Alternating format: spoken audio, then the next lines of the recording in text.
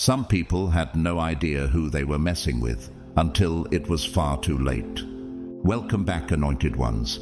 This is not just another message. This is a spiritual subpoena, a divine disclosure, a holy confirmation for those of you who have suffered in silence while being dishonored by people who had no idea what realm you actually rank in. If this word stirs something deep in your chest, comment 777 right now. That's not just engagement, that's alignment. To every soul who's sown into this channel through your super thanks, I see you. I bless you. Whether you've given in dollars or in digital amens, your support is not forgotten. It's kingdom seed, and the fruit of it is already multiplying in the unseen. Now, here's the part they didn't see coming. They weren't just gossiping about a nice person. They weren't just underestimating a quiet soul. They were launching attacks against a spiritual general whose authority was hidden in humility. And because they couldn't discern your covering, they confused your stillness for powerlessness. That was their first mistake. But something happened the moment they came for you. They activated a dimension they didn't even believe in. And the ripple effect? Oh, it's real. They're waking up disturbed, seeing your face in dreams they can't explain, experiencing chaos in places they once felt invincible. That's not paranoia, that's payment. This isn't revenge, this is revelation. And what's about to unfold will prove one thing: you never had to defend your title, because heaven had already stamped your rank. So stay with me, because in the next few moments we're going to uncover the true reason why their attempt to take you down ended up becoming your promotion in the spirit. You're not imagining this shift. You're not delusional for sensing divine movement after betrayal. You're not broken, you're backed. And the evidence is about to speak. Ready? Let's step into the courtroom of revelation. God's chosen ones, their attack. Unlock the truth about your rank.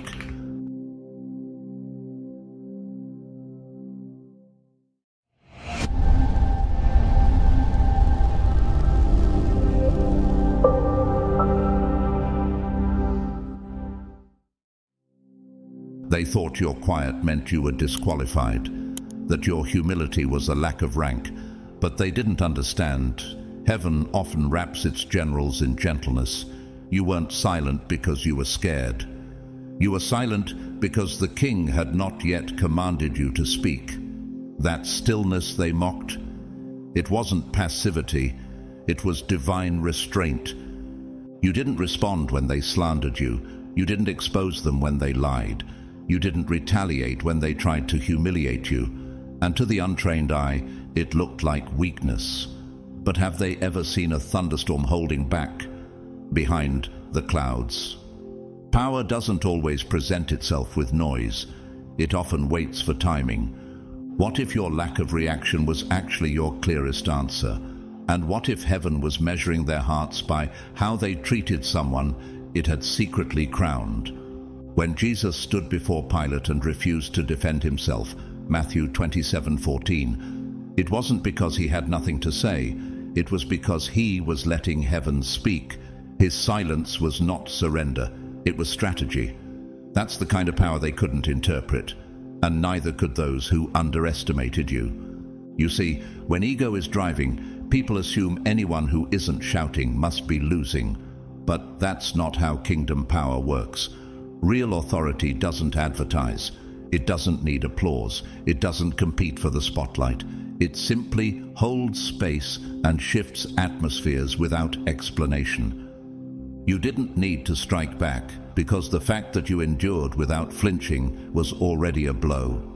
Every time you chose dignity over drama, you delivered a warning they didn't hear. And when they crossed the line, thinking you were defenseless, something started shifting. Unexplainable disruptions, closed doors, broken partnerships, sleepless nights. Their world began unraveling, not because you cursed them, but because they cursed what was blessed. The laws of creation whisper this truth in silence. The jaguar does not growl to threaten. It moves in silence until it strikes. Bamboo can remain underground for years before growing skyward, and then, almost overnight, it shoots up several feet a day. That was you. Underground, overlooked, misread. But you were building root, not reputation, and when you rose, it was sudden, unstoppable. Psalm 37:6 declares, "He will bring forth your righteousness as the light and your justice as the noonday." God didn't need you to shout. He planned to reveal you in broad daylight. And now that moment has arrived. Dietrich Bonhoeffer, the German pastor who quietly resisted Hitler's regime. He didn't scream in public squares. He wrote, he prayed, he sheltered the vulnerable. His humility was misread as irrelevance until his quiet resistance became a spiritual revolution that outlasted the Third Reich. But what happens when the proud mock what they don't recognize? What happens when people mistake consecration for cowardice and provoke heaven in the process?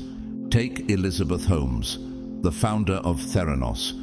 Promising miracles with blood tests, she presented confidence, control, and charisma. But it was noise without truth. Her arrogance masked fraud. And when the silence of evidence finally surfaced, the empire fell. Real power does not require illusion. It holds up under scrutiny. In a sleepy town in Oregon, a man named Callum ran a rescue shelter. He wore second-hand clothes, drove an old truck, and rarely spoke at meetings. But behind the scenes, he was feeding families, paying off strangers' hospital bills, and funding scholarships anonymously. A rival, thinking he was just another broke farmer, tried to publicly smear him, accusing him of misusing funds. But as the investigation unfolded, dozens of testimonials surfaced, receipts appeared, and city officials stepped in, not to arrest Callum but to award him. The man who didn't speak had, all along, been the pillar of the town's survival. Your story isn't that different. You were judged by surface metrics, how loud you spoke, how much you posted, how visibly you flexed. And yet, all along your strength was rooted in how little you needed to. Because you had what they couldn't counterfeit, authority granted in secret places. Isaiah 30:15 says, "In quietness and in trust shall be your strength." You were quiet not because you lacked strength, but because that silence was your strength. You didn't react the way they wanted, and that was the reaction. You didn't perform for their audience, and that was your power. You didn't need the room's approval because heaven already voted yes. And when they kept pushing, thinking you'd eventually break, they collided with the truth. You weren't soft, you were shielded. You weren't absent, you were armed. Now they dream of you. They feel uneasy when your name comes up. Their peace evaporates, not because you haunted them, but because conviction does. Because once you've violated a divine boundary, your spirit knows it. You didn't act like a warrior because you didn't need to. You were one. The most dangerous ones don't need to prove it. They're already backed. Just like David, who said nothing when mocked by his own brothers, but took down Goliath in one throw, because his authority wasn't in his words. It was in his calling. And now, your calling speaks louder than anything you could have shouted. The ones who mistook your humility for weakness have discovered that the quiet ones, they're often the most dangerous, not because they are angry, but because they are anointed. They thought it was personal, a petty disagreement, a clash of opinions, a moment of friction they could control. But they were wrong, so dangerously wrong, because when they came for you, God's chosen one, they didn't just come for a personality, they came against a realm. They weren't poking a person, they were provoking a throne. You see, you are not merely someone with kindness and conviction. You are a vessel, a walking ordinance from heaven, a living blueprint encoded with divine frequency. That means when someone dares to dishonor you, they are not just disrespecting flesh, they are violating protocol in the spirit. They are breaching sacred law. And whether they realize it or not, that always initiates consequences. Not because you're vengeful, but because the kingdom is just. What if the gossip they whispered wasn't just drama, but the spiritual equivalent of shouting rebellion in heaven's court? What if the way they mishandled you triggered invisible judgments they'll spend years trying to reverse? Remember when Elisha was mocked by a gang of young men in 2 Kings 2:23-24? They called him bald head and laughed. But heaven didn't.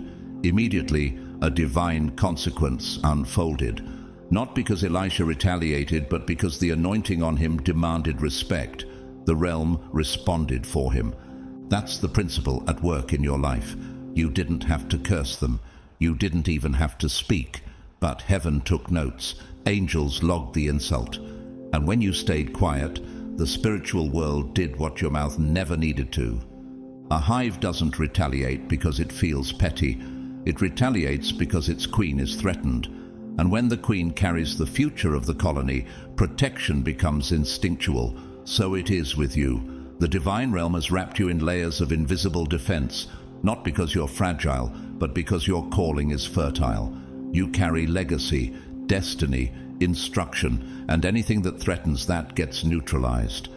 Archbishop Desmond Tutu, a man of peace, yet a lion in spirit. He didn't raise weapons in South Africa's darkest days. He raised his voice. And yet, for every time he was threatened or discredited, something higher protected him. Not because of his own strength, but because of the mission he carried. His presence irritated systems because his very existence was a rebuke to darkness. Now contrast that with a man like Martin Shkreli, the former pharmaceutical executive widely known as Pharma Bro. Introduced as a financial prodigy, he gained fame for inflating the price of a life-saving drug from $13.50 to $750 per pill overnight. His decisions weren't just cold, they were cruel. He smirked in congressional hearings, dismissed public outcry, and mocked the suffering of others. But eventually, judgment caught up. Not only was he sentenced to prison for securities fraud, but his name became synonymous with greed. Power rooted in ego always decays. Because when you use your influence to manipulate instead of to serve, the realm will respond, not with thunder, but with unraveling. In the village of Marenbrook, a teacher named Sella worked quietly for years, nurturing orphans and tutoring children forgotten by the system. No one knew she'd once been assigned to a divine mission through a dream where she saw her hands glowing as she taught. But when a new administrator tried to remove her out of jealousy, strange things began to happen. Records went missing. The school's funding was frozen. Every attempt to push her out failed. Eventually, the administrator stepped down, not out of guilt but exhaustion. They never realized they weren't fighting a teacher. They were challenging a realm. You, chosen one, carry this same pattern. You've been mislabeled as too sensitive or overreacting, when in reality, the realm backing you has simply been responding to dishonor. When the shift hits their life, when confusion clouds their plans, when opportunities dry up, when friendships suddenly vanish, they may call it coincidence. But the Spirit knows better. Exodus 14:14 declares, "The Lord will fight for you. You need only to be still." That stillness wasn't weakness. It was your signal. You didn't lift a finger, but heaven did, because heaven never allows its emissaries to be attacked without response. And again, in Psalm 105, verse 15, the command is clear. "Do not touch my anointed ones and do my prophets no harm." They weren't just being rude, they were trespassing against sacred territory. They were treating a divine assignment like a disposable pawn, and now they're learning the hard way. You don't get to play games with God's strategy. What if they thought it was just a comment, just a lie, just a plan? But in truth, it was a challenge to heaven itself. And what if you, walking quietly, simply became the mirror that exposed their rebellion? Real authority doesn't threaten. It doesn't posture. It doesn't even need to retaliate. It just is. It exists with a spiritual gravity that distorts everything that tries to come against it. And that's what's happening now. Their plans are bending under weight they can't explain. Not because you're powerful in yourself, but because the realm that sent you never loses a war. They didn't just pick a fight with you. They picked a fight with your sender. And that test, it always ends in judgment. There's something about you they can't quite explain, but it unsettles them. They can imitate your style, mirror your words, even pretend to carry your grace. But what they can't fabricate is spiritual clearance. It's not something you earned in a classroom or unlocked through networking. It's something heaven encoded into your being long before you drew your first breath. Jeremiah 1:5 says, "Before I formed you in the womb, I knew you. Before you were born, I set you apart." That was your spiritual assignment being stamped with a seal, unseen by man, but recognized by realms. They thought they could study you and gain what you had, but they were never cleared for the corridors you walk in. They didn't understand that what you carry isn't just favor, it's authorization, a divine access pass. And when unauthorized hands reach into sealed territory, consequences follow. Not because you defended yourself, but because heaven did. What if their confusion about your peace wasn't just envy, but recognition that you've touched realms they'll never access? What if your calm was confirmation that you operate under a level of backing they never believed was real? Your silence wasn't passivity, it was protocol. You didn't need to defend your space, because that space was already patrolled. When they tried to insert themselves into your life with manipulation, jealousy, or control, they didn't just cross a boundary, they violated an ordinance. In Acts 19:13-16, the 7 sons of Sceva attempted to cast out demons using the name of Jesus, yet had no relationship with the power behind that name. The result? They were attacked and fled, wounded and naked. Why? Because access without authority always ends in exposure. And that's what happened to those who tried to enter your realm without clearance. They got spiritually stripped.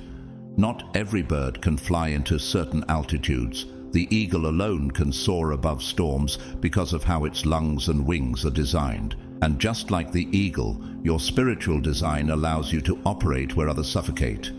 They didn't understand that. So they tried to fly where they couldn't breathe, and now they're gasping. Dr. Miles Monroe, a Bahamian leadership teacher and preacher, once said, "True authority is not in position, but in permission. You carry what's been permitted by heaven, not self-appointed." And that's what confounds them. They can't compete with something God handcrafted. Meanwhile, their testing of you has flipped. The ones who thought they were evaluating your worth are now being evaluated by the realm they mocked. One by one, their peace is disturbed. Their plans crumble. Their influence fades. Not because you prayed against them, but because they trespassed into sacred zones. They violated a spiritual firewall. Contrast that with Anna Delvey, a con artist who posed as a German heiress to infiltrate New York's elite. Her charm, her flair, her access, all fabricated. For a while, it worked, but eventually, truth surfaced. And when it did, doors slammed shut. Because while charisma may get you in the room, only true clearance keeps you there. In the countryside of Iberia, a man named Tiago was known for his simplicity. He never asked for platforms, never self-promoted, but wherever he walked, things aligned. Weather shifted, crops thrived, feuds ended. People laughed at first, then started whispering. What they didn't realize was that in secret, he'd spent decades in communion with God. One day, a mayor tried to recruit him to manipulate local politics. Tiago said nothing. Days later, the mayor fell ill, strangely only regaining strength after publicly apologizing. No one called it magic, but everyone sensed the truth. Tiago carried something not of this world. You, chosen one, are not a regular presence. That's why regular logic fails to explain your outcomes. Your victories defy natural cause and effect. Why? Because you're not just walking through life. You're enforcing something holy. And when doors open for you that others can't budge, when favor tracks you down across continents, when your name precedes you into places you've never visited, that's not luck, that's clearance. They're haunted now, not by anything you did, but by everything they now understand. You weren't random. You weren't weak. You weren't easy to replace. You were sealed, and they weren't cleared to even speak your name with casual intent. Isn't it wild how your stillness caused more disruption than their schemes ever could? Could it be that your very existence is a mirror revealing everything they tried to hide from themselves? Isaiah 22:22 says, "I will place on his shoulder the key to the house of David. What he opens, no one can shut, and what he shuts, no one can open." That's you, a walking key, a living gate. So while they scrambled to figure you out, the realm already moved on your behalf. Because divine clearance cannot be earned by ambition, it's only given by assignment, and yours is still active, which means their access remains. Denied. They mocked what they could see because they had no access to what they couldn't. They stared at your clothes, your tone, your background, your bank account, your accent, and assumed they had you figured out. In their world, packaging means power. But in the kingdom, power hides in unexpected vessels. And you, chosen one, were a divine contradiction to everything they thought they understood. They thought they were looking at someone small, but they didn't realize they were staring at a key that unlocks realms. They judged the outer form while being completely blind to the internal fire. How can someone who wears no crown in the natural carry royal command in the spirit? That question never crossed their mind because they never trained their spirit to ask it. 1 Samuel 16:7 reminds us, "People look at the outward appearance, but the Lord looks at the heart." They saw David as a shepherd, but heaven saw a king. You too were dismissed for being too quiet, too raw, too real, too unpolished. But your calling was never about performance. It was about purpose.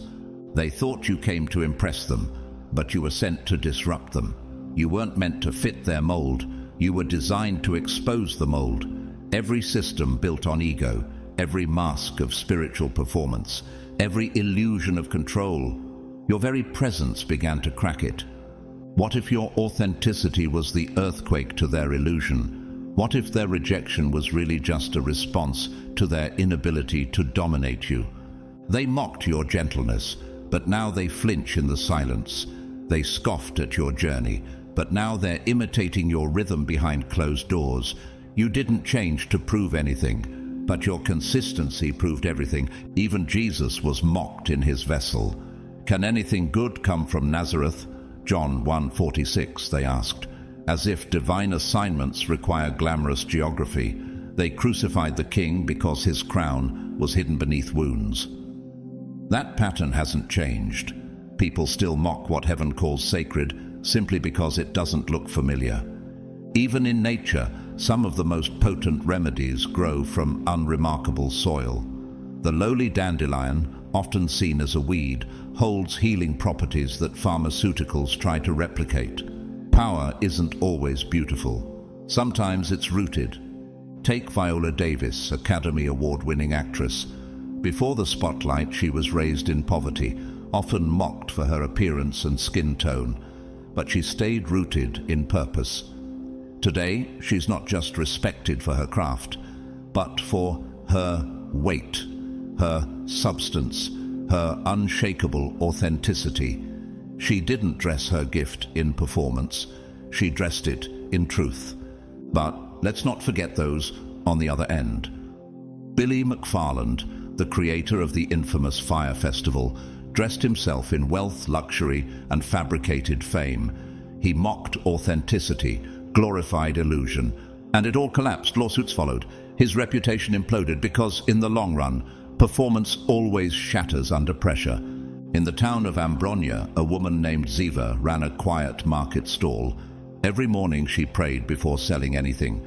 Customers mocked her for blessing fruit instead of advertising it.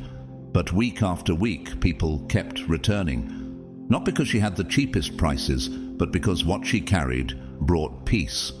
When a group of investors tried to take over the stall location for a flashy tourist market, power outages began plaguing their operations. They called in engineers, but one finally whispered, "You might have removed her, but you didn't remove the favor." Months later, they invited her back, not out of sympathy, but necessity. "You, chosen one, were not sent here for applause. You were sent as a plow, to break fallow ground, to challenge systems, to walk into rooms and disturb the rhythm of control and imitation. And because your vessel didn't look like what they expected, they mocked you. But now they're afraid. The stillness that once offended them now convicts them. The peace they ridiculed now torments their restless nights. The voice they laughed at now echoes in rooms they don't belong in. Could it be that the very things they dismissed were the signs they should have discerned? Isn't it wild that your presence, once rejected, has now become the blueprint they secretly study? You never forced validation. You bore fruit. You never chased spotlight. You carried weight. And over time, the essence exposed what the image never could. They mocked the vessel, but heaven crowned it. They tried to discredit what they couldn't define.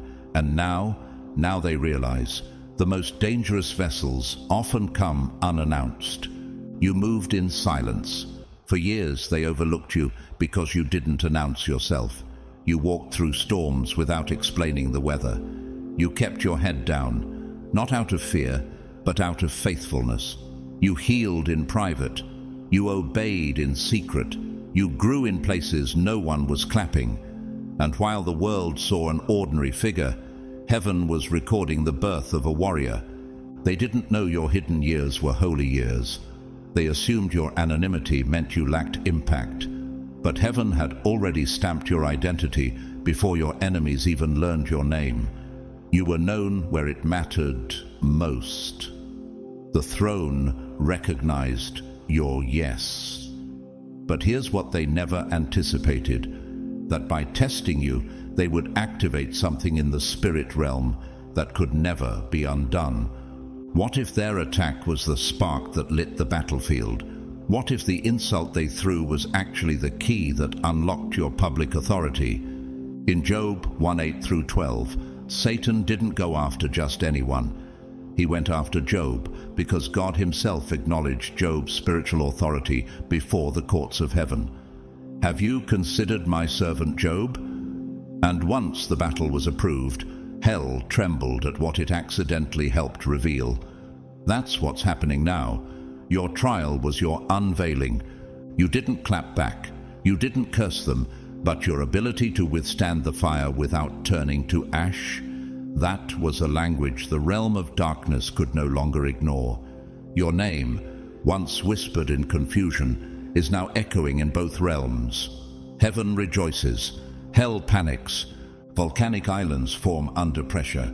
They remain unseen for years, building quietly under the ocean's floor, until one tremor shifts everything. Then they emerge, unmovable and crowned with fire. You are that island. You were never fragile. You were just forming. Now, let's make it plain. Corrie 10. Boom, a watchmaker from the Netherlands, was dismissed by many as just another woman, until she started hiding Jews from the Nazis during the Holocaust. She was arrested, tortured, and yet survived. Her faith became her weapon. After the war, she forgave her captors and preached hope globally. Hell feared her, not because she shouted, but because she endured. Now contrast her with Adam Neumann, the co-founder of WeWork. Introduced as a visionary entrepreneur, he promised to elevate the world's consciousness through office spaces. Charismatic, loud, and backed by billions. He built a brand on energy and image. But behind the scenes, chaos, mismanagement, a cult of personality. He mocked accountability, glorified control, and inflated value with illusion. Eventually, WeWork collapsed in one of the most spectacular corporate downfalls in recent memory. Why? Because when ambition tries to impersonate divine purpose, it always fractures under pressure. Hell doesn't tremble at hype, it trembles at holiness. And Adam never carried the real weight. In a hidden monastery in southern France, a boy named Lucien swept floors for 10 years. No one thought much of him. He was mute, orphaned, and slow to speak. But every time he prayed, the atmosphere changed. Flowers bloomed in dead soil. Broken horses calmed. People began seeking him out for silence more than sermons. Until one day, a local governor tried to exploit his mystery for political gain. Lucien simply walked away. Within a week, the governor's mansion flooded. Without rain, no one could explain it. But the locals whispered, heaven had marked the boy, now hell knows him too. Your journey mirrors this pattern. You were once just a possibility. Now you are a problem. You were once a whisper in someone's gossip. Now you're thunder in the spirit realm. You didn't break when they pushed. You didn't flinch when they tested. And because you didn't fold, now they know. They touched someone they were never cleared to handle. Isn't it something that your silence triggered more fear than their noise ever commanded? Could it be that your restraint exposed a realm of power they never believed was real, until it started dismantling their plans? Luke 10:19 says, I have given you authority to overcome all the power of the enemy. Nothing will harm you. That authority didn't begin when they attacked. It was activated because you endured. And now, you're not just someone God knows. You're someone hell fears. You're not just covered, you're commissioned. The warfare is louder because the threat is confirmed. Your very presence irritates systems of manipulation, spirits of deceit, networks of counterfeit authority. Why? Because you didn't fake your oil. You paid for it. So yes, you were hidden, but you weren't hiding. You were reserved, protected. And now the realms have shifted. Your unveiling is complete. The light has recognized you, and so has the darkness. One celebrates, the other trembles. They didn't realize what they were doing when they came for you. To them, it was just cruelty, just manipulation, just petty sabotage. But to heaven, it was a divine examination. They thought they were breaking you, but they were unknowingly participating in your proving. Every setup, every slander, every whisper behind your back, it wasn't just persecution, it was permission for your promotion. What if every trap was secretly a doorway? What if the battlefield was never about pain, but about proof? In Genesis 50:20, Joseph tells his brothers, You intended to harm me, but God intended it for good, to accomplish what is now being done, the saving of many lives. That wasn't just redemption, it was revelation. Joseph wasn't just surviving his betrayal, he was passing exams designed to position him. So were you. They tried to humiliate you publicly, but every time you chose dignity over drama, heaven recorded it. They cursed your name, but you blessed your process. And while they laughed behind closed doors, angels were taking notes. They thought you were losing your grip, but you were gaining clearance. You weren't being dismantled, you were being developed. The betrayal was a test of your loyalty to truth. The rejection was a test of your identity. Would you forget who you are just to feel included? And the silence, the eerie stillness after they walked away, that was the exam room. You were never alone. You were under observation. In the natural world, diamonds are formed under relentless pressure, but before they're used, they're examined under magnification. Why? To verify that pressure didn't crack them. Heaven did the same with you. Not to see if you were shiny, but to see if you were solid. Take Nelson Mandela, thrown in prison for 27 years. They tried to destroy his body, his spirit, his name. But what they didn't know was that every passing day in that cell was proving him to heaven and history. His endurance, his refusal to hate, his clarity of vision, all became the very credentials for his assignment. They attacked him like he was disposable, but it turned out They were verifying a king. Now contrast that with Jordan Belfort, the self-styled Wolf of Wall Street.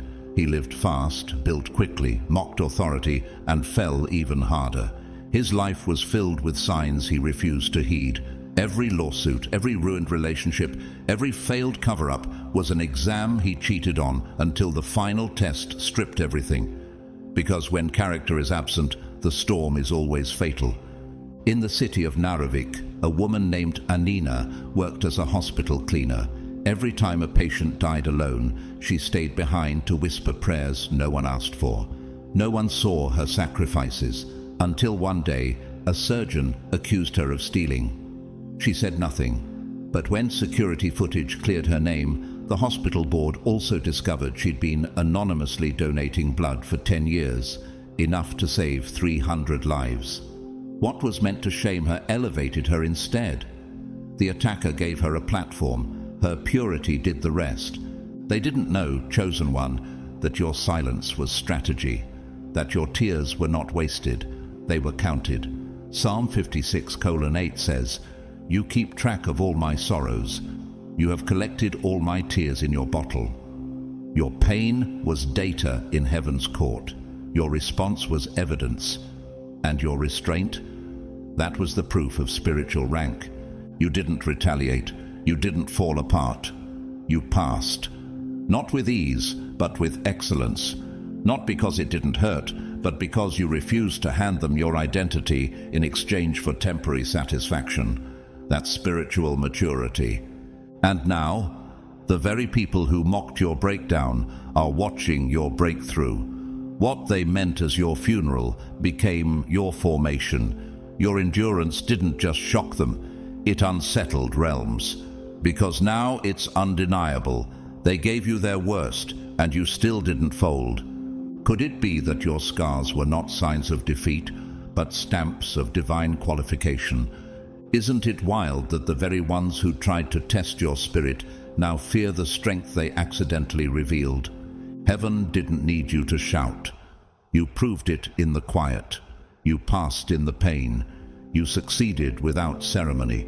And now that the smoke has cleared, your testimony stands, not as survival, but as sacred distinction. They didn't realize they were setting up the stage for a version of you that hell can't handle. They gave you exams. You gave heaven evidence, and that's what haunts them now. They didn't see you coming, not because you were hiding, but because their eyes were never trained to recognize true power when it comes wrapped in humility.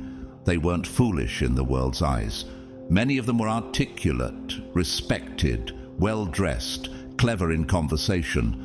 But intelligence without spiritual depth is like a compass with no magnet, spinning but directionless.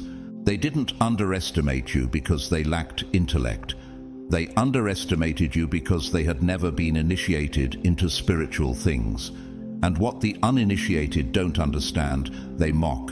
What they can't label, they discredit. What they can't control, they try to diminish. Not because you were offensive, but because your authenticity offended their illusions. Could it be that your peace disrupted what their pride had protected? Isn't it wild that your quiet truth was louder than all their noise? You didn't have to quote scripture. Your stillness spoke louder than sermons.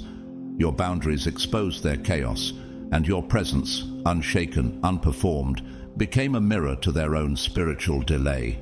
You didn't show up to prove anything. You showed up clothed in what they had never seen before: refined obedience, silent fire. 1 Corinthians 2:14 says, "The natural man does not accept the things of the Spirit of God, for they are foolishness to him." That's why they thought you were weird, too deep, too intense, too sensitive. But heaven never sent you to be palatable. You were sent to be precise.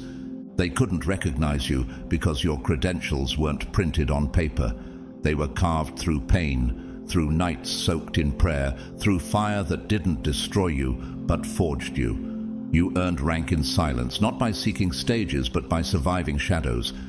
Even Jesus, standing in his own hometown, was underestimated.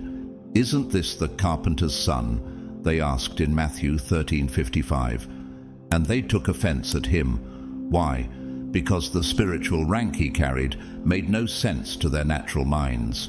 It still doesn't. In nature, the most venomous snakes don't hiss before they strike. The stillest waters often hide the deepest currents. You were still, but you were never shallow. They couldn't see your depth because they never had to build their own. You didn't talk much. But when you did, the atmosphere shifted. That wasn't personality. That was placement. Malala Yousafzai, a young girl from Pakistan. The world underestimated her because she was quiet, feminine, and young.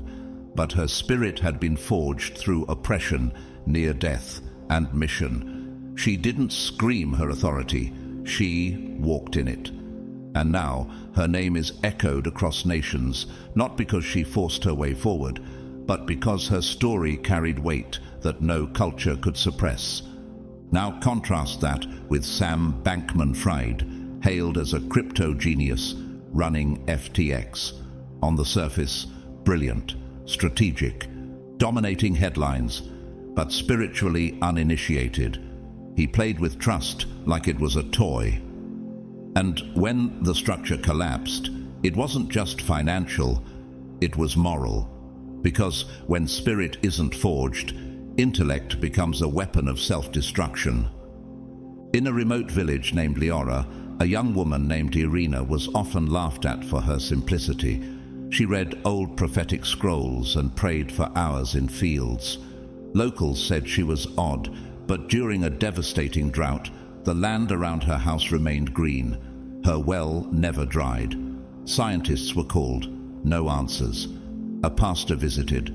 She said only, "The land remembers the ones who pray." Suddenly, those who mocked her began lining up, asking for her to bless their homes. You've lived this too. You weren't loud, but you carried volume. You weren't flashy, but your light couldn't be dimmed, and they couldn't comprehend you. Not because you were confusing, but because their spirits weren't mature enough to read the language of heaven that you spoke without words. What if your restraint was their revelation? What if you were never supposed to be understood, only discerned? They tried to fit you into categories their ego could manage, but you didn't belong in their system. You were never a subject in their classroom. You were the exam they failed. You didn't need approval. You had alignment. You weren't trying to be liked. You were trying to be loyal to the one who called you, forged you, and sent you. And because they hadn't passed through the kind of fire you've known, they couldn't see the authority you carried. Now it haunts them. The one they dismissed was the one sent to deliver. The one they called too much was carrying what they didn't have the depth to receive. And now they're realizing the quiet ones aren't weak. They're weaponized.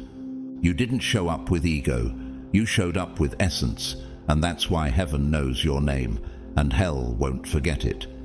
Isaiah 66:2 says, "These are the ones I look on with favor, those who are humble and contrite in spirit and who tremble at my word." You weren't trying to be seen. You were simply walking in reverence. And that posture is what positioned you for everything that's unfolding now. They were waiting for the explosion, for you to clap back, retaliate, burn everything down. But instead, you chose something far more dangerous. You chose to survive. And survival, when done in silence and rooted in truth, becomes the loudest judgment of all. You didn't drag their name. You didn't expose their schemes. You didn't match their cruelty. You simply walked forward, bruised maybe, shaken, yes, but broken, never.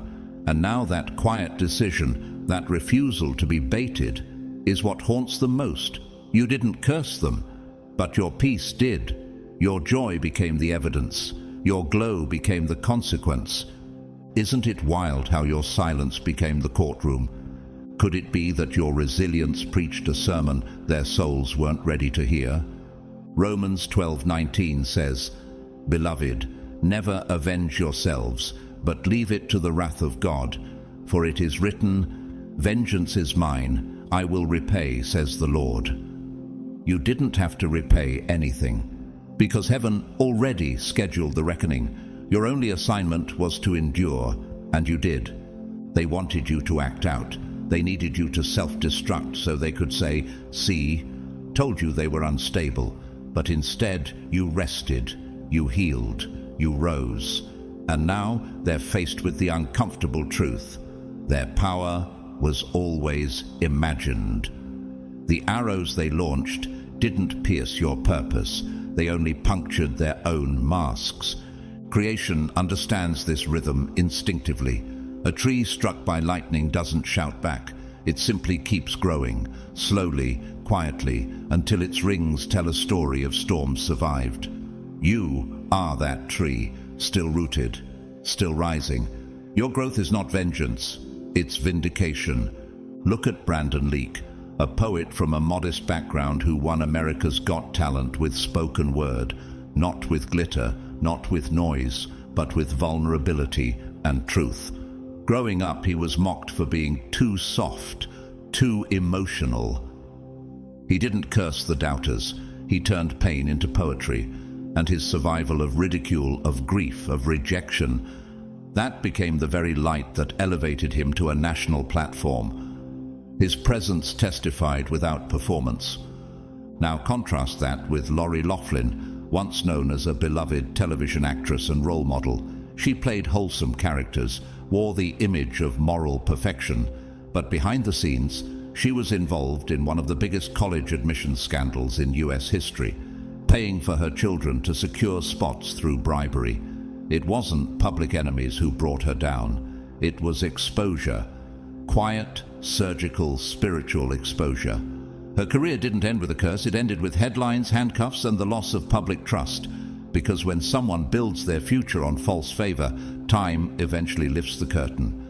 And heaven doesn't need noise to make correction. It simply lets the fruit rot in the light. In a village near the Baltic Sea, a young man named Joran was wrongly accused of embezzling funds from a community charity. He was shunned, lied about, publicly humiliated, but he didn't defend himself. He spent the next year quietly working nights at a remote greenhouse. Months later, the real culprit confessed, unprovoked. When investigators traced the timeline, they discovered Joran had been using his paychecks to cover the charity's shortfall, anonymously. The town fell silent. No applause was needed. His fruit spoke for itself. You, chosen one, are walking this same path. You've mastered the rarest language, restraint. The world teaches revenge, but the Spirit teaches radiance. You didn't pray for their downfall. You prayed for your peace, and God answered with wholeness. Now, their shame is growing louder than their gossip ever was, because your life keeps shining, your fruit keeps multiplying, and it's revealing their lies in ways no argument ever could. Isaiah 54:17 declares, "No weapon formed against you shall prosper, and every tongue that rises against you in judgment you shall condemn." You didn't have to open your mouth. Your survival became the condemnation. Your joy became the verdict. They thought they were testing your limits, but they ended up testing divine boundaries. And now the backlash isn't emotional, it's spiritual.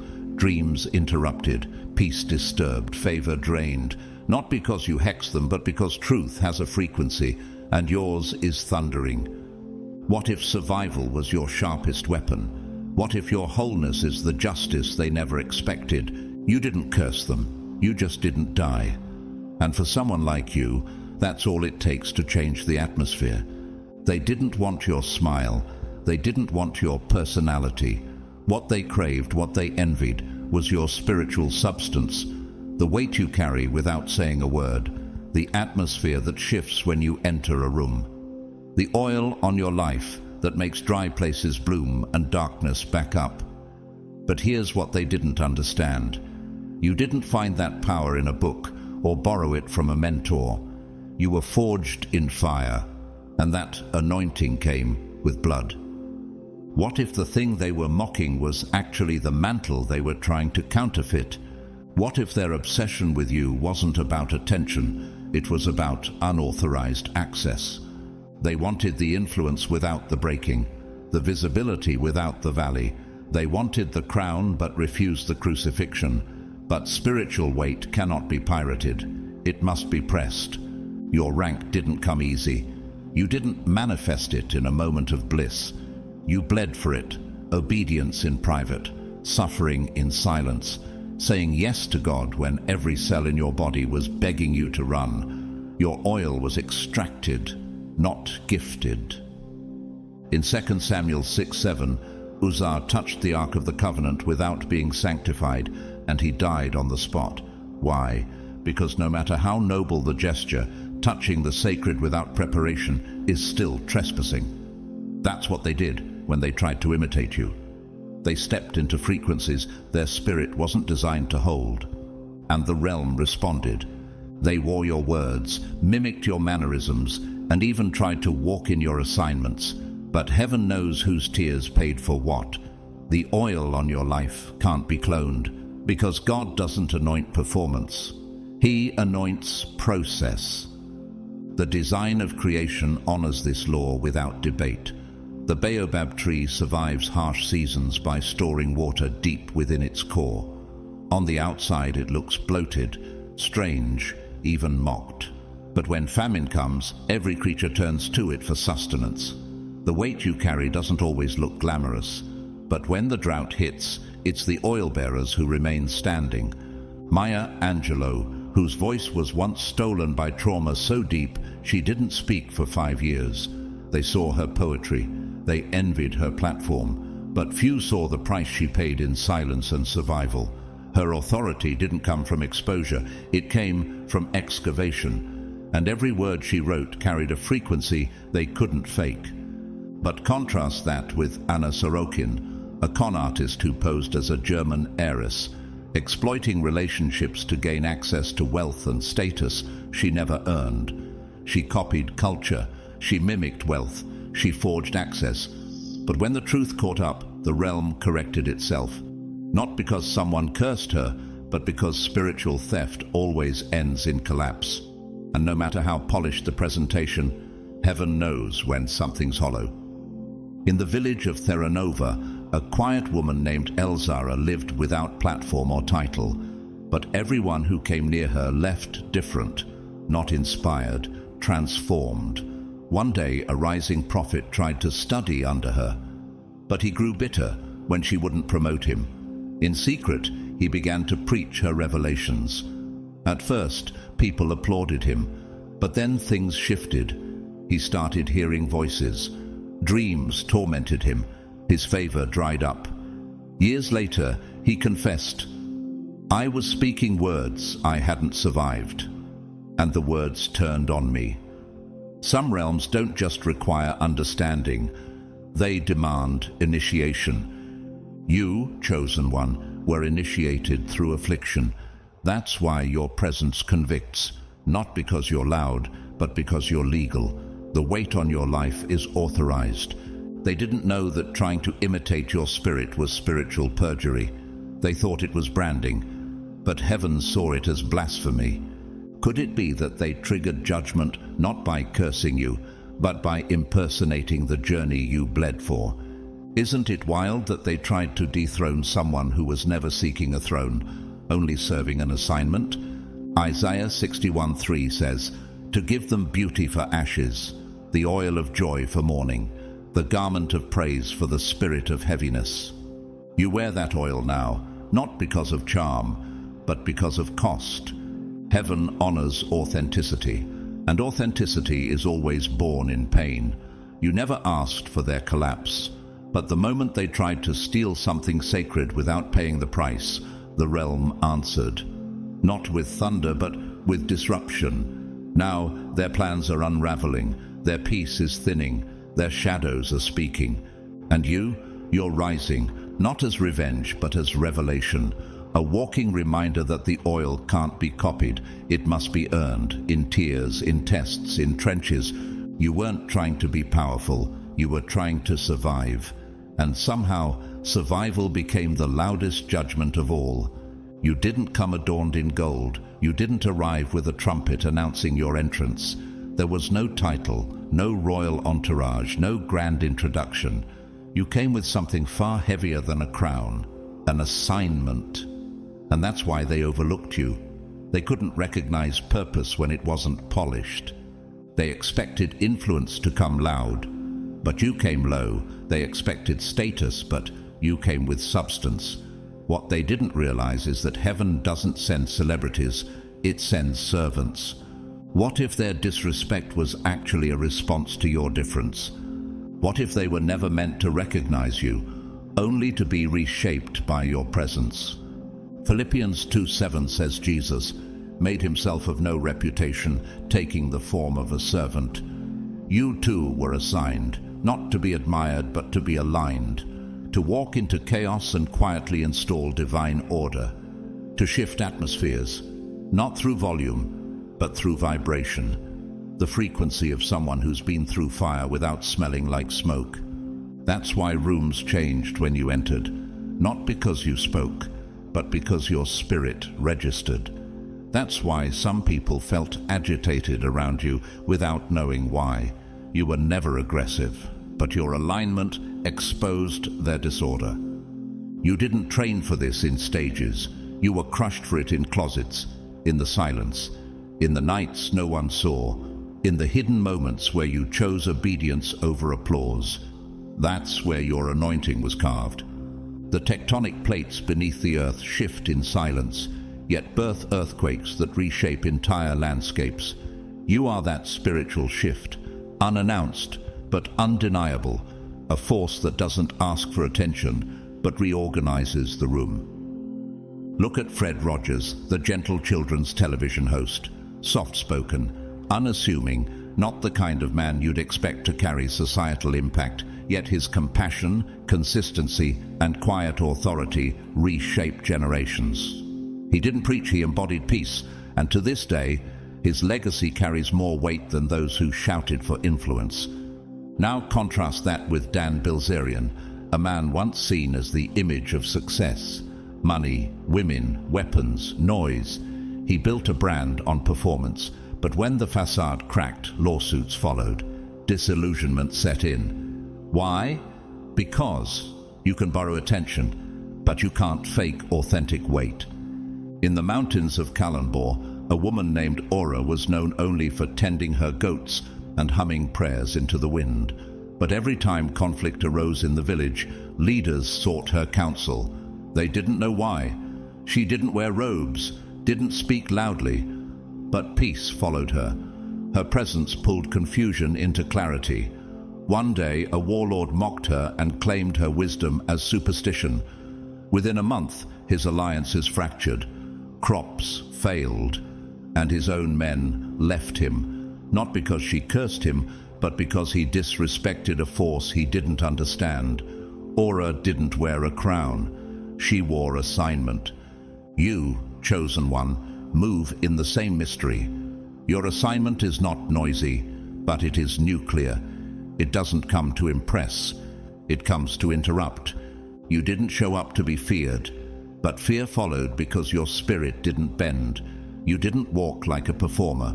You walked like someone who's died 1,000 quiet deaths and lived to carry truth.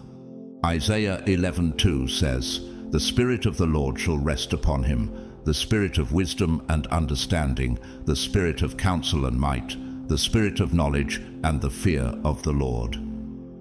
That Spirit rests on you now, and it doesn't make you flashy. It makes you formidable. Could it be that the reason they couldn't define you was because heaven never sent you to be decoded, only discerned? Isn't it wild that while they were looking for crowns, they missed the one carrying the keys? You didn't come for applause. You came for alignment. You weren't chasing approval. You were installing heaven's blueprint. And now that the atmosphere has shifted, now that the ground has moved, they're beginning to realize you were never just another presence. You were an interruption. You were an instruction. You were never just a person. You were a response from heaven. They came with swagger. You came with scars. They came to dominate. You came to discern. And that's why the whole battlefield was tilted before they even raised a sword. They saw your calm, and thought it was weakness. They saw your silence and thought it was surrender, but only because they had no idea what kind of storms you've survived in the shadows. They didn't know that while they were gathering crowds, you were gathering strength. While they were learning how to perform, you were learning how to wrestle angels. Genesis 32:24 through 30 tells us that Jacob wrestled with a divine being through the night and came out limping, but transformed. He didn't win with perfection, he won through persistence. And so did you. What if the thing that made you quiet is the same thing that makes you untouchable? What if they mistook your stillness for softness, not realizing it came from sacred survival? You weren't shaped in the spotlight. You were shaped in seasons of silence so intense that even the sound of your own thoughts felt like war. And while they came mocking, manipulating, and testing, they didn't realize they were walking into sacred ground. You're not someone who flinches at noise. You've lived through deafening darkness and came back with flame in your eyes.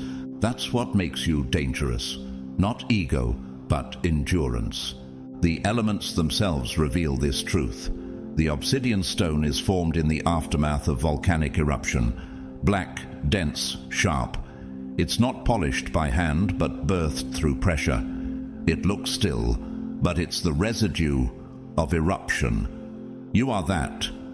What they saw as quiet was just concentrated force. Look at Bethany Hamilton, a pro surfer who lost her arm in a shark attack at 13. The world wrote her off. But she didn't curse the waves, she returned to them. She didn't fight her battle in public. She healed, rebuilt, and competed again. Her comeback didn't require fury, it required fire. Not the kind that screams, but the kind that never dies. Now, contrast that with Ramesh Sunny Balwani, the former COO of Theranos. He stood beside a vision built on vapor, selling breakthrough promises in healthcare that never truly existed. He didn't endure pressure to birth truth. He orchestrated illusion to secure power. While real pioneers bled in silence, he projected confidence in rooms filled with deception. And when the truth emerged, he wasn't attacked. He unraveled. Because heaven doesn't need to shout to correct fraud. It just waits until the weight of falsehood collapses itself. In the ruins of Elaros, a city once split by tribal division, there lived a girl named Lyra.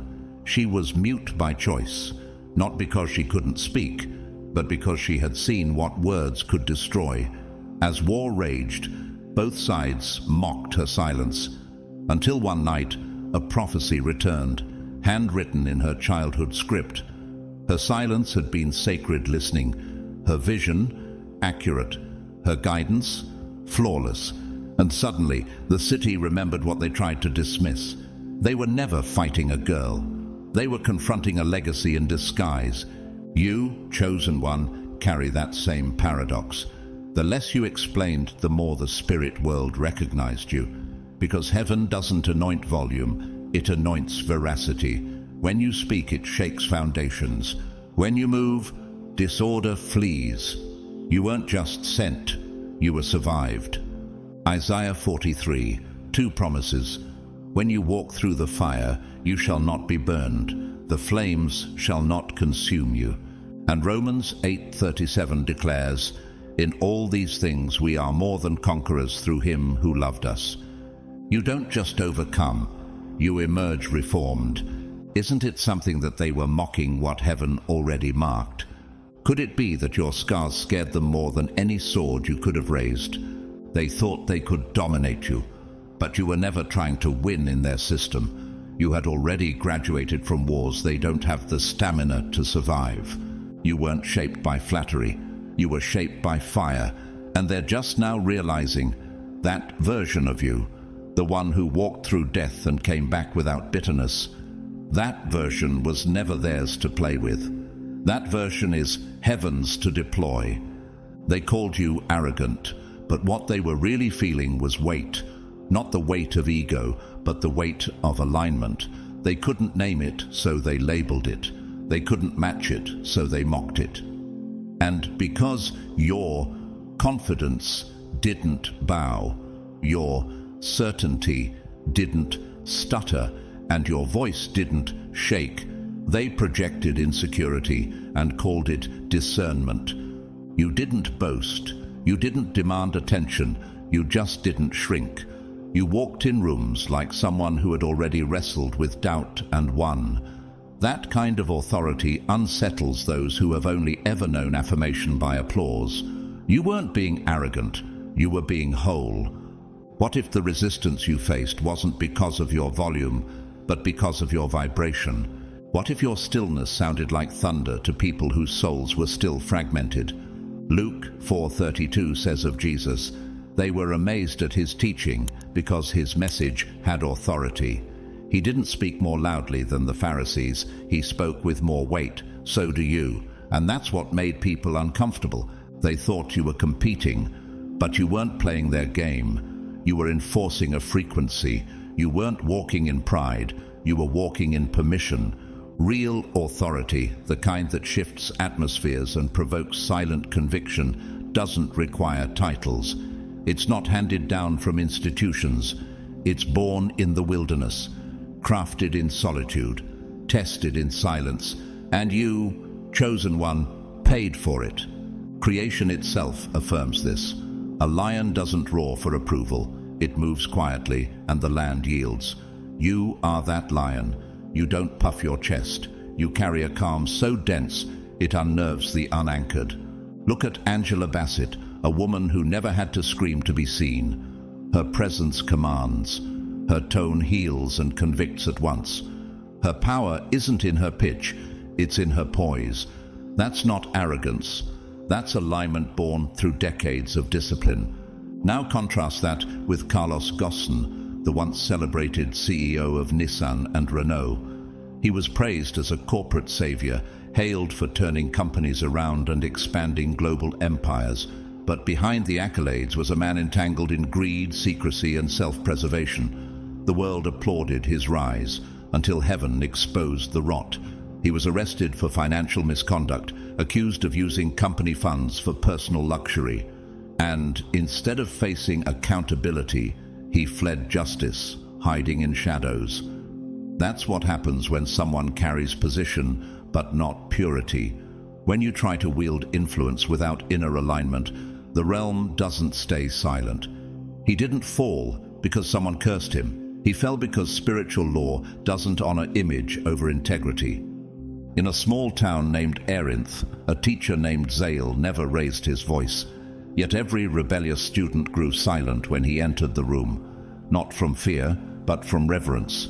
One principal accused him of being too proud for refusing to change his ways. But a decade later, all 5 of that principal's successors had children mentored by Zale. Not one of them ever called him arrogant again. They finally understood. You can't recognize authority when your spirit still bows to performance. You weren't trying to steal attention. You were born carrying light. You didn't ask to be different. You just stopped apologizing for it. And when you stopped shrinking, people's illusions began to crumble. 2 Corinthians 10:18 reminds us, "For it is not the one who commends himself who is approved, but the one whom the Lord commends." You weren't seeking approval.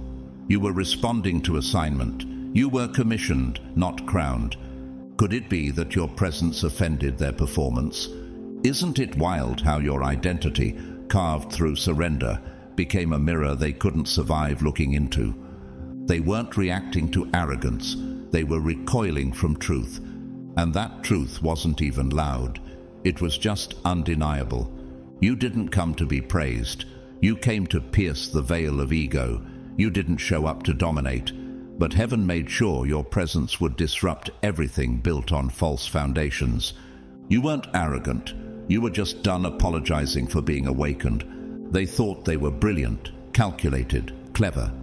They moved like shadow players, whispering in the dark, convinced they had cornered you without your knowing. Like puppet masters pulling strings behind the scenes, they mistook your silence for ignorance and your calm for confusion.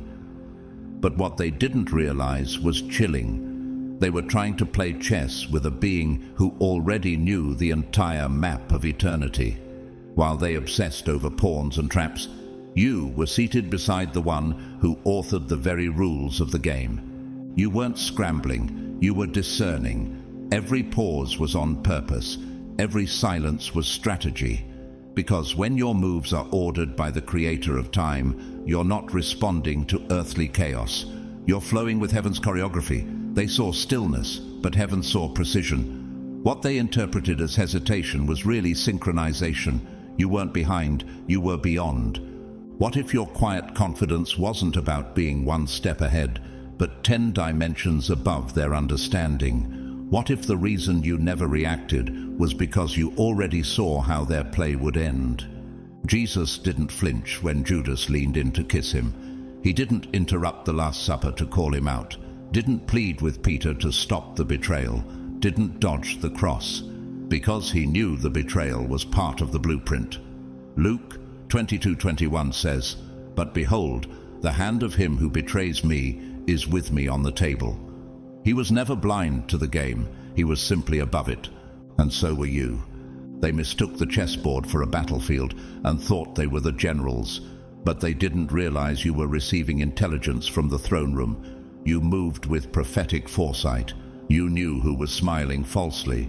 You could feel the fake praise. You saw the cracks before the collapse. You watched them plot, dig pits, whisper lies, and you let them. Why? Because in the spirit, you already knew they'd fall into the very hole they dug. Proverbs 26:27 makes it plain. Whoever digs a pit will fall into it. If someone rolls a stone, it will roll back on them. That's what happens when your strategy is submission and your vision comes from communion. You didn't react because heaven already responded. The wild was designed to echo this wisdom. The owl does not flap wildly in the face of a predator. It turns its head silently, seeing in the dark what others miss in the light. The wolf does not growl at every threat. It tracks, it watches, it waits. And when it moves, the entire pack moves with it. Your wisdom was the kind that moves in stillness, but commands realms. Your stillness wasn't silence, it was surveillance. Chess grandmaster Garry Kasparov, one of the greatest to ever play. What made him elite wasn't just his skill, it was his vision. He could see 10 to 15 moves ahead and sense patterns his opponents didn't notice. When asked about his secret, he said, "The real secret of a chess master is his ability to see invisible threats." That's what you've done. You didn't need to expose their moves. You discerned the entire pattern and chose when and whether to respond. Sungri, a global pop star turned businessman, seemed to be playing the industry with charm, strategy, and success. One modern example of this is Sungri, whose rise was as rapid as his downfall was devastating. While many believed he was simply navigating fame with brilliance, behind the scenes he was orchestrating a network of exploitation, cover-ups, and abuse of power. What looked like confidence was, in reality, concealment. When the veil was finally torn, it wasn't a rival that ended his reign. It was exposure, not a legal opponent, but spiritual backlash. Because when you attempt to bend reality around ego and ignore the realm that watches in silence, the collapse comes not by sword, but by truth. And truth, once released, doesn't ask permission to rearrange everything. Meanwhile, in a quiet mountain village in Andalusia, a woman named Mirella owned a small olive grove. She was ridiculed for refusing to sell her land to a foreign investor promising riches. They mocked her old ways and even tried to spread rumors that she was mentally unfit. But she said little, kept harvesting, kept praying. Years later, a drought hit the entire region, except her grove. Why? She'd spent years cultivating a hidden irrigation system underground, unknown to anyone.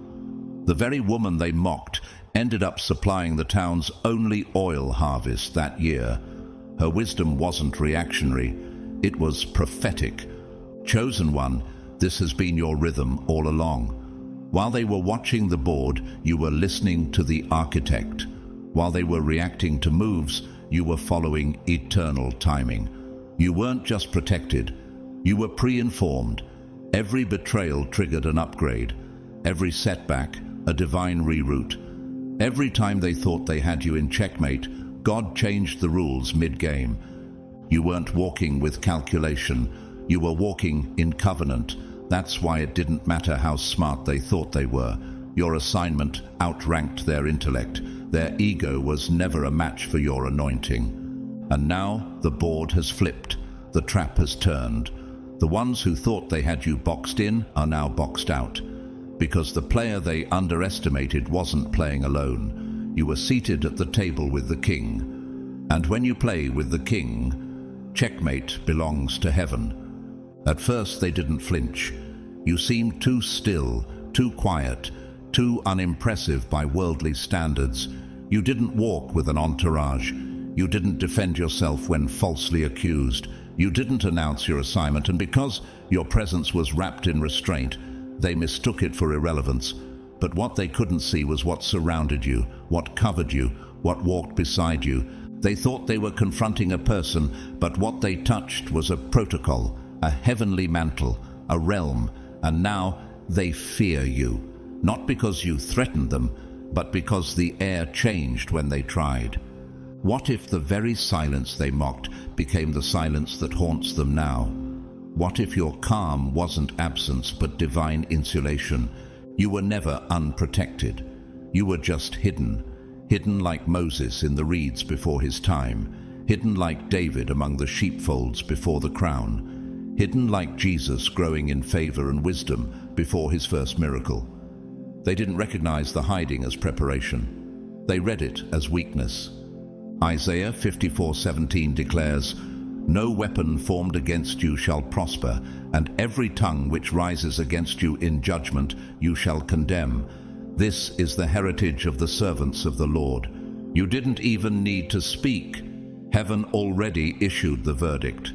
And now the results speak louder than your response ever could. Doors are closing for them.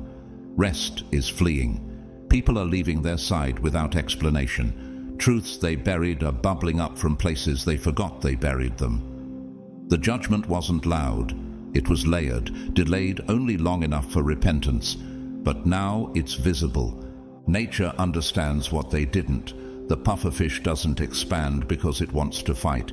It expands because something crossed a line. The porcupine doesn't launch an attack. It simply carries consequence. And the same spirit that encircles you responds without command. Not because you are vengeful, but because you are sacred. Malcolm X, a once silenced radical, became the voice of a movement not by volume, but by conviction. For years he was watched, mocked, misquoted, but his discipline, his focus, his spiritual clarity made people tremble. Because when a person walks in purpose, even their restraint can echo louder than speeches. In contrast, Elizabeth Finch, a once respected professor and writer, fabricated years of her personal life, claiming to battle cancer, abuse, and trauma, to gain sympathy and credibility in her academic and professional circles. Her stories moved colleagues, won her influence, and placed her in powerful rooms. But the truth unraveled when her ex-husband revealed the deception. Her platform vanished. Institutions distanced themselves.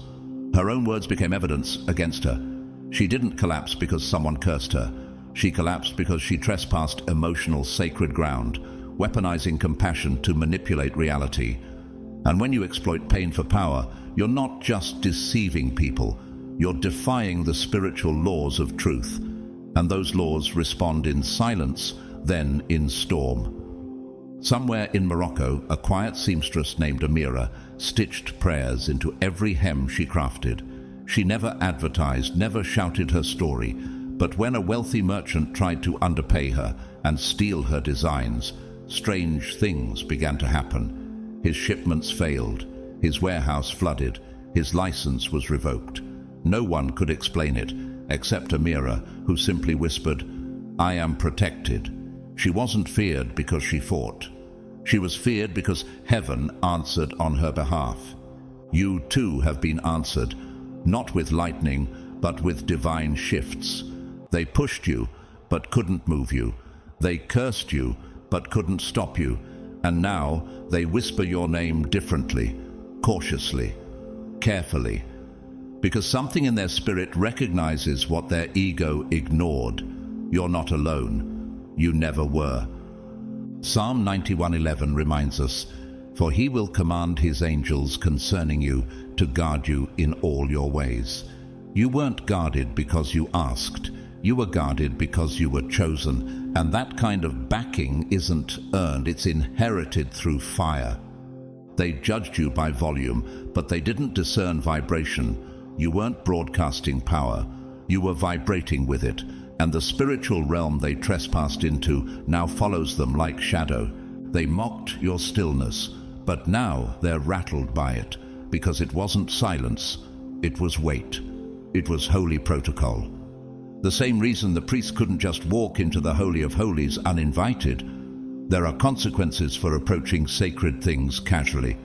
They were unprepared for the cost of dishonoring covenant. They thought they could poke the ark and walk away whole, but now they tremble, not at your hand, but at the hand that holds you. You didn't rise to intimidate, you rose because you were assigned, and with that assignment came armor, not made of metal, but of mantle. You were refined in the dark, shaped in rejection, baptized in betrayal. And now that you walk in that quiet authority, you don't need a platform. Your life preaches. Your silence terrifies more than their screaming ever could, because silence like yours is never empty. It's echoing with the voice of heaven. So now you know. Their attack didn't break you, it revealed you. It wasn't random, it was a divine trigger. And what it unlocked wasn't revenge, but recognition. The truth is, the very thing they meant to discredit you exposed your spiritual clearance. What they didn't understand is that rank in the spirit can't be faked, and it surely can't be revoked by slander. You didn't ask to be elevated, you just refused to bow. And that was enough for heaven to respond. What does this mean for you now? It means you've entered the season where your authority speaks before you do. It means your silence has been louder than their noise.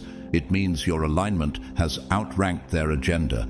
And above all, it means you're not just covered, you're called, not just chosen, you're commissioned. So if this message stirred something deep in your spirit, if it confirmed the very battles you've been fighting in private, don't leave without anchoring your presence here. Like this video, so the word keeps reaching those it's meant for. Comment below with your thoughts, your testimony, or simply drop a if you felt your rank unlock. Share this with someone who's been doubting their worth because of an invisible war. They need this reminder of who they are. And subscribe to the channel, because this is more than just a platform. It's a sanctuary, a sacred meeting ground for God's chosen ones who are done hiding, done shrinking, and ready to walk in the full stature of who heaven says they are. To every soul who supported this space, whether through a super thanks, a silent prayer, or just showing up, thank you from the depths of this calling. Your presence matters, your alignment is seen, and your agreement with truth helps this message go further than any algorithm ever could. You didn't just survive their attack, you ascended through it. Now go forward boldly. Your rank has been revealed and the realm has been notified. God bless you, keep you, and continue to crown your obedience with divine recompense. See you in the next word. You're not alone. You're positioned, you're protected, and you are finally being recognized for what you always carried.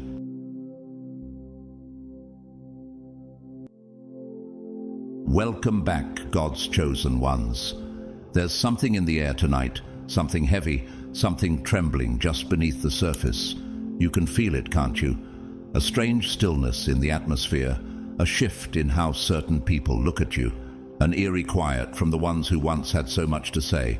It's not random, it's not subtle, and it's not coincidence.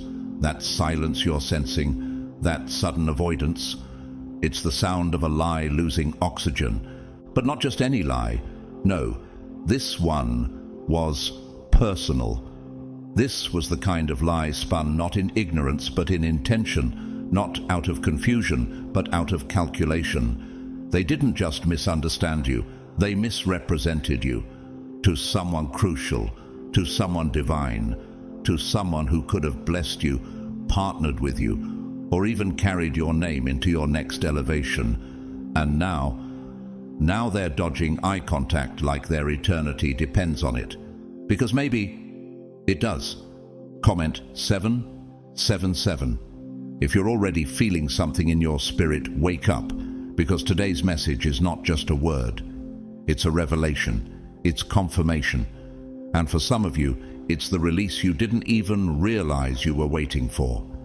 Before we go any further, I want to say this with full sincerity. Thank you. Thank you to everyone who has stood by this message, supported through your super thanks, your comments, your shares, or simply your quiet agreement in the Spirit. Your presence isn't passive, it's prophetic. Now let me ask you something. Why did they suddenly fall silent after smearing your name?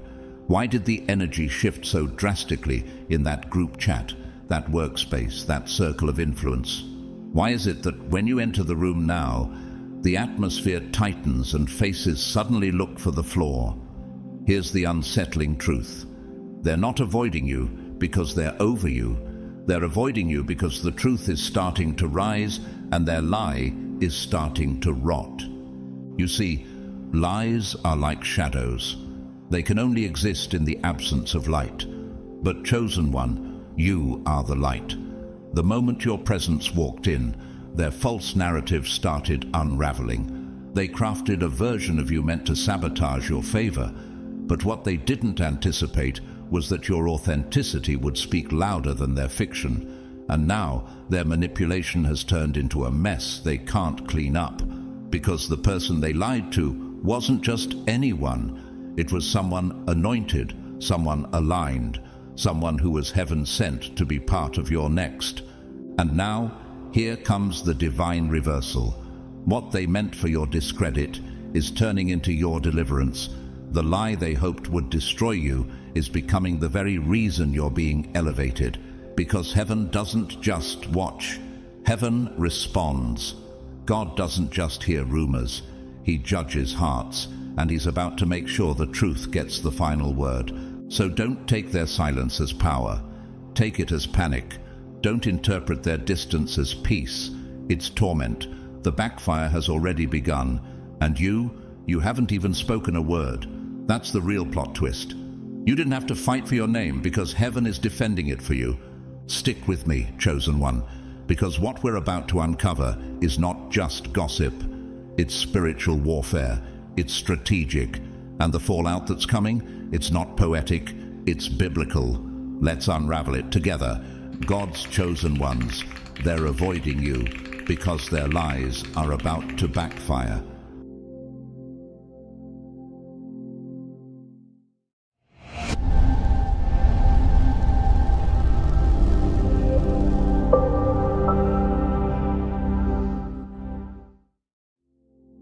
Number 1. The lie was planted, but the soil was too spiritually rich to receive it.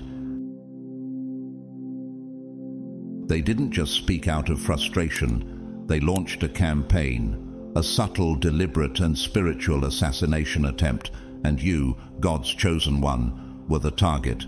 But instead of using weapons forged in metal, they used weapons sharpened in silence, conversation. And not just any conversation. It was engineered with precision, cloaked in concern, masked as harmless honesty. Their words were seeded with distortion. They weren't simply venting. They were constructing a counterfeit version of you, one stitched together with insecurity, half-truths, and carefully curated omissions. Why? Because they couldn't handle the truth of your light without first dimming it in someone else's perception. But have you ever noticed how destiny always has its own way of fighting back? What if the very person they whispered to was an intercessor in disguise? What if the soul they chose to manipulate had spiritual discernment pulsing beneath the surface? That's exactly what happened. You see, in the book of Esther, Haman tried to destroy Mordecai by manipulating King Xerxes with twisted truth, and it almost worked. But what Haman didn't know was that the queen was already watching, listening, discerning. And in the end, the very gallows Haman built for another became the site of his own downfall. Esther 7:10.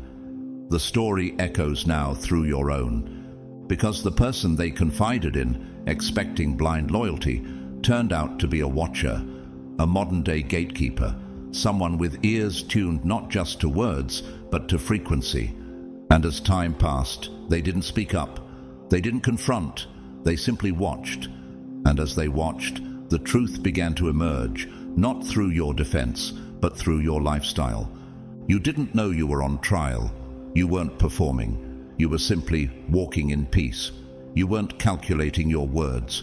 You were speaking in truth.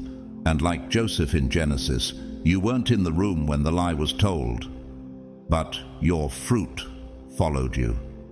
You intended to harm me, but God intended it for good. Genesis 50:20. The consistency of your spirit became the contradiction that unraveled their entire narrative. Now, they're avoiding you, not because you expose them, but because your presence does. It unsettles them. It reflects back everything they hoped to bury. Isn't it something how they cast you as the manipulator, yet now they're the one retreating into silence?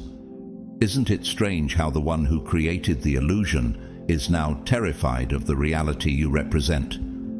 Bishop T.D. Jakes once said, "Favor isn't fair, and when people can't figure out how you still made it, they start making things up." That's exactly what happened. They couldn't explain your peace, so they slandered your past. They couldn't deny your presence, so they distorted your character. But peace doesn't need a defense. It becomes one. Let me share something with you. A woman named Yara, soft-spoken and always overlooked at work, found herself suddenly shut out from group projects. Rumors had spread, whispers that she was arrogant, difficult, ungrateful. She never fought back. But one supervisor began to take notice. Yara showed up early, supported others, gave credit instead of claiming it. That same supervisor, the one they tried to poison, became her promoter. And when the truth came out, those who lied simply vanished. Not in shame, in fear, because they didn't know what had been seen, what had been said, or how close their exposure might be. Butterflies don't argue with caterpillars about transformation. They just fly, like a forest river that keeps flowing long after someone tried to block it with rocks. Your life kept moving. Your truth kept speaking. And that terrified them, because when lies are met with integrity, they start to rot on their own. So now they avoid you. But don't mistake distance for peace. That silence, it's full of panic. That absence, it's loud with suspicion. They're not sure what you know. They're not sure how much has been revealed. And that unknown is unraveling them faster than the lie ever unraveled you. But don't gloat, chosen one. Stay grounded, stay steady, because heaven isn't done yet. This is just the first layer. The unraveling has begun. What happens when the witness turns into a whistleblower? What happens when the one they tried to use becomes the one God uses to bring justice? Stay with me, because in the next part, we're going deeper. What if the silence was never rejection, but divine setup? Number 2, they tried to control the narrative, but it backfired into revelation. They didn't just want to tell a version of the story.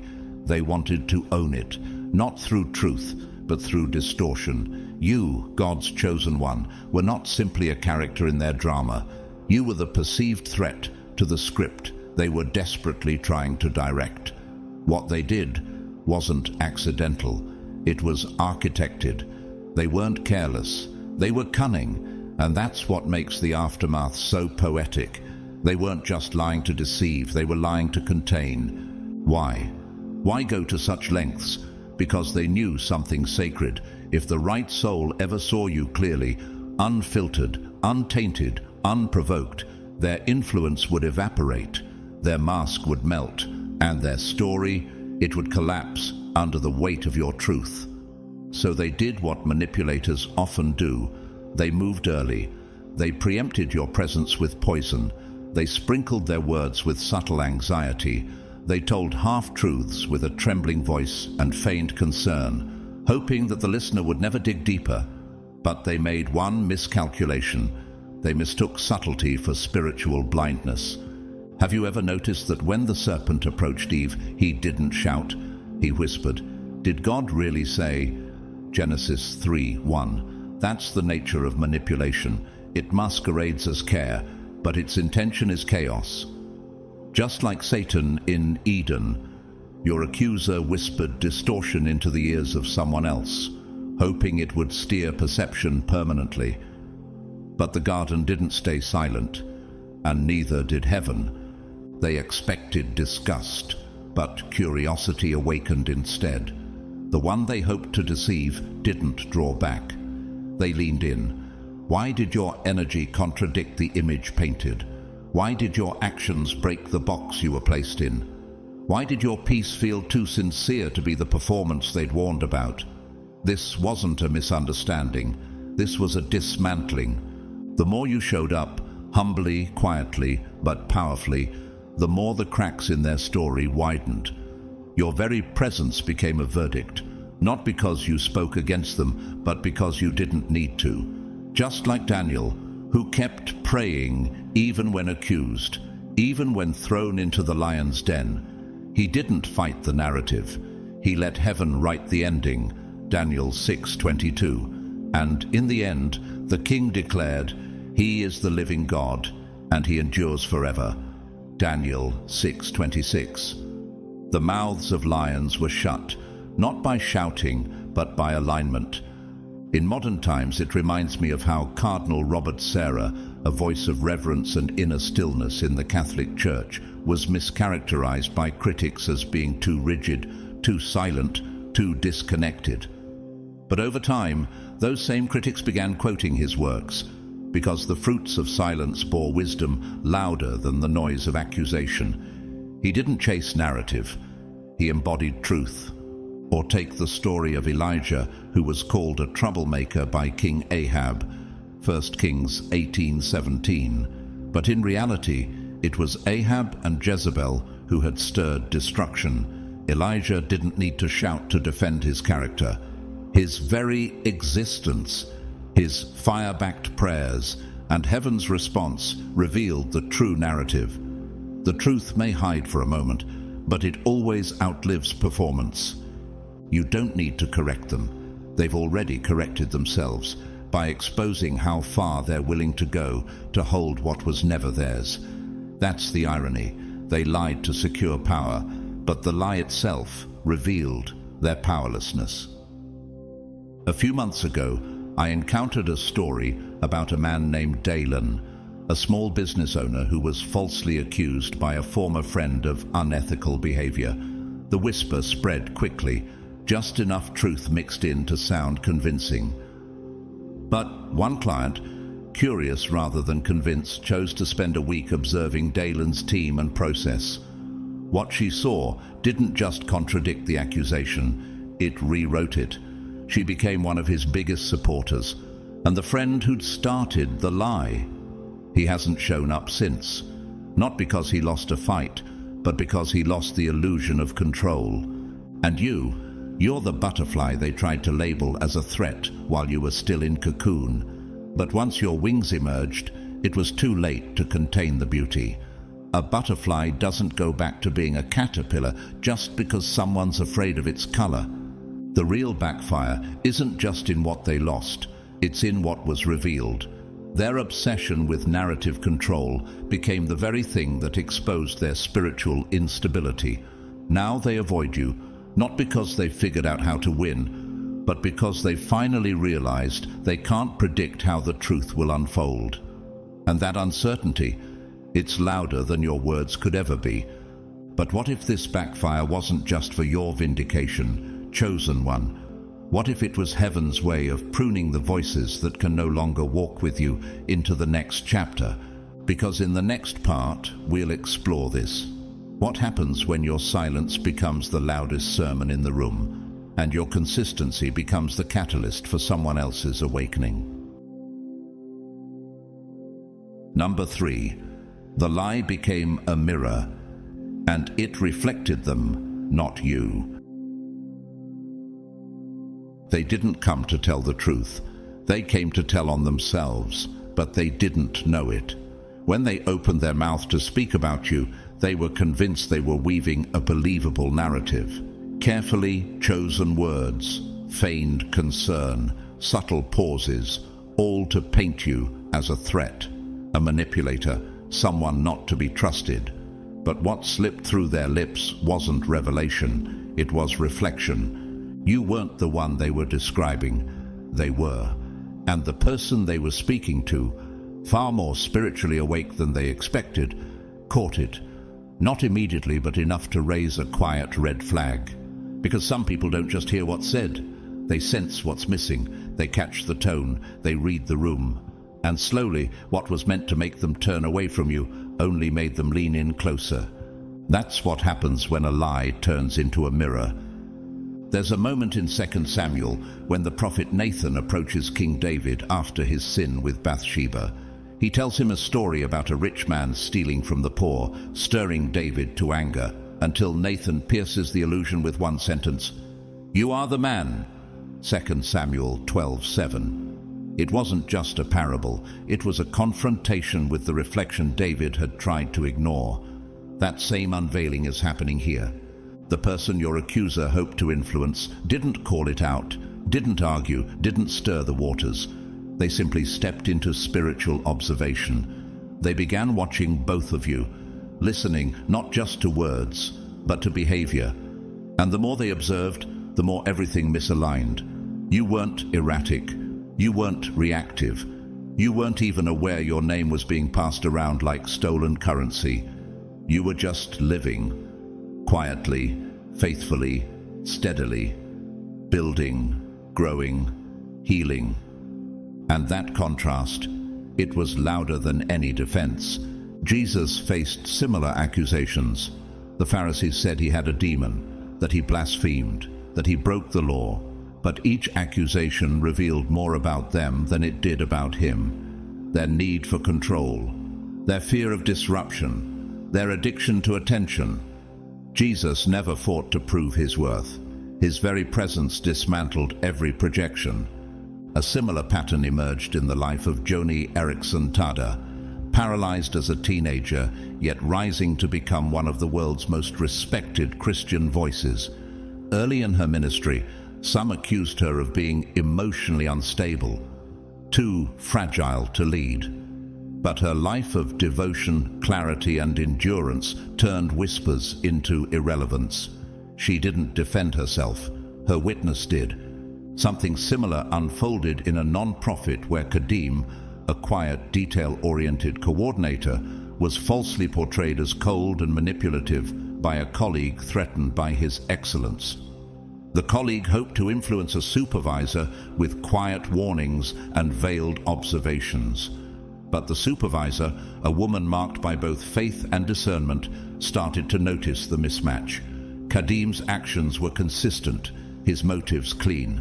No charm, just character. No charisma, just constancy. Eventually, the distortion collapsed under the weight of reality. No words needed. The accuser shifted away, not because they were confronted, but because they could no longer stand the truth they'd accidentally revealed. Can a mirror lie? Number. It can only reflect, and that's what you became. Not by speaking, not by defending, but by standing still in truth. And in that stillness, every unclean motive began to tremble, because when someone holds up a mirror and sees themselves instead of their target, the shame becomes unbearable. Think of a still lake early in the morning. untouched, unmoving. If a storm approaches, the water doesn't distort the sky, it reflects it. The chaos above becomes visible because the surface is calm. You didn't fight the lie, you simply didn't match it. And that's what made it crumble. Now they avoid you. But it's not just guilt, it's panic. They can't control what was perceived. They can't predict how much was seen. They can't walk back what their own mouth revealed. And every encounter now feels strained, tight, full of invisible tension. Because the more they tried to control the image, the more they accidentally exposed their own. But here's the deeper mystery. What if that mirror was divinely placed? What if the entire situation was orchestrated by heaven, not to break you, but to expose what was hiding beside you? And in the next part, we'll explore this. When the lie doesn't just fail, but becomes the very lens through which others are finally allowed to see you clearly. What if the slander was the lens, and you were the truth behind it all along? Number 4, they lied for control, but ended up awakening admiration for your resilience. They didn't lie because you wounded them. They lied because you disrupted them. You disrupted their illusion of being the center. You disrupted their sense of control in a space they thought they ruled. And more than anything, you disrupted the subtle grip they had over how others processed truth. You, God's chosen one, never had to raise your voice to shift the atmosphere. And that terrified them. They saw it before you did. Your stillness carried influence. You never tried to take over the room, yet eyes turned toward you when you entered. You didn't compete, yet you kept excelling. You weren't dramatic, but somehow your peace shook up every pretense around you. So they did what fearful spirits often do when threatened by authenticity. They attempted to suffocate it with suspicion, not by open confrontation. That would have required courage. No, they slipped their anxiety into the ears of someone influential, someone whose perception they wanted to hijack. They didn't come with accusations. They came with questions soaked in tone. "Something just feels off," they murmured. "I don't know, there's something I can't put my finger on." But make no mistake, the ambiguity was intentional. Because ambiguity is a manipulator's favorite weapon. If they can't define you, they'll make others doubt you. It was never about honesty. It was always about control. Isn't that what Jezebel tried with Elijah? After all her prophets were silenced and fire fell from heaven, she didn't confront Elijah with facts. She sent a message meant to shake his confidence. "May the gods deal with me if I do not make your life like one of them by this time tomorrow." 1 Kings 19:2. It was indirect, chilling, and designed to intimidate. But even Elijah's moment of retreat didn't erase the truth. She only came for him because he'd become undeniable. And that's exactly what happened to you. At first, the person they whispered to listened politely, but something didn't sit right. Something about your presence, unbothered, unwavering, started speaking louder than the words they'd been fed. The more you were pressured, the more peaceful you became. You didn't clap back. You didn't explain yourself. You didn't rush to clarify a lie told in rooms you weren't even in. Instead, you kept showing up. With strength, with clarity, with grace. There's something disarming about someone who doesn't need to defend themselves, because their walk already speaks for them. Jesus embodied this when accused before Pilate. The crowd demanded answers, but Jesus remained silent, not out of weakness, but authority. He gave no answer, not even to a single charge, so that the governor was greatly amazed. Matthew 27:14. His silence wasn't surrender, it was strategy. And in the stillness, even Pilate had to ask, "What is truth?" John 18:38. Truth, it turns out, doesn't have to shout. That same amazement began rising in the one who had been warned about you. What they saw contradicted the caution. You didn't crave attention, but you carried weight. You didn't chase affirmation, but your consistency was undeniable. Your presence became a quiet sermon, not about perfection, but about pressure handled with poise. They saw how you wore adversity like armor and never let it turn into aggression. Pope John Paul II, known for his radical forgiveness and fierce calm under pressure, was once the target of an assassination attempt. But in the aftermath, instead of using the moment for power or pity, he visited the man who shot him, in prison, and forgave him. That kind of internal strength doesn't need validation. It silences critics by radiating peace. And the world noticed. In one team, a woman named Renelle faced whispers behind her back that she was too aloof or hard to connect with. A colleague, influenced by those rumors, began to doubt her. But over weeks, that same colleague observed how Renelle responded under tension. Gently, humbly, with quiet clarity. There was no performance, just presence.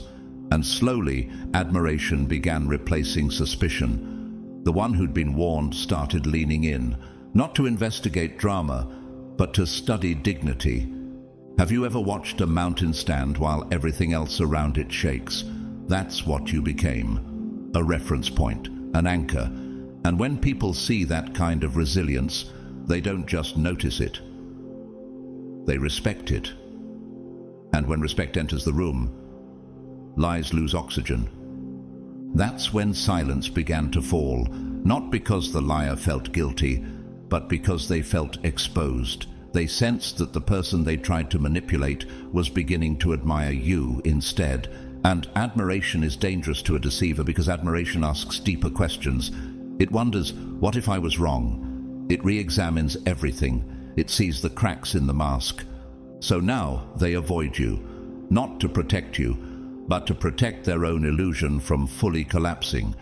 Because they know, once truth is loved, lies have no more grip. And when the people they once controlled begin to esteem the very one they tried to erase, they don't just lose control of the narrative. They lose access to the room altogether. Number 5. They weaponized your name, but it became your witness. They believed that your name, once spoken with the right twist of tone, would fracture the room, that it would splinter reputations, raise suspicions, tilt alliances. They didn't just say your name, they delivered it. With subtle sarcasm, with a sigh that lingered too long, with eyes that shifted like they knew something they weren't willing to say out loud. They wanted your name to carry shadow, to weigh people down with hesitation before you ever entered the room. But what they failed to account for was the spirit that walks with you. You weren't present when they dropped your name like a curse into ears they hoped to influence. But heaven was, and that changes everything. They spoke your name as a weapon, but the Spirit of God redirected it as a signal. A trigger, not for revulsion, but for revelation. Have you ever wondered why your name lingers in rooms you've never stepped foot in? Why you get mentioned in circles you didn't try to join? It's because you carry weight, and when something carries weight, it can't be mishandled without consequences. They tried to wield your name, but they forgot. Sacred things bite back when used carelessly. Just like in the book of Acts, when the 7 sons of Sceva tried to invoke the name of Jesus to cast out demons. They said, "In the name of Jesus, whom Paul preaches." But the demon replied, "Jesus I know, and Paul I know about, but who are you?" Acts 19:15. And they were overpowered. Why? Because they tried to use a name that held power without honoring its source. That's what happened with yours. They tried to speak it, not realizing that it was soaked in anointing, assignment, and divine surveillance.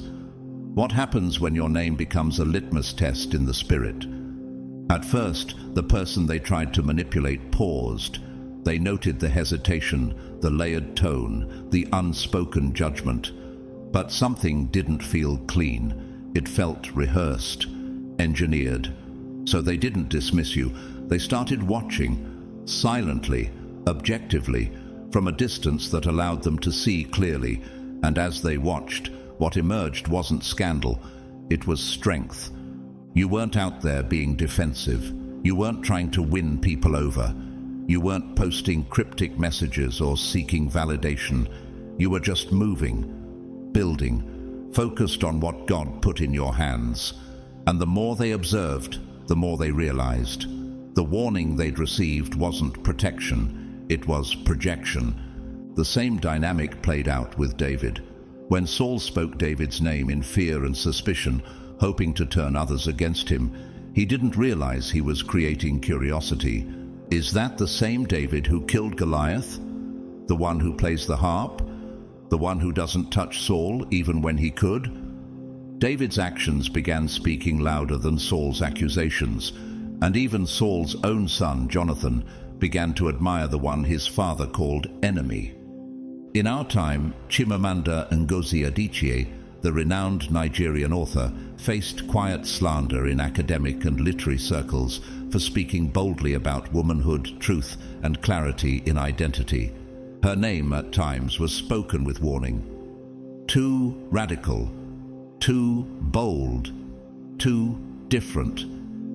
But readers kept coming, and over time her name, once whispered with skepticism, became a beacon of brilliance and courage. Not because she explained herself, but because her work testified louder than any rumor could. There was a man named Trevian, a creative director in a small arts non-profit. Someone at the organization, threatened by his quiet excellence, began to suggest behind closed doors that he was arrogant, hard to collaborate with, emotionally distant. "I don't know," they whispered, "just be careful around him." But one board member, instead of drawing back, leaned in. She attended more events, observed team meetings, reviewed his work firsthand. What she saw wasn't arrogance. It was focus. It was reverence for excellence. And eventually, Trevian became the face of the organization's new campaign. Not because he campaigned for it, but because someone tried to weaponize his name and accidentally amplified his witness. Isn't that how wildfire spreads? Someone tries to stomp on a spark, and instead it ignites a forest. Your name didn't become a threat, it became a torch, a point of curiosity, a mark of integrity. Every time it comes up now, it no longer draws suspicion, it draws attention. People are remembering what was said, but comparing it to what they're seeing, and the math doesn't add up. The lie is unraveling not because you exposed it, but because your life made it impossible to maintain. Have you ever watched a river part around a stone? The water adapts, bends, moves, but the stone stays firm. That's what you became, immovable in the current of gossip. And that steadiness is now being recognized for what it is, unshakable character. Now, when your name is spoken, something happens, not a flinch, a pause, a desire to know more. And that chosen one is the most poetic reversal of all. They tried to curse your name, but it has become your confirmation. Your name didn't bring you down, it lifted the veil, and the more it's spoken, the more clearly the truth begins to shine. Number 6, their fear isn't about guilt, it's about your influence, outlasting their lies. Don't mistake their silence for sorrow. It isn't repentance, it's recoil. They're not shrinking back because they feel guilty. They're shrinking back because it didn't work. You, God's chosen one, were supposed to be erased by now, forgotten, discredited. But here you are, glowing where they tried to dim you, still standing in spaces where your name had already been dragged, still speaking life in rooms where your absence was once plotted.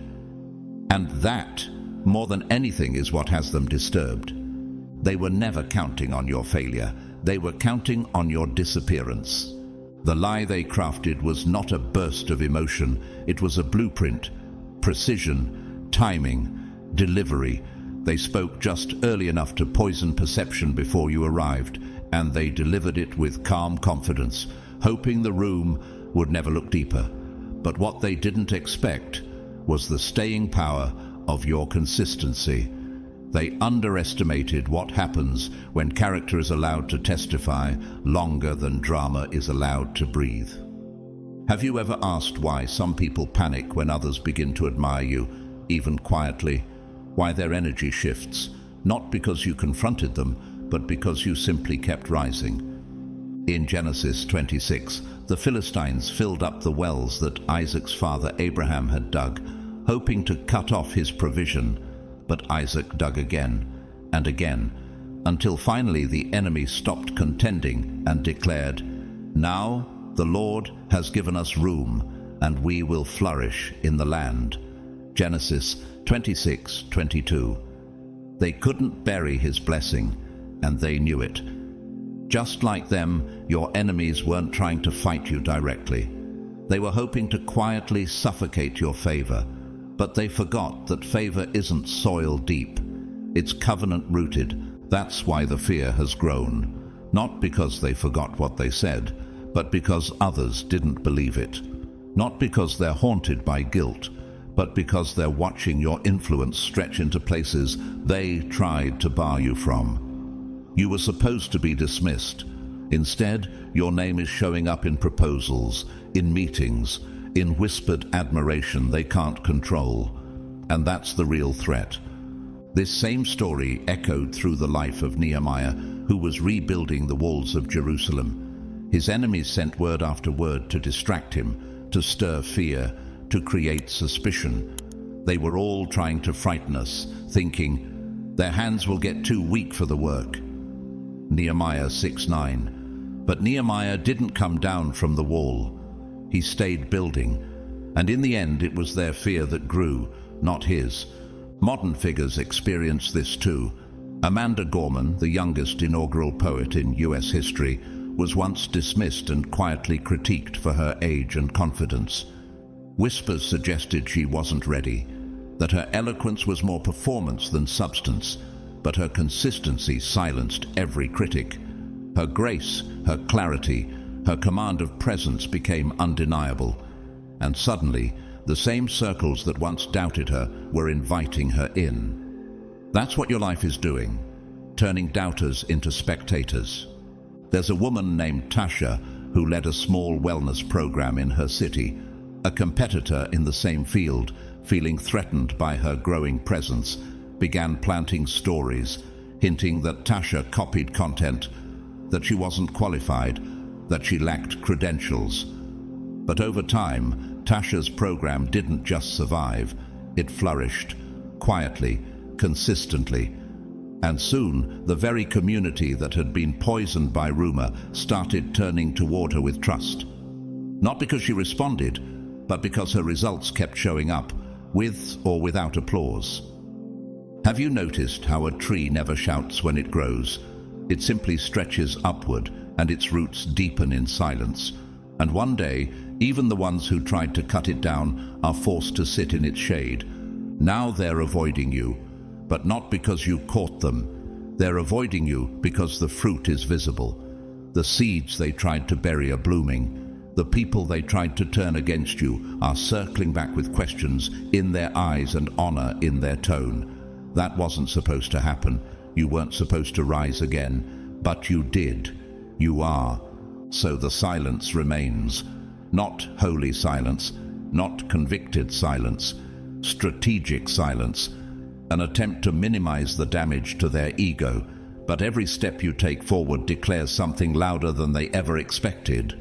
The influence they tried to cancel is now crowned. What if the very lie they sowed was the soil your legacy needed to grow?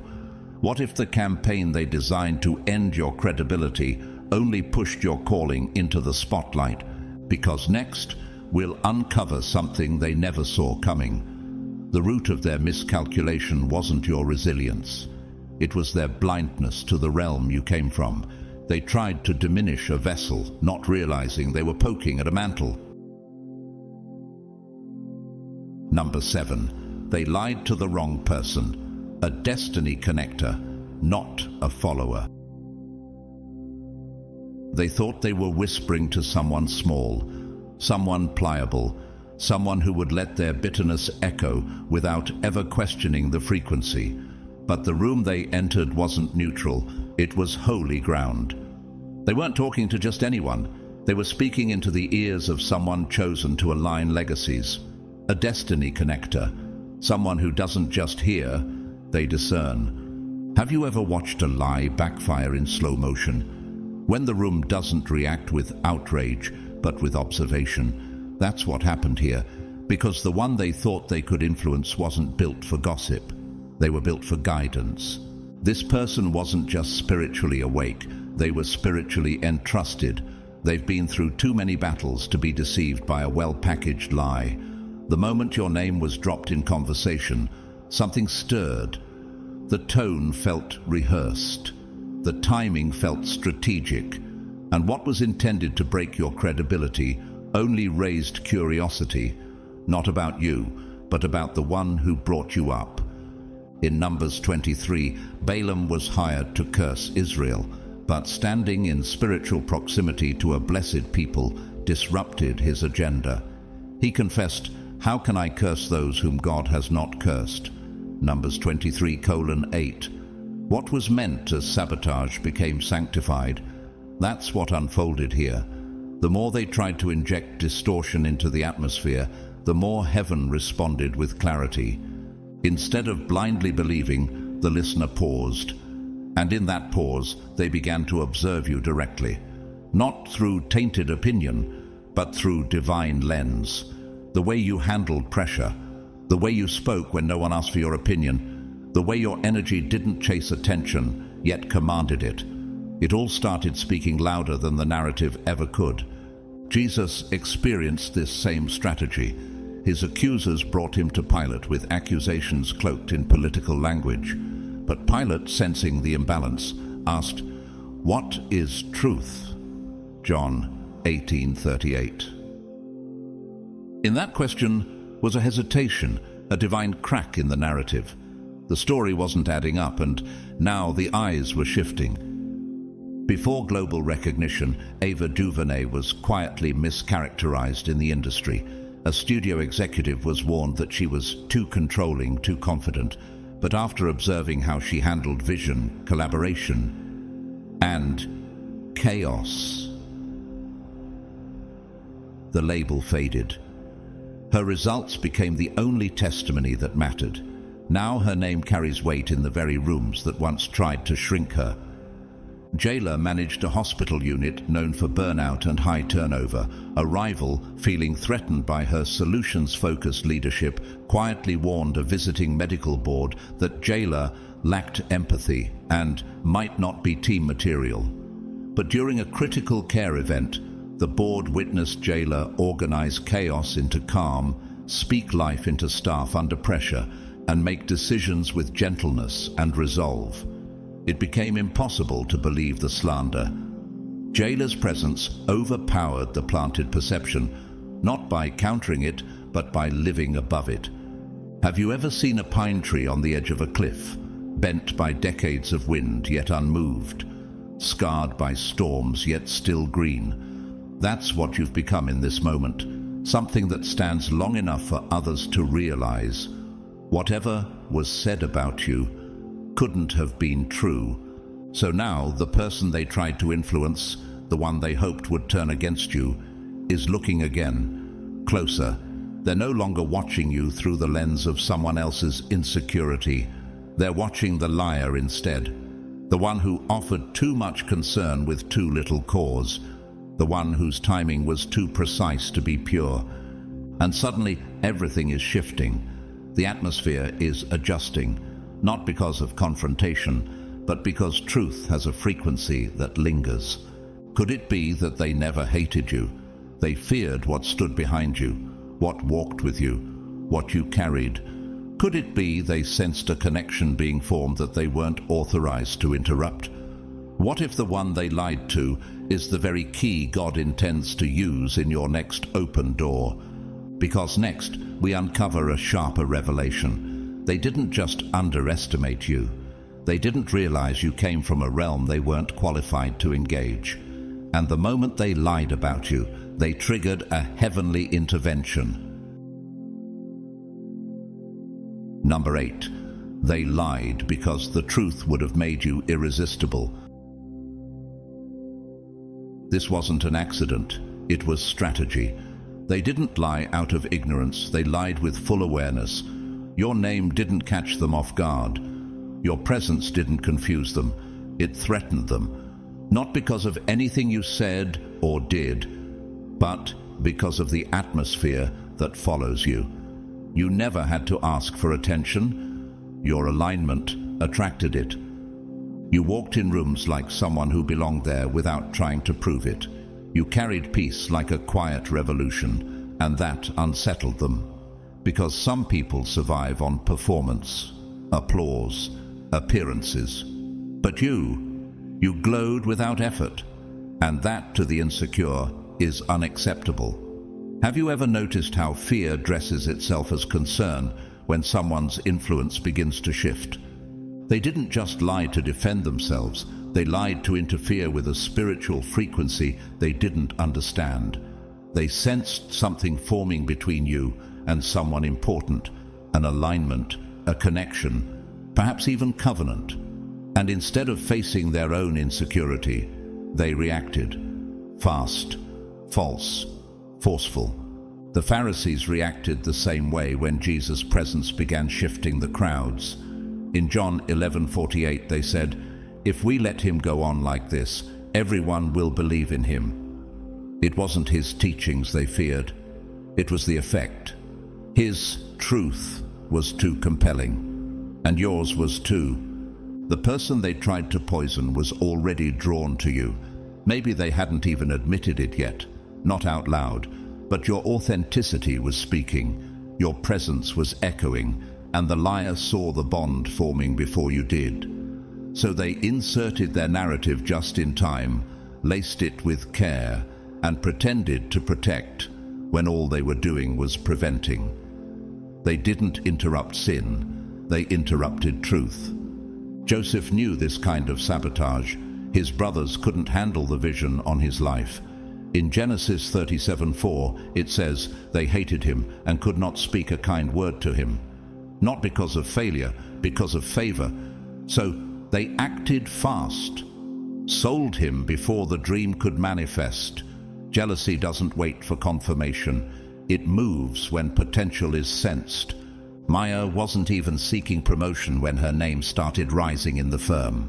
Quietly dependable, her insights shaped more strategy than her title suggested.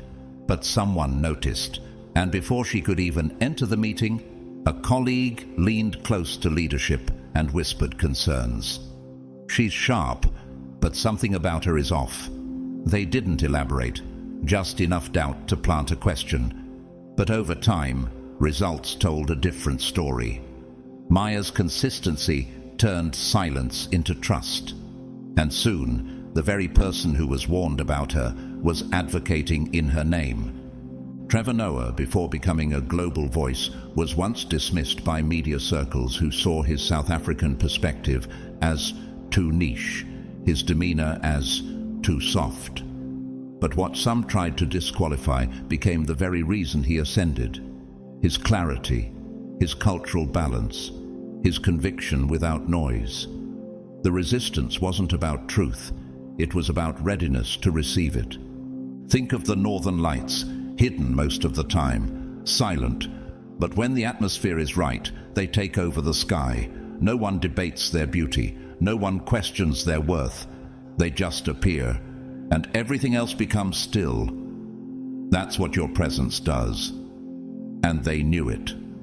They feared what would happen if your truth was given a platform. They feared what might blossom if your character was truly seen.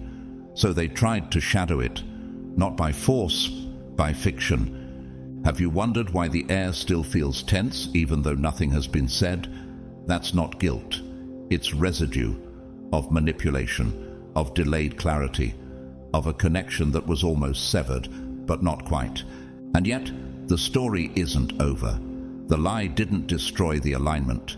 It merely delayed it. And truth, when it arrives late, still has the power to restore everything it touches. What if their whisper only stalled what heaven has already secured? What if the one they warned is now beginning to see you with new eyes, not influenced by fear, but guided by discernment? What happens when what they tried to interrupt finds its rhythm again? What awaits is not reaction, it is recognition, and what rises next is no longer about you proving anything. It's about heaven confirming everything. Number 9, they created distance because they can't risk accountability. They didn't walk away to heal, they vanished to survive the unraveling. You weren't the danger, the truth you carry was. So they did what fearful spirits always do when the walls start to tremble.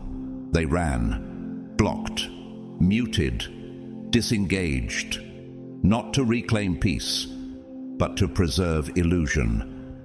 Distance in their mind was their last line of defense, because one moment too close to you might crack everything. They knew it, they felt it, that edge of the seat anxiety. It wasn't grief, it was panic, not the kind that cries, the kind that calculates. Have you ever felt someone's absence speak louder than their presence ever did? They didn't cut ties because they've grown.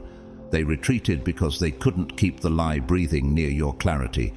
Just one interaction, one shared space, one direct question could collapse the entire script they worked so hard to memorize.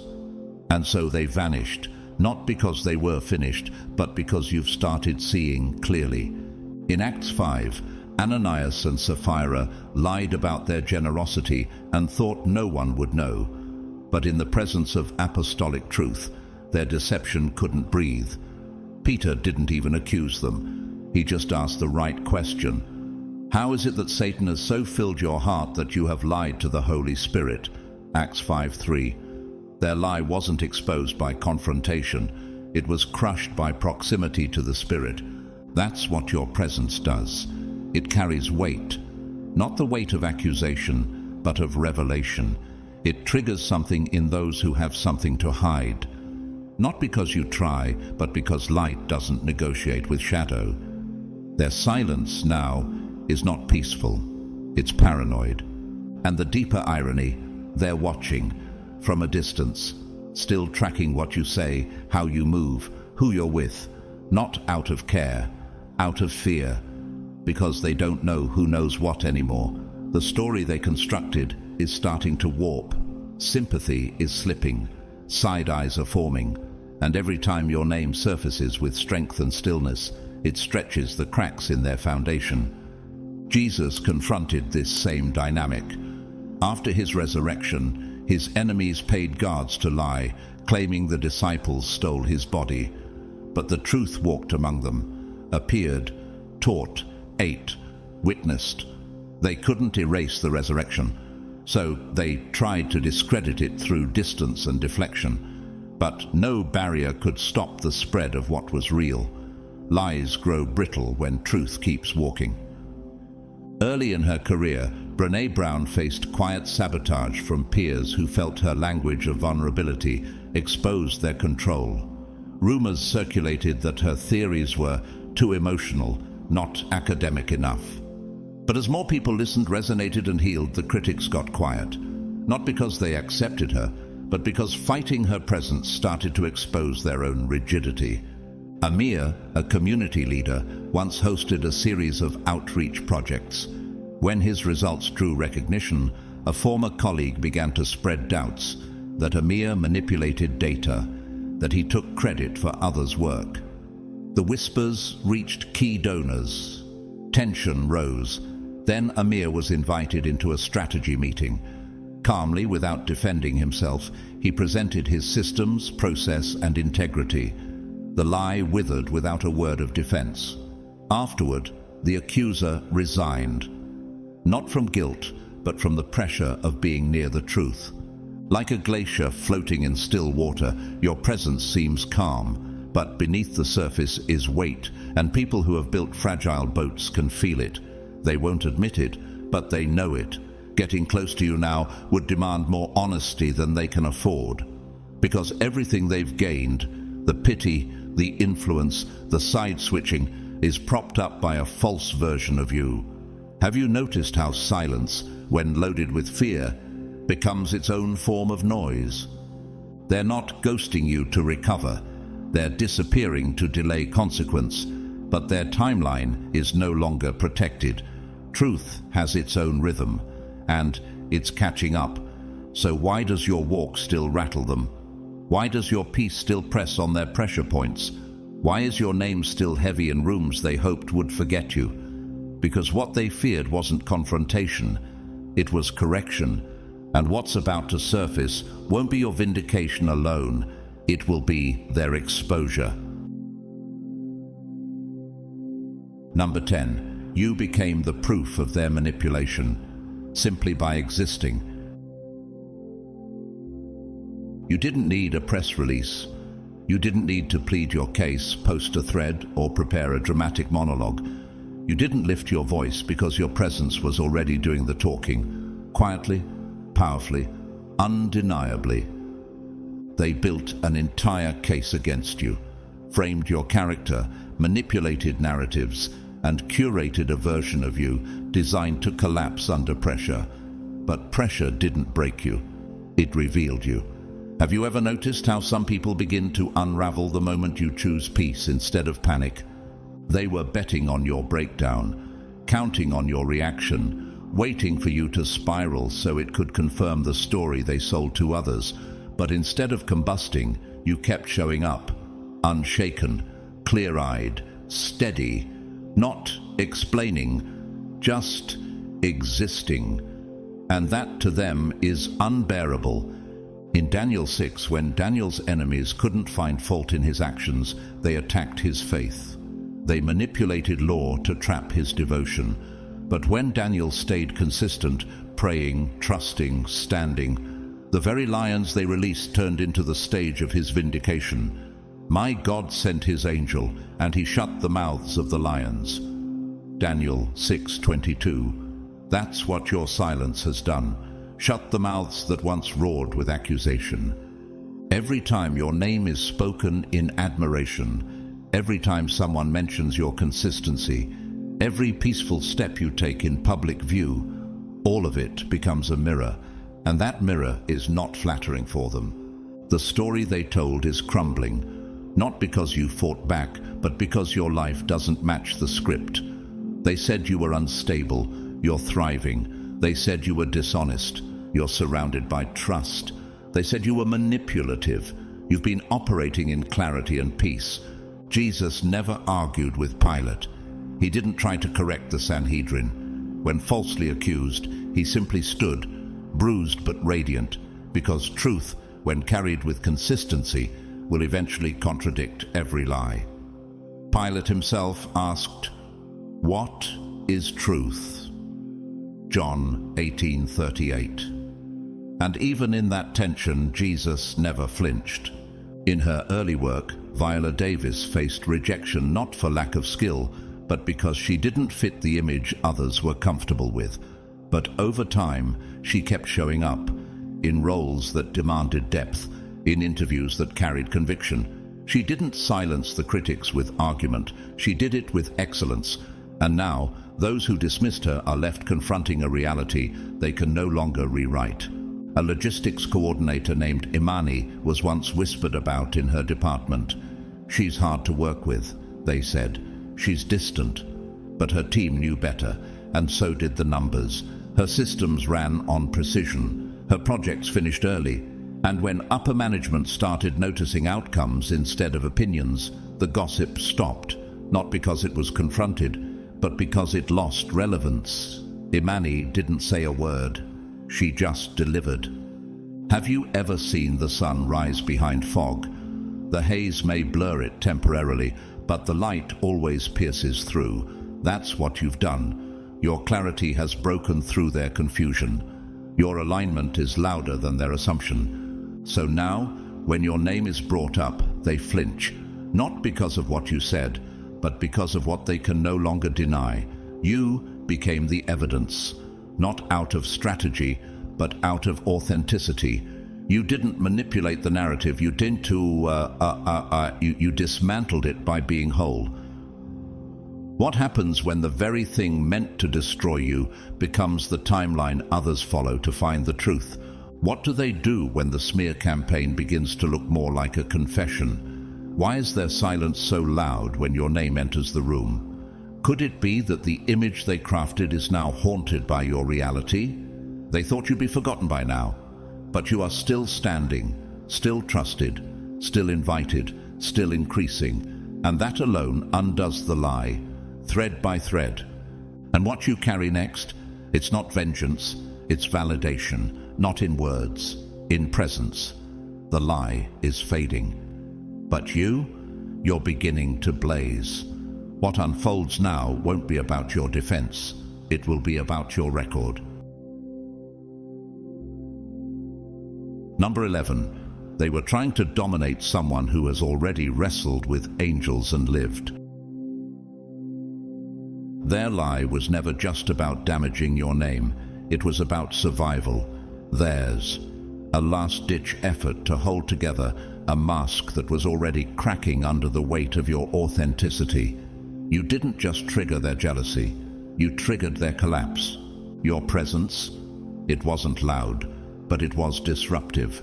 Not to peace, but to illusion. You didn't even know you were walking into a war when you entered the room, but you were. Because what you carried exposed what they were hiding, not through confrontation, through contrast. How do you argue against someone who doesn't need the spotlight to shine?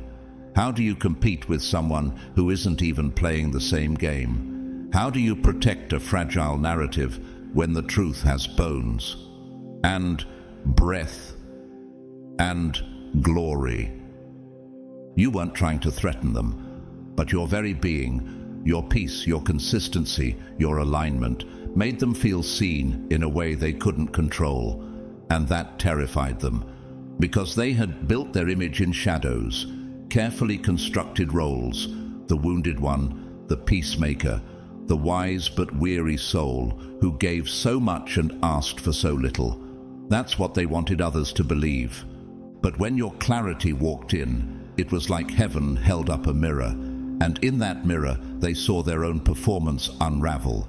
They couldn't handle it, so they tried to make you the unstable one, the arrogant one, the threat. Not because it was true, but because your truth revealed the lie they had been living in. They knew the person they lied to had a sharp spirit. They knew that if that person ever connected to the real you, it was over. So they rushed, spun a tale, painted you as unsafe, selfish, unreliable. It wasn't about protecting that person, it was about protecting the mask. But masks don't breathe. Truth does. And now it's rising. Just like in Genesis 32, when Jacob wrestled with the angel all night long, there came a moment when the struggle wasn't about winning. It was about identity. Your name will no longer be Jacob, but Israel. Because you have struggled with God and with humans and have overcome. Genesis 32:28. That's the energy you carry.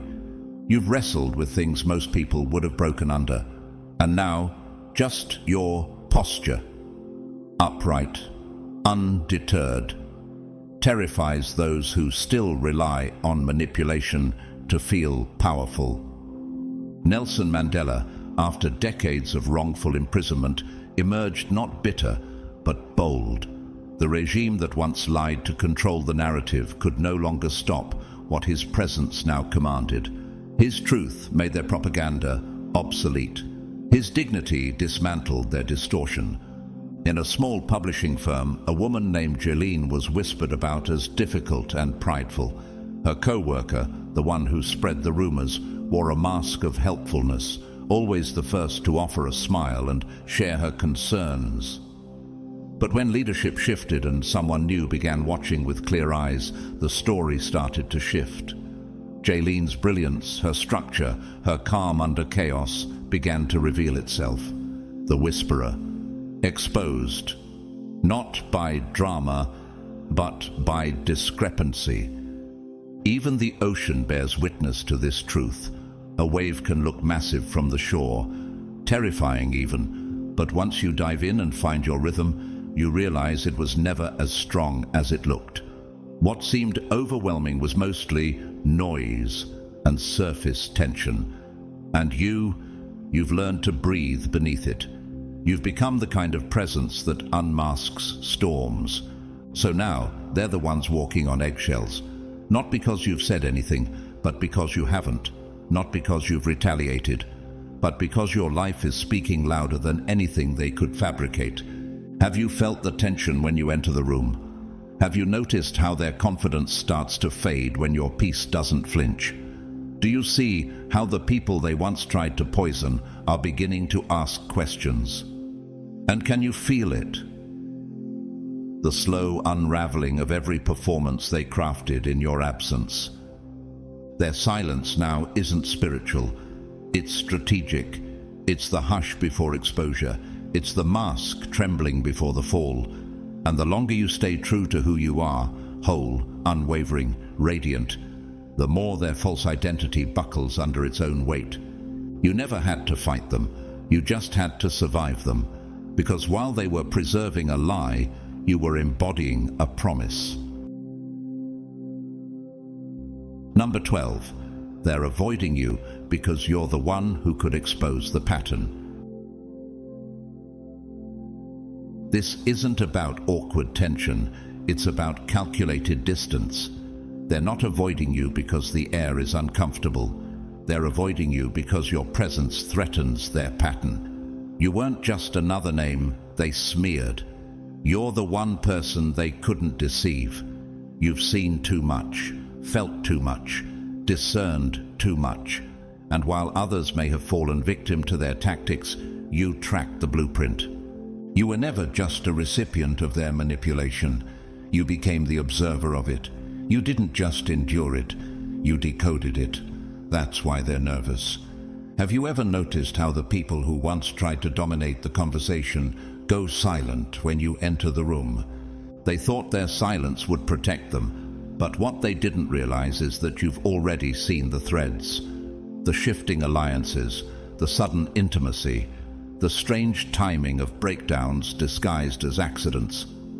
You carry not just facts, but patterns, and you know how to trace them back to the spirit behind it all.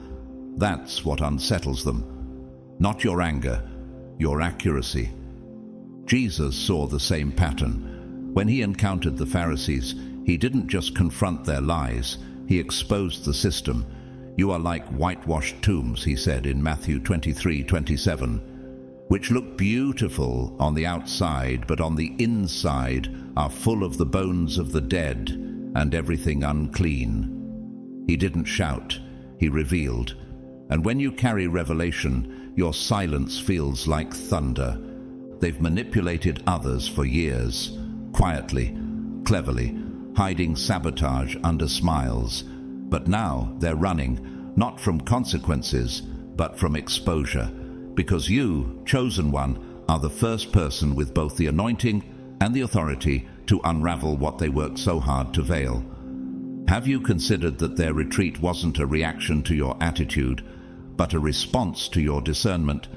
Before she became widely respected as a justice advocate, Brian Stevenson, founder of the Equal Justice Initiative, encountered people in power who tried to derail his work with quiet narratives.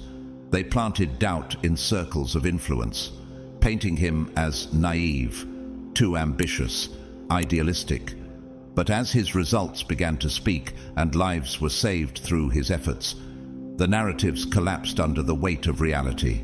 Those who tried to isolate him watched as truth reassembled the very credibility they tried to dismantle. Kemi worked in the HR department of a large non-profit. She noticed the same team members always left after conflicts with a certain manager. each with different reasons, but the same exhausted expression. When she experienced her own version of that same tension, she didn't just get angry. She started listening, watching, recognizing the shifts in tone, the rehearsed defensiveness, the smiling setups. When a younger colleague was quietly targeted, Kemi stepped in with both compassion and clarity. The manager, suddenly evasive, not because Kemi had proof, but because she carried perception, and perception is harder to refute than accusation. Have you ever watched a hawk circle high above a field? It sees what others miss. Its altitude is its advantage. That's what your presence brings. Not just proximity to the problem, elevation above it. And from that vantage point, you don't just see who, you see how. They're avoiding you, not out of guilt, but out of spiritual self-preservation. Because if you ever speak, if you ever connect the dots aloud, it won't just shake their story, it will expose their cycle. And cycles don't die easily. They unravel violently when truth pierces their rhythm. You were never just the threat to their narrative. You were the one ordained to bring reckoning to their pattern. Have you realized that your survival is their worst-case scenario? That every step you've taken forward has made their distortion more unbelievable? They tried to isolate you so no one would believe your discernment. But what they didn't see coming was that credibility doesn't need permission. It's earned in quiet endurance. And while they were building influence on charm, you were building weight on character. And now, the lie is spoiling. It doesn't smell like truth anymore. People are starting to flinch at the version they were once fed.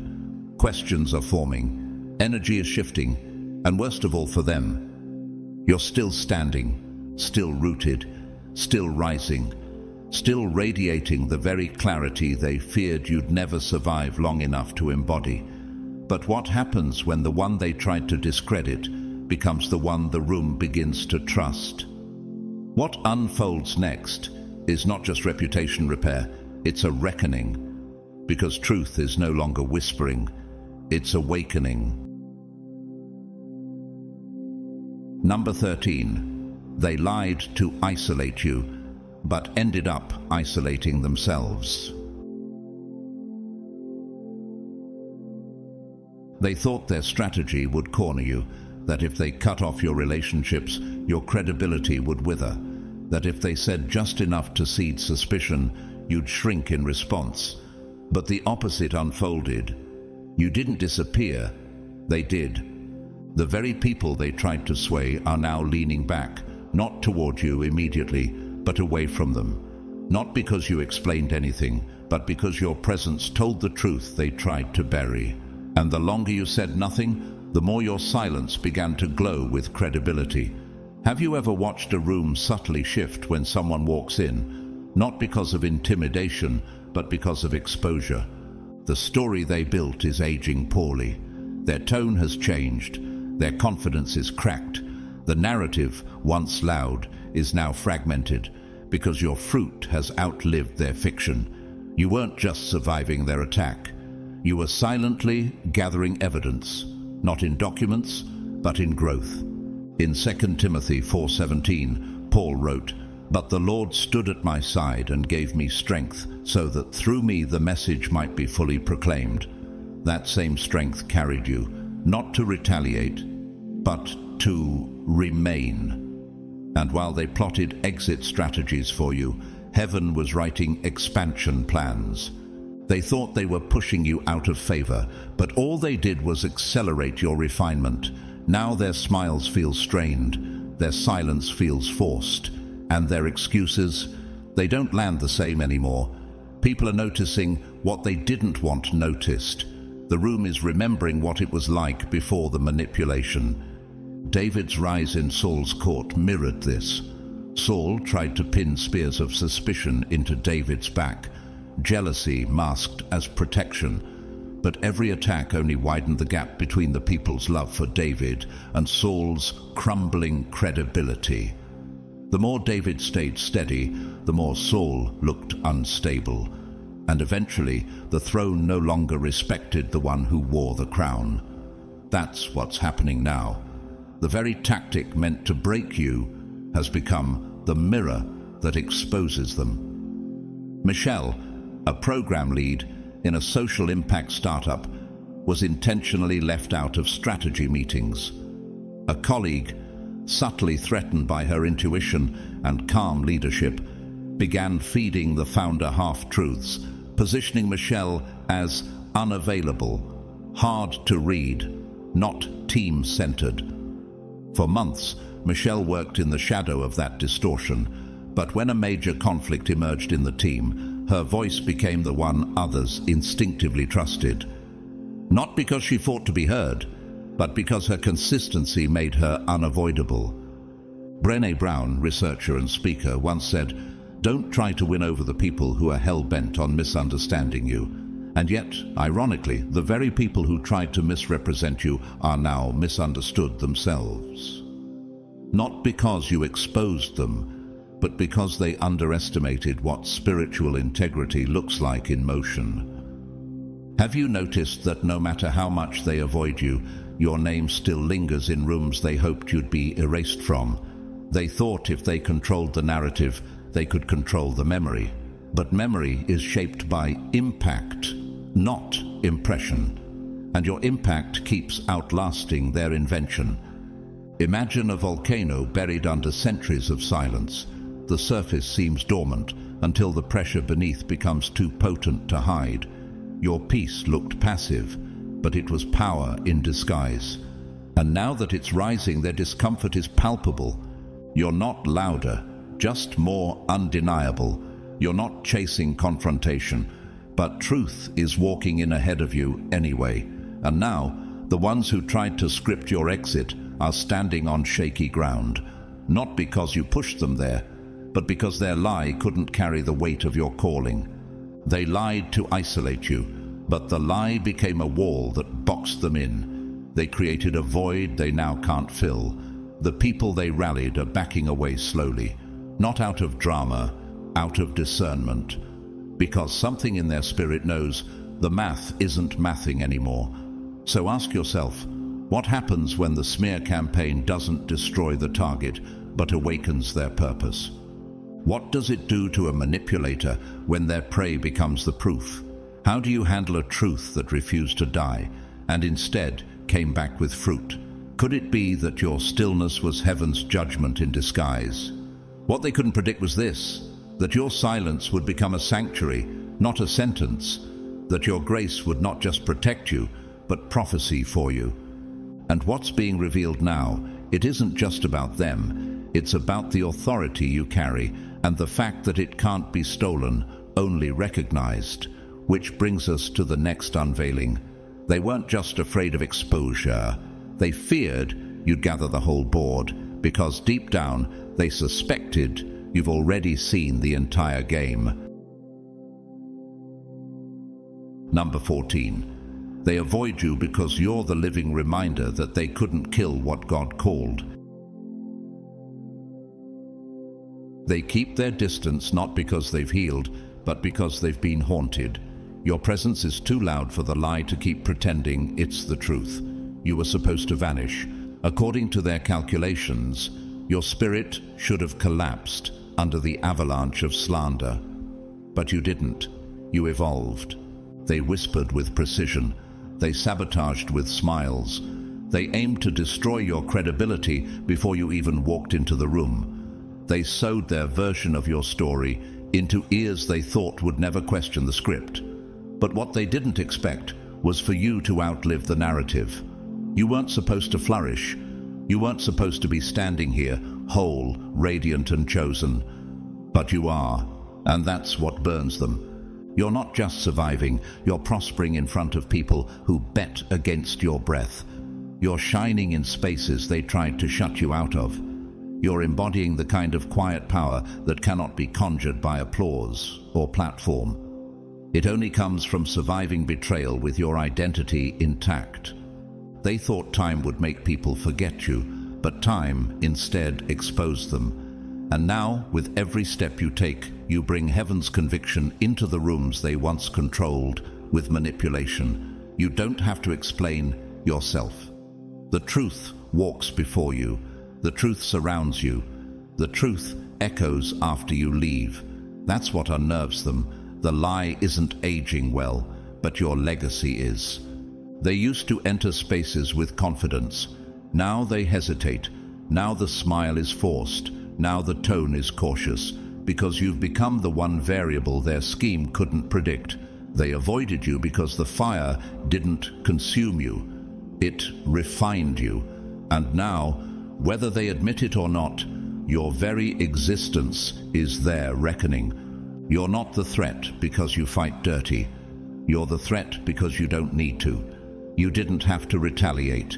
You didn't need to raise your voice. You simply endured, refined your peace, and carried your cross into purpose. That unsettles them, because it means their power was imagined. Their hold on people was temporary. Their smear campaign was a ticking clock, and the alarm just went off. They hoped to isolate you, but in the end they only revealed their own patterns. The more people watched you walk in integrity, the more the mask started slipping from the accuser. You didn't expose them. They exposed themselves, trying to bury you. And now they're the one being questioned. Their silence isn't grace. It's the echo of a lie collapsing under divine weight. So let them flinch when your name is mentioned. Let them vanish from circles they once dominated. You didn't chase them. You didn't clap back. You simply let the fruit speak, because you were never just fighting for survival. You were standing as living prophecy. You weren't just attacked. You were anointed. And now you're the walking contradiction to their entire performance. The lie is trembling in the shadow of your truth. You were not the problem. You were the threat to the illusion. And now, with nothing left to throw at you, all they can do is avoid the evidence. And the evidence is you. Chosen one, if this entire message resonated deep in your soul, if it felt like it was tracing your exact experience in secret places, then know this: you were never misunderstood. You were misrepresented. But now, the truth is rising. What they tried to weaponize has become your witness. What they whispered is unraveling in the light of your unwavering presence. And what was meant to destroy you has only revealed your divine design. You are not here by accident. You are here because heaven kept receipts. Every tear, every silence, every time you chose peace over pettiness, heaven saw it all. And now you're stepping into a season where the fruit of your restraint will speak louder than the noise of their betrayal. So let them avoid you. Let them whisper. Let them act confused. Because your life is now doing what their lies never could. Awakening truth, restoring trust, and reminding the world that divine calling cannot be cancelled. If this message confirmed what you've been discerning in the Spirit, comment 777 below as a sign of divine alignment. Share this word with someone who needs it. Let it break the silence for them too. Like this video, subscribe to the channel, and turn on the bell so you never miss a divine reminder like this again. And to everyone who's been sowing into this message through your presence, your prayers, or your generous super thanks, thank you, truly. Whether you gave or simply listened with an open heart, heaven sees you. Now, may the peace that passes understanding guard your heart. May your name be cleared without your hands being dirtied. May the rooms that once rejected you start to echo with your name in reverence, not rumor. And above all, may you walk boldly, knowing that the lie didn't win. You did. You are covered. You are called. You are chosen. And you are still rising. God bless you, mighty one. We'll see you in the next revelation. Chosen one, don't scroll past this moment. Your spirit knows exactly why you're here. What you're about to hear isn't petty drama. It's prophetic justice in motion. It's the kind of spiritual turning point where the tables don't just turn. They flip in slow motion while heaven applauds. If you've ever been underestimated, mocked, or falsely accused by someone who mistook volume for value, this one's for you. And before we go any further, thank you. Yes, you, every beautiful soul who's supported this mission through super thanks, prayers, shares, and just by showing up with your faith intact. You are the lifeblood of this sacred space, and I don't take your presence for granted. Comment 777 if your spirit already knows this word is about to confirm something you already discerned in silence. This isn't just a recap, it's an unfolding. That moment when the loudest mouth in the room got hit with the deafening sound of your alignment. They expected you to break. Instead, you stood there, anointed, unbothered, and dangerous in your stillness. What does it look like when the one who mocked you runs out of jokes? What does it sound like when their own echo turns into their downfall? Keep watching. This is more than memory. It's prophecy made visible. And this next part, it's the moment the whole room remembered your name. Not because you demanded it, but because heaven endorsed it. Let's get into it. God's chosen ones, the moment you silenced that arrogant clown, everyone froze.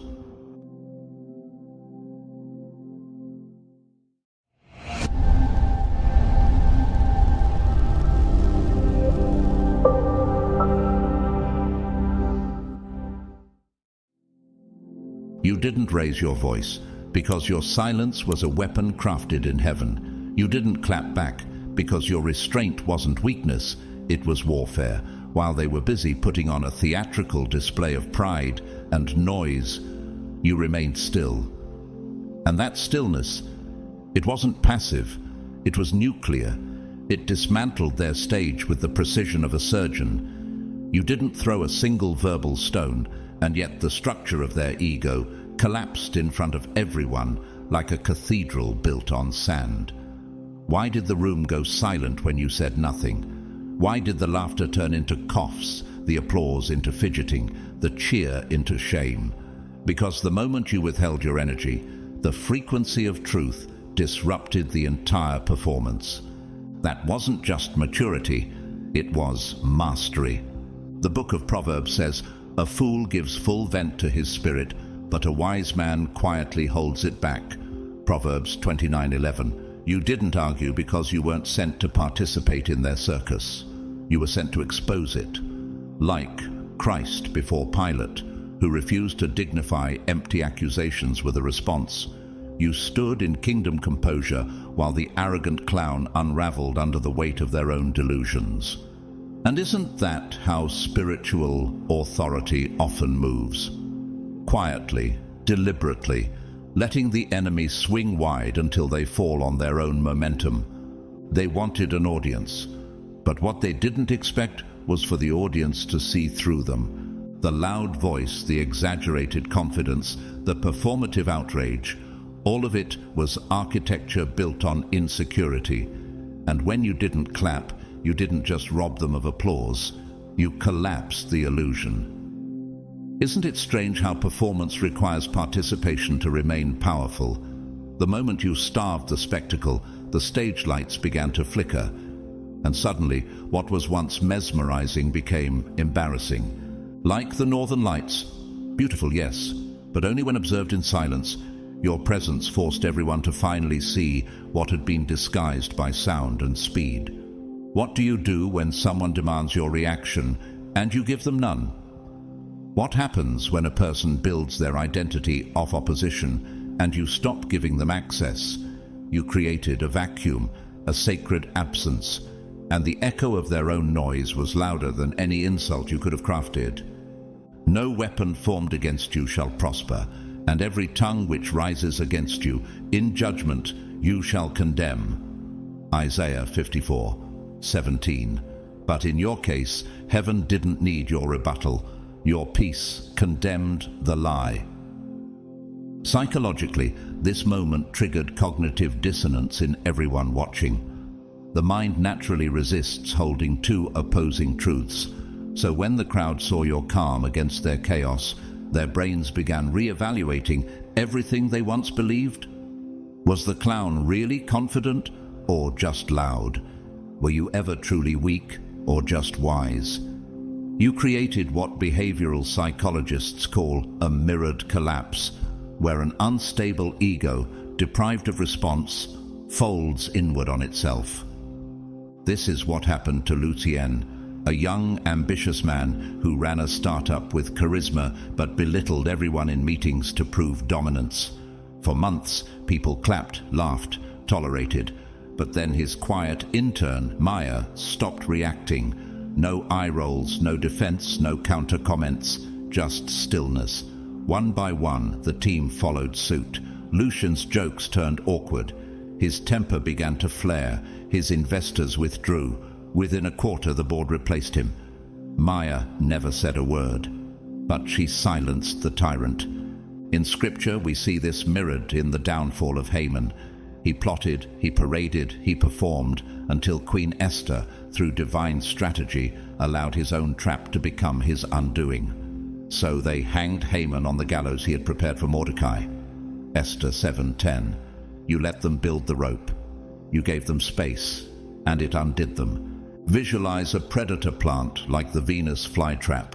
It opens wide, vibrant and still, waiting for movement. But when no stimulation arrives, it closes in frustration and begins to wilt. You denied them the fuel of reaction, and that denial became divine judgment. Even the Pope once remarked, "Silence is sometimes the most powerful cry." You became that cry, not through noise but through posture, through the refusal to descend, through the decision to let heaven's justice echo louder than your own voice. Meanwhile, arrogant men like Adam Neumann, former CEO of WeWork, became modern examples of ego-fueled implosion.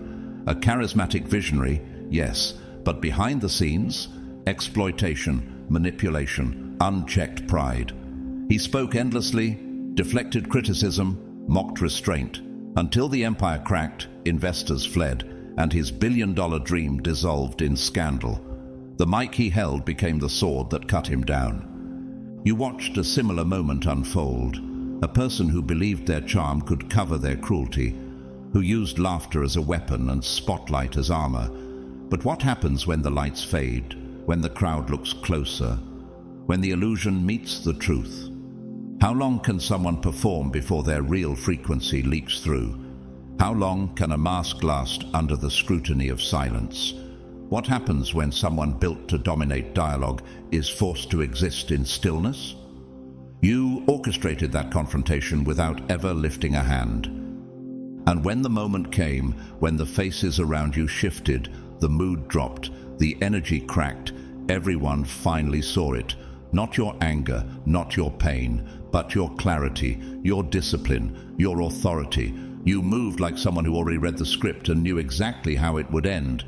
Because you did. They craved applause like oxygen, didn't they? Every word they spoke, every exaggerated laugh, every theatrical entrance. They were performing, not living. Their charisma wasn't rooted in confidence, but in desperation. They were playing to the crowd, feeding off shallow validation, hoping that loudness would be mistaken for leadership. And while they thrived on the shifting sands of perception, you were moving on bedrock. You walked in rooms not to impress, but to align. And alignment, chosen one, cannot be manufactured. It can only be cultivated in the quiet chambers of discipline, prayer, and divine resonance. So why did their voice grow louder every time you entered the room? Why did their jokes aim sharper, their body language get bigger, their presence more demanding? Because even without speaking, your energy disrupted their illusion. Even without trying, your stillness announced something their ego couldn't compete with. And deep down they knew, authority doesn't perform, it emanates. When you walk through the fire, you will not be burned. The flames will not set you ablaze. Isaiah 43:2. This wasn't just about confidence, it was about frequency. They were broadcasting insecurity at a high volume, but you were resonating with a frequency that only heaven could author. They cracked jokes at your expense, but every punchline only revealed the hollowness behind their smile. And when the moment came, when the tension finally gave way to truth, it wasn't your words that shattered the illusion. It was your weight. The kind of weight only carried by someone who has survived fire, wilderness, and war, and came back glowing. Take the story of Daniel. The satraps and administrators were threatened by his excellence, so they plotted to take him down with public spectacle. Yet when Daniel stood, he didn't yell, perform, or beg for attention. He simply aligned with God. And when the lions couldn't consume him, the room froze. The power shifted. Then King Darius wrote to all the nations, "I issue a decree that in every part of my kingdom people must fear and reverence the God of Daniel." Daniel 6:25-26. One man's authority silenced a nation's mockery. But what does that look like today? In a small creative agency, a young designer named Alethea worked silently, consistently producing visionary work that transformed brands. Her manager, Lucas, a charming, extroverted man, routinely stole credit, made sly remarks in meetings, and manipulated the narrative to elevate himself. People laughed at his jabs. They clapped when he made bold pitches. But over time, the clients noticed something. The brilliance they praised never came from his hand. It was Alethea's quiet excellence, her unwavering energy, that built the success. One client requested her directly, then another, then the board. Within months, Lucas was out. Alethea never fought. She just never stopped being excellent. The room didn't shift because of confrontation. It shifted because truth walked in wearing quiet shoes. And in nature, you see this mirrored in the tectonic plates, those unseen foundations beneath the Earth's surface. They move in silence, yet when their alignment is disrupted, the entire world trembles. Earthquakes aren't loud until they break through.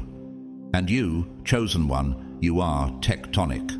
Not flashy, not loud, but world-shifting when divine timing strikes. While they danced for attention, you stood in your assignment. And what about real life? Look at the legacy of Pope John Paul II, a man of deep conviction who never sought the spotlight, but through calm persistence and spiritual clarity, reshaped history. He didn't roar, he resonated, and millions felt it.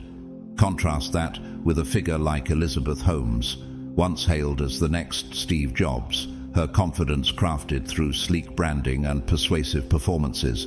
But as scrutiny came, the illusion cracked. Her empire collapsed, because the truth doesn't bend to applause, it waits for exposure. Isn't that what happened with you? They tried to control the room with noise. But how do you control a storm that doesn't respond to wind? How do you outshine a presence that doesn't require spotlight? What do you do when someone refuses to compete? Because they've already won in realms you can't fake. They tried to mock you into shrinking, but how do you embarrass someone who isn't performing? How do you destabilize someone who's not plugged into the same circuit of approval? Their power was borrowed from audience reaction, from public image, from distraction. Yours was built in the quiet, in obedience, in isolation, in divine alignment. And when the spotlight flickered, their mask slipped. That's when the audience finally saw the difference.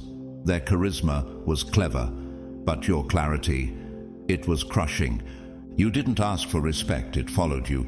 You didn't announce your crown, you wore it invisibly, and heaven made sure it gleamed when the moment came. That's the mystery of real authority. It moves subtly until it moves everything, and that's what humiliated them. They weren't prepared for truth to be so still. They weren't ready for a presence so unmoved that it became a mirror, reflecting every crack in their illusion. So when the applause died, when the room stopped echoing with laughter, it wasn't because you said anything, it was because you didn't have to. There's a unique silence that falls over a room when imitation stands face to face with authenticity. And that silence, you caused it without even trying. You weren't dressed for performance. You weren't adorned with bravado or fueled by applause. You didn't walk in craving attention. You simply embodied what they had been pretending to be all along. That's what ruptured their illusion. That's what made them panic. Because everything they'd been trying to sell, you already carried by nature.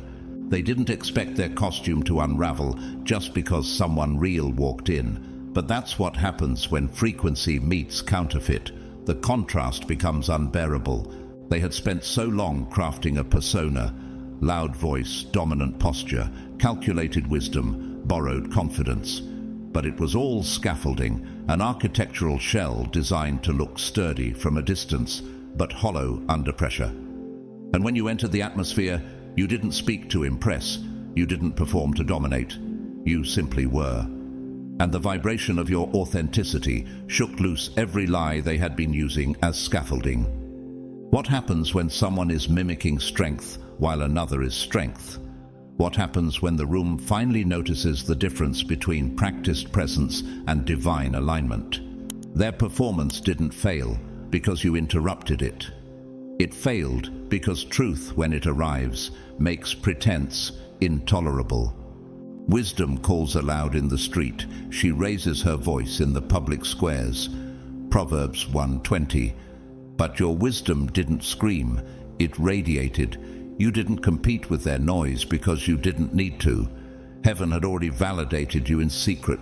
You were moving in truth, not tactics. Like Moses, who came down from Mount Sinai, not with empty declarations, but with his face literally glowing from time with God. Exodus 34:29. He didn't announce himself, he didn't brag. But the people trembled, not because of what he said, but because of what he had become. You carried that same radiation, chosen one, not one you could fake, not one you could rehearse, but one forged in silence, obedience, and heavenly fire. So what broke the illusion for them? Was it your posture, or the fact that you never needed to posture in the first place? Was it your words, or the fact that you didn't rely on them to prove anything? You see it in the downfall of Adam Levine's carefully curated image, pop star, frontman, seemingly in control. But when allegations of manipulation surfaced, the charm cracked, the smile faded, because no amount of charisma can mask duplicity when integrity enters the room. The audience shifted, not because of loud accusations, but because of visible inconsistency. And this dynamic played out again when Alondra, a behavioral therapist from San Diego, attended her company's leadership retreat. One of the senior team members, Raymond, often dominated conversations with philosophical jargon and feigned confidence. But when Alondra quietly offered insights rooted in lived wisdom, empathy, and strategic clarity, the room leaned toward her without force. Raymond's energy started unraveling.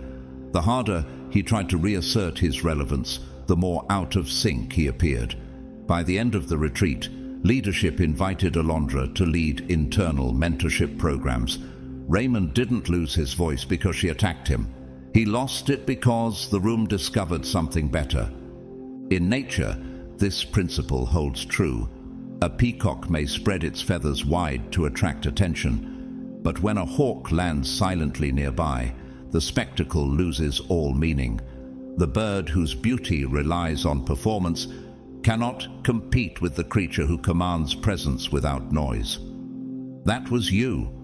You were the hawk, not flamboyant, but undeniable. Let another praise you and not your own mouth, a stranger and not your own lips. Proverbs 27:2. And that's exactly what happened. You never had to campaign for respect. It found you on its own. Their applause began to shift directions, and they couldn't stop it. Theologians often describe this as ontological weight, the felt presence of a being that is deeply rooted in identity, not role. And when someone with ontological weight walks into a space, pretense can't breathe. That's why their jokes fell flat. That's why their swagger dissolved. That's why the air shifted. And that's why it stung. They weren't just embarrassed by you, they were exposed by you. They spent years building a stage, choreographing their moves, mastering their voice. But the truth is, they were always auditioning for a role they were never meant to play. And when the real thing showed up, the curtain dropped. Their act fell apart, not because you tore it down, but because your presence made the act look ridiculous. For the Lord sees not as man sees. Man looks on the outward appearance, but the Lord looks on the heart. 1 Samuel 16:7. That's what heaven always saw in you, and now earth is catching up. So what happens when a mirror refuses to lie? What do you do when the reflection shows you're not the one they thought was weak, you're the one they can never replicate? You didn't just survive their jealousy, you reframed the entire scene, without lifting a finger, without throwing shade, without needing an audience to see it happen. But they saw it. Oh, they saw it. The unsettling part? You didn't try to win, you weren't even playing the same game. And yet your calm dismantled their chaos. Your stillness turned into strategy. And your presence, it became a mirror, one they couldn't avoid. So when they looked into that mirror, what did they see? A person trying to copy a version of you they could never become. A self-made mask, slipping inch by inch. An empire built on impressions, crumbling in the face of someone who no longer needed to impress. It wasn't vengeance, it was revelation. And revelation never misses. You didn't just witness a fall, you triggered a cleansing. And you didn't even have to lift a finger. There they were, a confident crew moving like a synchronized wave of smug superiority, orbiting their leader like he was invincible.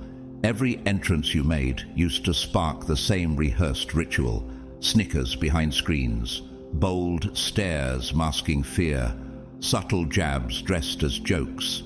The loyalty they displayed wasn't rooted in truth. It was borrowed authority. They weren't backing wisdom, they were parroting dominance. And all it took was one crack, one undeniable unveiling of truth, and the entire dynamic imploded. When pride comes, then comes disgrace. But with humility comes wisdom. Proverbs 11:2. They followed someone not because he was worthy, but because he was loud. But what happens when volume can no longer mask vacancy? What happens when borrowed boldness is put on trial by undeniable presence? The room shifted when their so-called leader started to unravel. You didn't interrupt, you didn't accuse, you didn't play their game, but divine timing did. And when it came, it was surgical. One misplaced sentence. One moment of exposed contradiction, one silent glance from you, and the false narrative collapsed like a failed bridge under its own weight. Why did their leader start stammering when truth arrived? Why did the crew, once so bold, suddenly stare at the floor, avoiding eye contact with one another? Because cognitive dissonance is violent when collective illusion meets undeniable revelation. And this is exactly what happened to Saul, the first king of Israel. He started strong, handsome, chosen by the people, but his ego grew louder than his obedience. He feared being outshined, he feared silence. And when David, young, soft-spoken, anointed, stepped into the battlefield with nothing but trust and a sling, Saul's authority cracked. His crew, once loyal soldiers, began to see the difference. Saul has slain his thousands, and David his tens of thousands. 1 Samuel 18:7. A single moment of clarity undid the illusion of power. That's what you carried into that space. A spiritual resonance that didn't shout, but vibrated through every wall of pretense. They laughed because they thought they knew the hierarchy. They didn't realize heaven had rewritten the blueprint, and you were the new architecture. Look at Nelson Mandela, a man once mocked, isolated, stripped of earthly power. But after years of silent conviction, when the truth of his integrity was finally revealed, the system that mocked him crumbled. His captors became witnesses, his enemies became footnotes, his truth outlived their power plays. And in contrast, think of Billy McFarland, the man behind the infamous Fire Festival, a charismatic leader with bold ideas, a confident crew, and blind followers who believed in his illusion. But when reality hit, it hit hard. His team scattered, investors pulled out, his kingdom of hype disintegrated. He wasn't just exposed, he was evicted. Not just physically, but morally, socially, spiritually. You didn't just see this play out, you catalyzed it. In a small non-profit office in Chicago, Maris had always been the one targeted. Quiet, intuitive, consistent. Her director, Garrett, ran the department like a personality cult. His team of 5 mirrored his arrogance, enforcing his ego like spiritual bodyguards. But one day, during a budget meeting, Maris calmly laid out a timeline of discrepancies. No anger, no shade, just facts, receipts. The silence that followed was volcanic. Garrett deflected, panicked, tried to joke, but no one laughed. His followers looked at him differently. Within weeks, he resigned. 2 of his inner circle apologized to Maris. A third broke down in tears, confessing she'd always known something was wrong. You didn't just dismantle a man, you deconstructed a false system. In nature, this pattern echoes. Termite queens rule in darkness, surrounded by a colony trained to protect. But when a shaft of sunlight breaks through the wood, the structure disintegrates.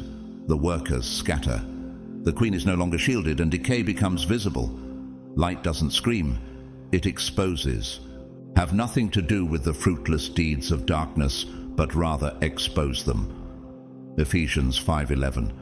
The spiritual truth is this: they were not just embarrassed, they were spiritually evicted.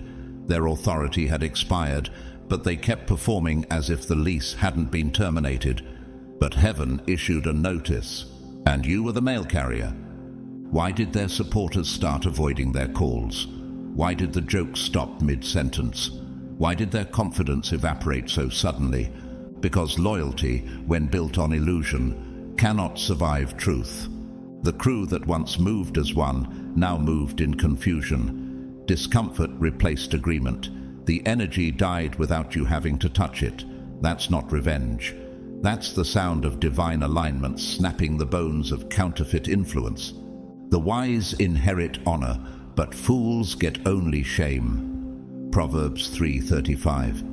And shame, when it arrives unannounced, doesn't just stain the leader. It spills across the ones who followed blindly. They mocked the wrong one. They thought the quiet one was controllable. But heaven has always favored the underestimated. The battle belonged to the Lord, and the Lord has vindicated you. The truth isn't just on the table now, it's the table, and you're seated at it, in peace, in power, in prophetic authority. The one they laughed at, that's the one heaven backed. You didn't destroy them, truth did. You didn't orchestrate their downfall, you simply refused to disappear.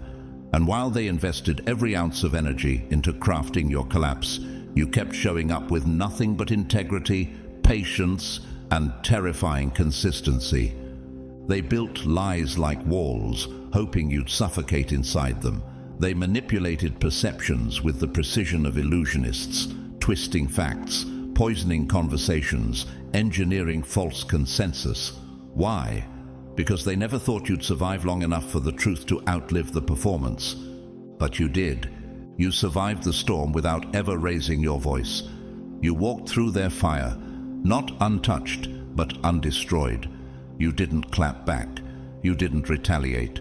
You let time do what time always does when partnered with truth. It exposes architecture built on falsehood. What happens when a lie is forced to coexist with unshaken peace? What happens when the narrative collapses under the weight of time? As the prophet Isaiah once declared, "No weapon formed against you shall prosper, and every tongue which rises against you in judgment you shall condemn." Isaiah 54:17. But in your case, you didn't even speak the condemnation. Your endurance did, your peace did, your presence did. Each time they rehearsed the script that painted you as the villain, your silence became their contradiction. Every step you took in quiet obedience began to echo louder than their accusations. Every moment you remained unbothered was a tectonic shift in the narrative. Just as Jesus stood silent before Pilate, Matthew 27:14, refusing to defend himself against false testimony, you too chose divine restraint. And what was the result? The crowd that once mocked began to question. The audience that cheered them on began to notice cracks in the story. Why were they so nervous if you were the threat? Why did their energy feel rehearsed, strained, and increasingly fragile? And here's the deeper truth. Lies are like parasites. They require the absence of light to survive. But your presence, anchored in divine truth, became sunlight. You didn't burn them, you revealed them. The light shines in the darkness, and the darkness has not overcome it. John 1:5. Even psychologists have studied the impact of emotional dissonance. When someone's outward confidence contradicts the undercurrent of insecurity they can't hide. You were their contradiction. Your calm began to betray their chaos. Your consistency disrupted their credibility. You became their mirror. And what happens when a mirror doesn't reflect what you want to believe? It becomes a source of shame, embarrassment, exposure. That's what happened to Darren, CEO of a tech startup who built his brand on charisma and curated quotes. Behind closed doors, he sabotaged employees he saw as competition. He targeted his lead designer, Ava, with subtle lies, positioning her as unstable. But Ava never retaliated. She just kept delivering excellent work, kept being steady, kept showing up.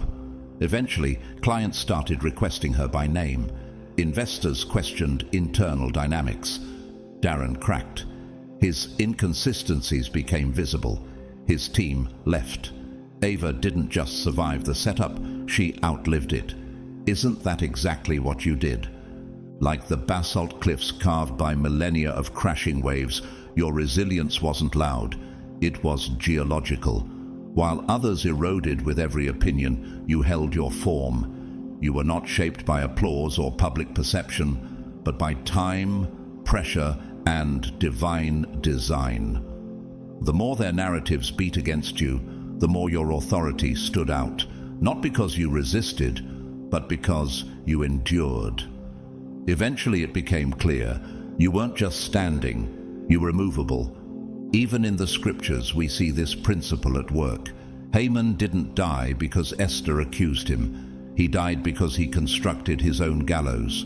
So they hanged Haman on the gallows he had prepared for Mordecai. Esther 7:10. That's not revenge.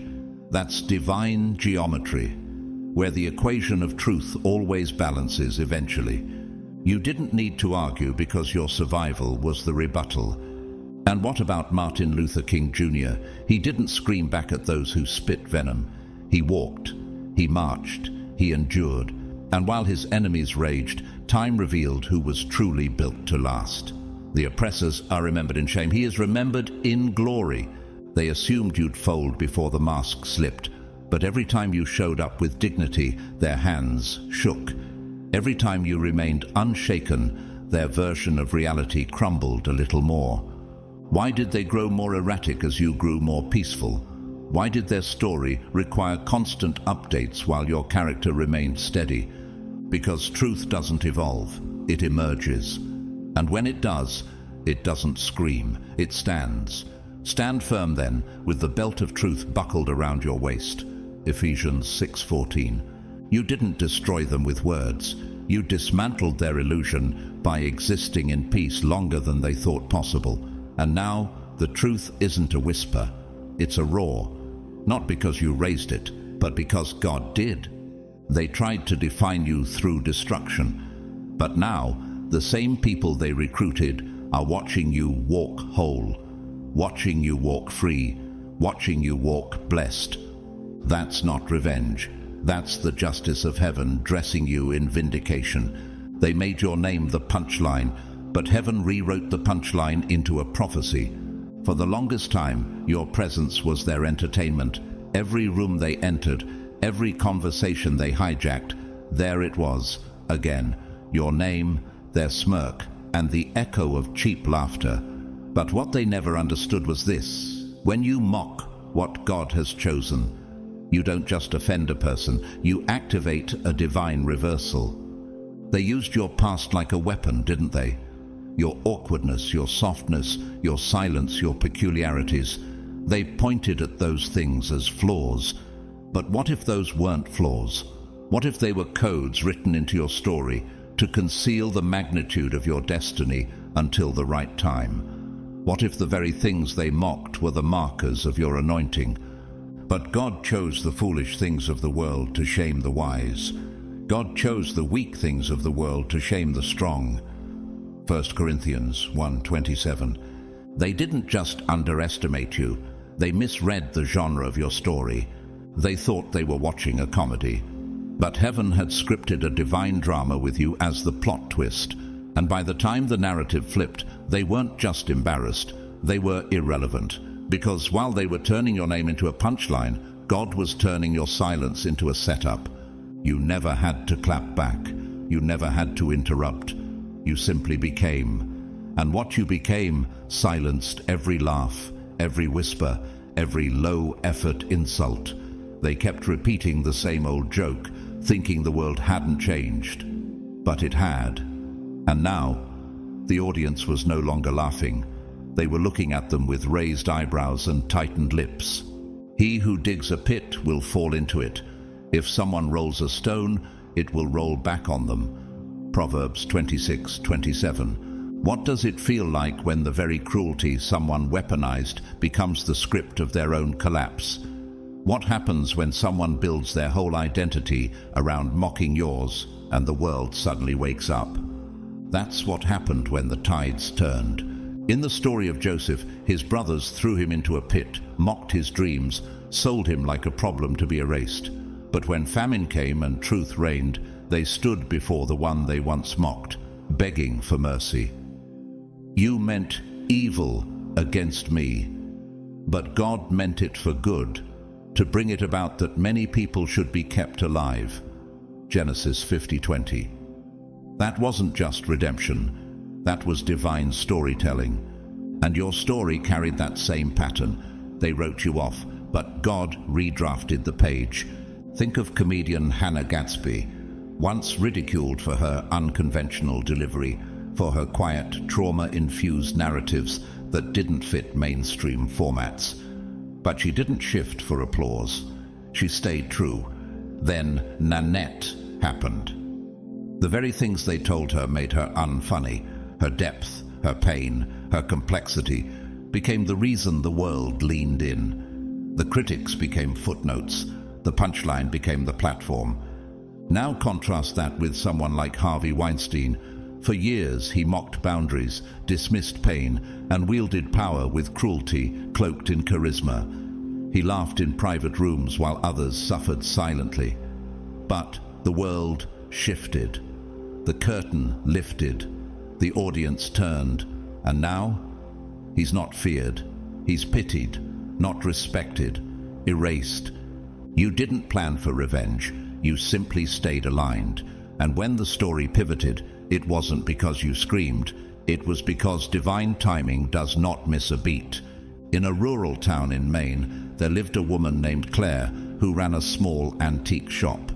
For years, she was mocked by a group of social elites for her old clothes, her quiet demeanor, and her belief in prophetic dreams.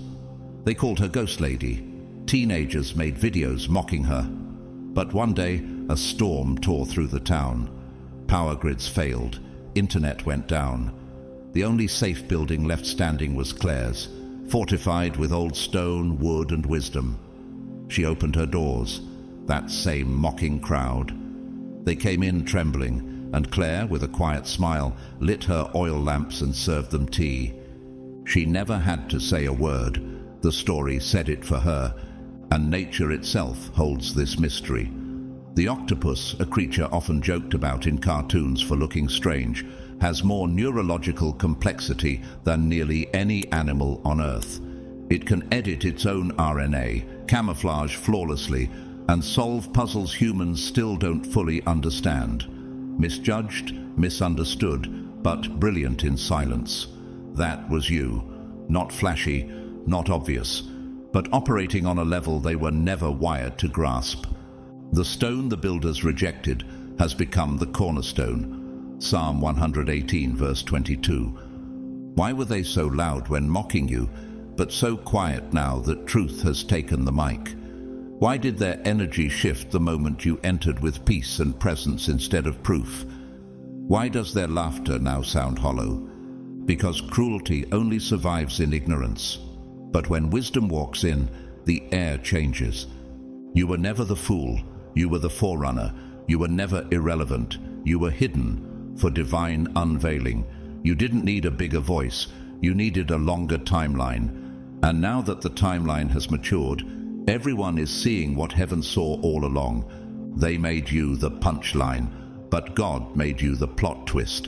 And no one's laughing now, not because you struck back, but because truth walked on stage wearing your name. You need to understand something, chosen one. What happened to them wasn't just awkward. It wasn't just a moment of public failure or a misstep that made the room uncomfortable. It was cosmic collapse, a spiritual shutdown, an invisible courtroom issuing a visible verdict. The humiliation they experienced didn't begin in the natural realm. It was initiated in the heavenlies. That wasn't just a bad day. It was divine justice, perfectly timed, surgically executed. They didn't just lose influence, they lost access. For a long time they walked around like they were glowing, but it wasn't their own light.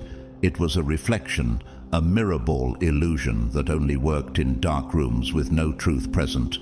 They spoke with swagger that was stitched together from borrowed personas, from mimicry, from manipulation, and while it looked convincing, it was always hollow. Woe to those who call evil good and good evil, who put darkness for light and light for darkness. Isaiah 5:20. That's what they built, a reversal, a distortion. But distortion can only last so long in the presence of clarity. And the moment you stood still in truth, their illusion had nowhere left to hide.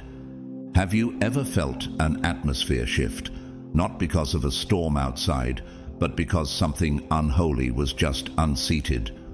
That's what happened. Their voice cracked, their confidence buckled, and the silence in the room didn't feel neutral. It felt judgmental, and not from people, from the unseen. Why did their jokes stop working? Why did their charisma suddenly feel like static? Why did the very energy they used to dominate with begin to repel others? Because a verdict had been passed. God opposes the proud, but gives grace to the humble. James 4:6. They were operating on stolen energy, spiritual theft, pretending to walk in light, when in fact they were cloaked in shadow. And when that expiration date came, heaven didn't need fire or lightning to end it. Heaven simply withdrew. And when heaven backs away, everything collapses. Just ask King Nebuchadnezzar, once the most powerful ruler on earth, whose ego reached so high it pierced the heavens. God warned him. He ignored it. Until one day, mid-sentence, mid-glory, he was struck down by divine decree. Immediately, what had been said about Nebuchadnezzar was fulfilled. He was driven away and ate grass like the ox. Daniel 4:33. That wasn't just punishment. That was a divine interruption of illusion. In modern times, we saw a similar unraveling with Harvey Weinstein, a film mogul who abused power, manipulated systems, and built an empire off fear and silence. He seemed untouchable, until one moment shattered the facade. One testimony, one crack. And then, like a flood, the narrative broke. Not because people got louder, but because the truth woke up. Weinstein didn't just lose his reputation, he was spiritually evicted from influence. The same pattern unfolded in a smaller, yet equally powerful way in the life of Brenna, a young woman working in ministry. Her director, Marcellus, known for his eloquent preaching and public compassion, privately shamed her, sabotaged her ideas, and gaslit her loyalty. For years, people saw him as a father figure in the faith. Until one silent Sunday, as he prepared to speak, something shifted. He couldn't find the words. His mouth stammered, his energy shriveled. The sermon never landed, no scandal, no confrontation. But within weeks, attendance dropped, questions rose, and the board quietly transitioned him out. Brenna never said a word, but the heavens had. It wasn't her voice that moved him. It was divine withdrawal. You were standing in that same current, weren't you? You felt it. The temperature drop, the room lose focus. The eyes that once admired now blinked in confusion. That's because the illusion died. Not with a bang, but with a vacuum. A holy void. And the natural world knows this too. Look at the anglerfish, a deep-sea predator that glows in the darkness to lure its prey. Its light is not its own, it's bacterial, a false beacon. But when the environment changes, when light from above reaches the depths, the anglerfish becomes powerless, exposed, absurd. That's what happened to them. The light from above finally pierced the deep. There is nothing concealed that will not be disclosed, or hidden that will not be made known. Luke 12:2. You didn't have to expose them. The atmosphere did. You didn't have to clap back. The courtroom of heaven already rendered a verdict. You didn't dismantle their influence. The plug was pulled on borrowed power, and the stage went black. So why do they walk differently now? Why do they speak with hesitation, avoid your eyes, retreat from the very spotlight they once craved? Because something left them. They don't know how to explain it, but you do. The mantle they pretended to carry was revoked. The illusion they curated was cancelled. They didn't just lose reputation, they lost spiritual coverage. That wasn't embarrassment, that was eviction. And heaven made sure it echoed. They thought your silence was surrender. They mistook your calm demeanor for defeat. But what they couldn't see, what their eyes were too carnal to discern, was that your restraint wasn't human, it was holy. You didn't stay silent because you lacked words. You stayed silent because you had access to a courtroom they didn't know existed. Your stillness wasn't an absence of strength. It was evidence of spiritual jurisdiction. You stood there, calm as glass, while storms swirled around you. But like a dam engineered by divine architecture, you held back the flood that could have drowned their credibility in seconds. Why didn't you release what you knew? Why didn't you reveal the screenshots, the voice memos, the receipts that could have brought them to their knees? Why didn't you retaliate the way everyone expected you to? Because heaven whispered to your soul, "Be still." Not out of passivity, but out of posture. Not out of fear, but out of frequency. Jesus, during his trial, stood in silence before Pilate, Matthew 27:14. Even though he held all power to call down legions of angels. That was not weakness, it was strategic surrender to the will of the Father. He knew that some verdicts must come from above, not from the crowd. And you knew it too. That same spirit rested on you. And just like Jesus' silence didn't delay the resurrection, your quietness didn't delay your vindication. It accelerated it. Have you noticed how their confidence collapsed, not in days, but in moments? Have you watched someone unravel publicly while you didn't have to say a word? Have you ever witnessed the unraveling of arrogance that once seemed invincible? That's because when you're aligned with divine timing, justice doesn't shout, it echoes. The case of Dieter Rams, the legendary German industrial designer who said, "Good design is as little design as possible." His minimalism redefined modern aesthetics. But what people forget is how he watched lesser designers plagiarize his work and mock his principles, until the market shifted and exposed their lack of substance. Rams didn't clap back. He just kept building in silence, and now his legacy outlives theirs. That's what divine restraint looks like in motion. In contrast, Bernie Madoff, a former investment advisor once trusted by the elite of Wall Street, projected unwavering confidence as he operated the largest Ponzi scheme in history. His downfall came not through confrontation, but through quiet investigation. The exposure didn't just bankrupt portfolios, it destroyed lives. His public collapse wasn't loud in tone, but seismic in consequence. He died in prison, stripped not just of status, but of significance. False confidence eventually implodes under its own weight. Your silence, on the other hand, was sacred. It wasn't empty, it was encoded with heaven's algorithms. There's a principle in physics called potential energy. It's stored power, not visible yet, but capable of release when the time is right. You were like a bowstring pulled back, not weak but charged. You didn't react because you were reserved for release. Take the example of Alma Reyes, a quiet woman who worked in human resources at a global firm. She discovered major corruption in her department, but said nothing, not out of fear, but because she was waiting for the appointed hour. When the whistle finally blew, she wasn't the one who sounded it. It was a compliance audit that confirmed everything. Alma's name was cleared, and she was promoted to Global Ethics Officer. She didn't push her way to justice. She aligned herself with it, and nature confirms this rhythm. The snow leopard, elusive and majestic, does not roar like lions.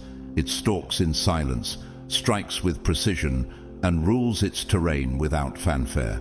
You move like that, hidden but holy, unseen but undefeated. Why do you think people froze the moment your adversary crumbled? Why was the room so quiet? Even the ones who supported them said nothing. Why did it feel like time slowed down, as if creation itself was watching? Because the atmosphere recognized what just happened wasn't mere embarrassment.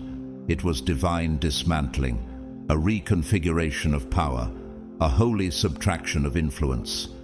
Your enemies didn't just lose followers, they lost credibility in dimensions they cannot repair. That moment wasn't viral, it was vibrational. The resonance of that silence still shakes rooms they enter.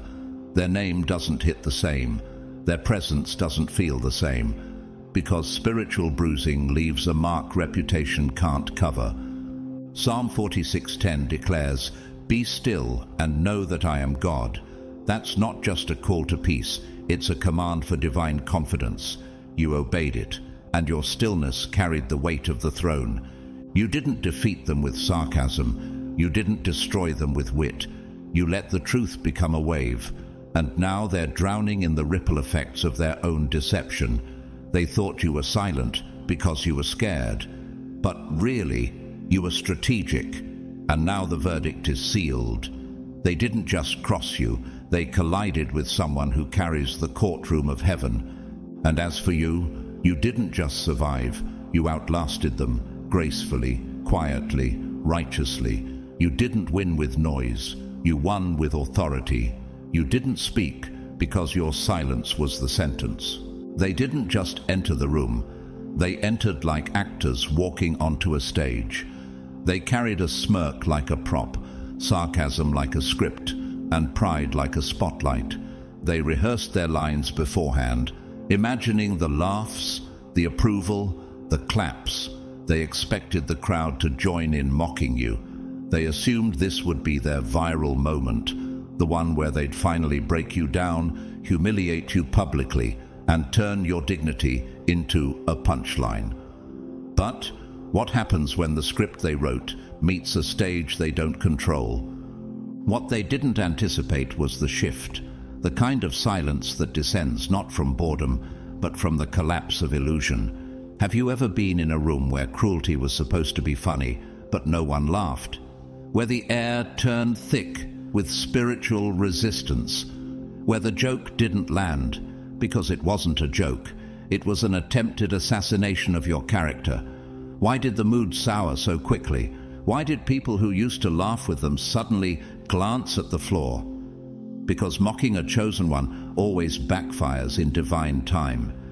In Matthew 12:36, Jesus warned, "Everyone will have to give account on the day of judgment for every empty word they have spoken." That moment wasn't empty, it was recorded, not by cameras, but by heaven. And when the book is opened, even sarcasm gets read aloud. They tried to weaponize humor, but the audience saw through it, because charisma without character is dangerous, and humor without holiness always dissolves into harm. You didn't flinch, you didn't fold.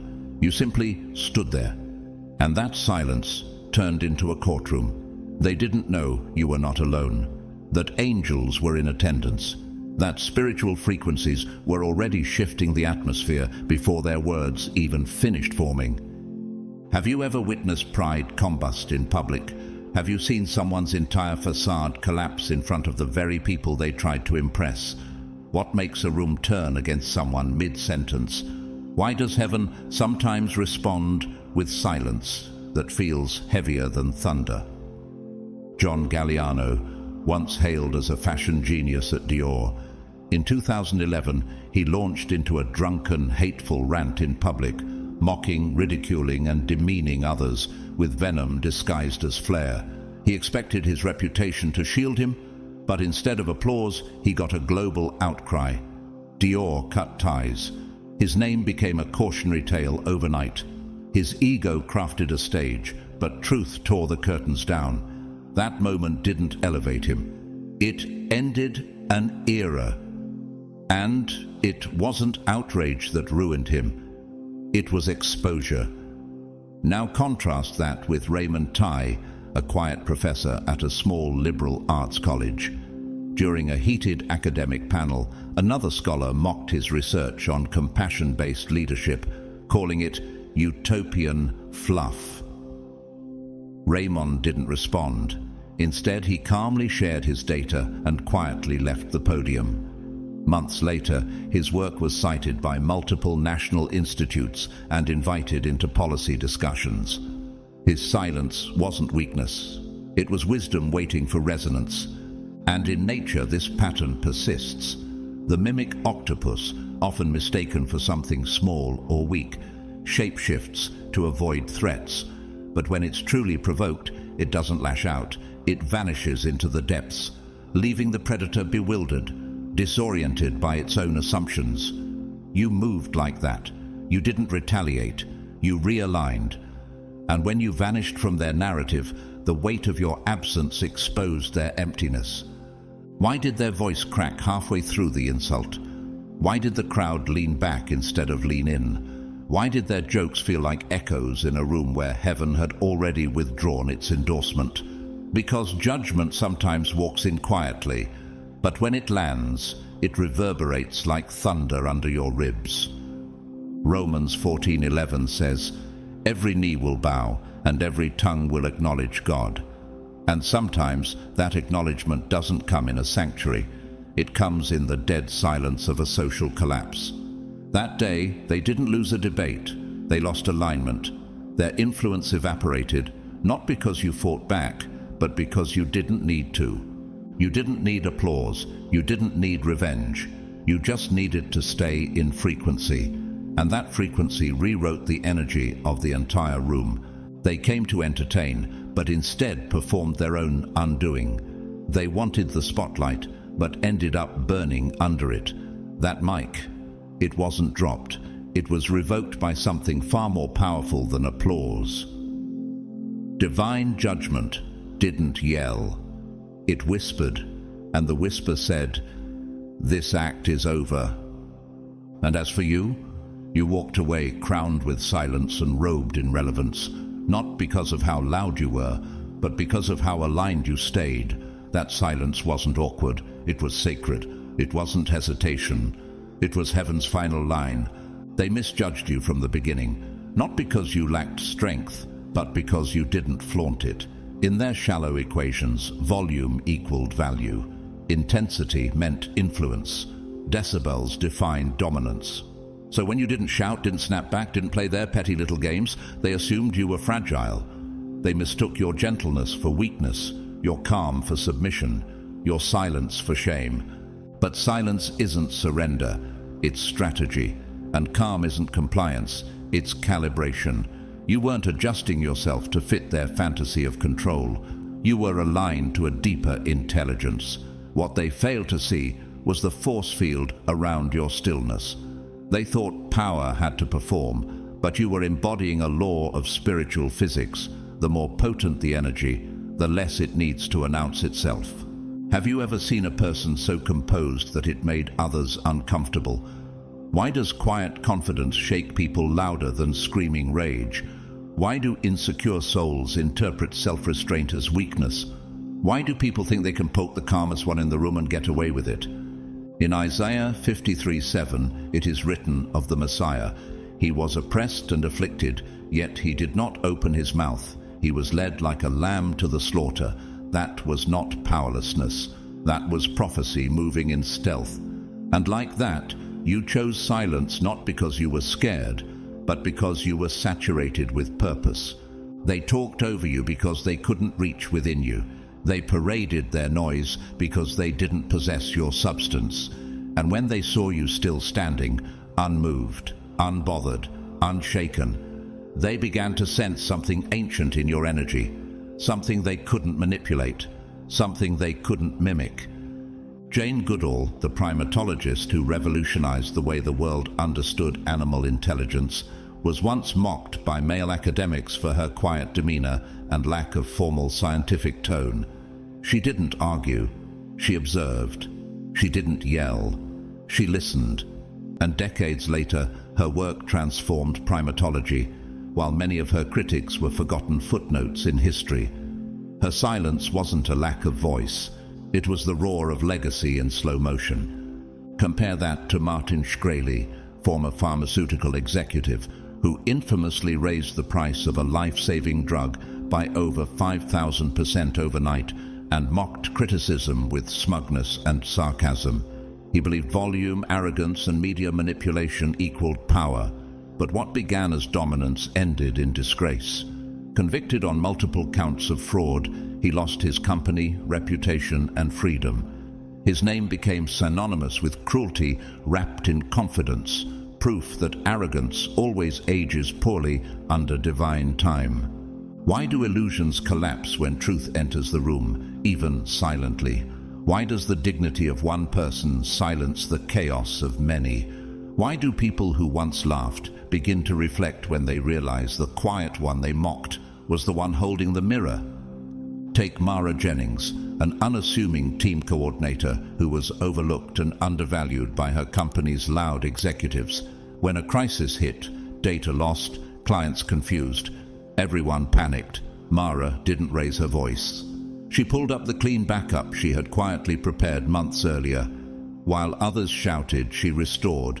While they explained, she delivered. Leadership was never about volume. It was always about vision. Even the glass frog, almost completely translucent and barely visible to the naked eye, thrives in the dense rainforests of Central America. Its survival isn't loud or flashy. It lives undetected, protected by its stillness and transparency. But when researchers finally observe it under the right conditions, they find systems of resilience, precision, and order beating beneath its clear skin. You were like that. Quiet, overlooked, underestimated. Until the moment when clarity exposed your brilliance. They underestimated you. They calculated your strength based on noise, not nucleus. But spiritual authority isn't measurable in external theatrics. It's built in frequency. And when your frequency is tuned to truth, false systems short-circuit around you. Proverbs 17:27 declares, "The one who has knowledge uses words with restraint, and whoever has understanding is even-tempered."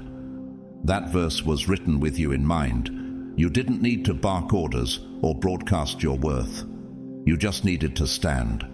And your stand spoke in wavelengths far louder than their shouts. They expected a reaction, but encountered reflection. They wanted a fight, but witnessed a fold in their own facade. Their mockery boomeranged, their pride cracked under pressure, because when the quiet one rises, the whole structure re-evaluates its foundation. You didn't raise your voice, you raised the spiritual bar. You didn't seek revenge, you let reality take its course. You didn't crumble. They did, under the very weight of the silence they thought meant nothing. And in the end, they realized you weren't weak. You were simply out of their algorithm, not built for their metrics, not formed in their mold. You were forged in the stillness of sacred fire. And when the heat rose, it was their illusion that melted, not your spirit. You didn't just win. You altered the entire gravitational field of their influence. You didn't clap back with venom. You rose with clarity. And that elevation caused a recalibration. They built their identity like a constellation, with themselves at the center, and you as a lesser star orbiting around their ego. But when your truth emerged, like a supernova of silent strength, the whole system destabilized. They didn't just lose you, they lost the illusion that propped them up. What happens when someone's confidence was never rooted in character, but in comparison? What happens when their glow was just your light bouncing off their mask? They thought tearing you down would crown them, that mocking you would magnetize attention, that diminishing your worth would increase theirs. But their strategy had a flaw. It depended on your silence and submission. And when you stopped orbiting their insecurity, they lost gravity. In Luke 6:45, Jesus said, "Out of the abundance of the heart the mouth speaks," and their words were never innocent. Every joke had venom, every compliment came with a hook. They wrapped poison in pretty paper, thinking no one would notice. But the truth has a frequency that never flatlines. It hums through the air until something shatters. Have you noticed how those who once sat close to them now sit quieter? Why do group chats suddenly go silent after their outburst?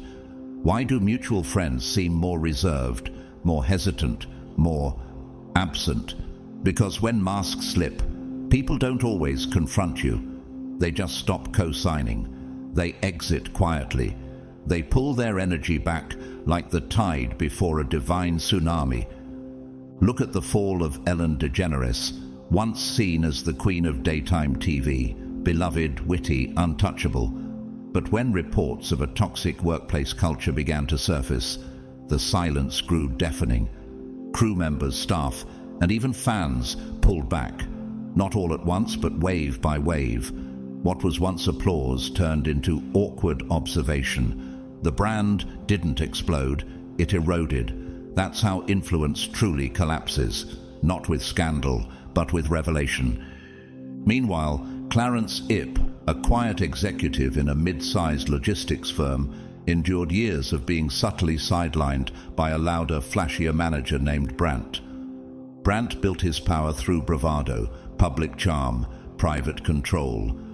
But when a merger audit came through, Clarence's quiet consistency, meticulous records, and humble leadership became the standard. The company restructured. Brandt was demoted. Clarence didn't celebrate. He simply kept building. He altered the current, not with noise, but with integrity. You did that too. You shifted things. You changed the climate, not with a speech, but with frequency. When energy rises, things built on instability tremble.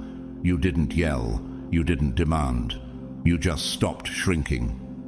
And that subtle movement sent shockwaves through every dynamic that depended on your silence to survive. In nature, this phenomenon is mirrored in the moon jellyfish. It moves almost imperceptibly, pulsing in and out of flow, but its presence alters entire marine ecosystems. Water currents shift around it. Predators navigate differently because of it. It doesn't fight for dominance. It creates conditions where fake strength can't thrive. Have you ever wondered why their circle feels thinner now?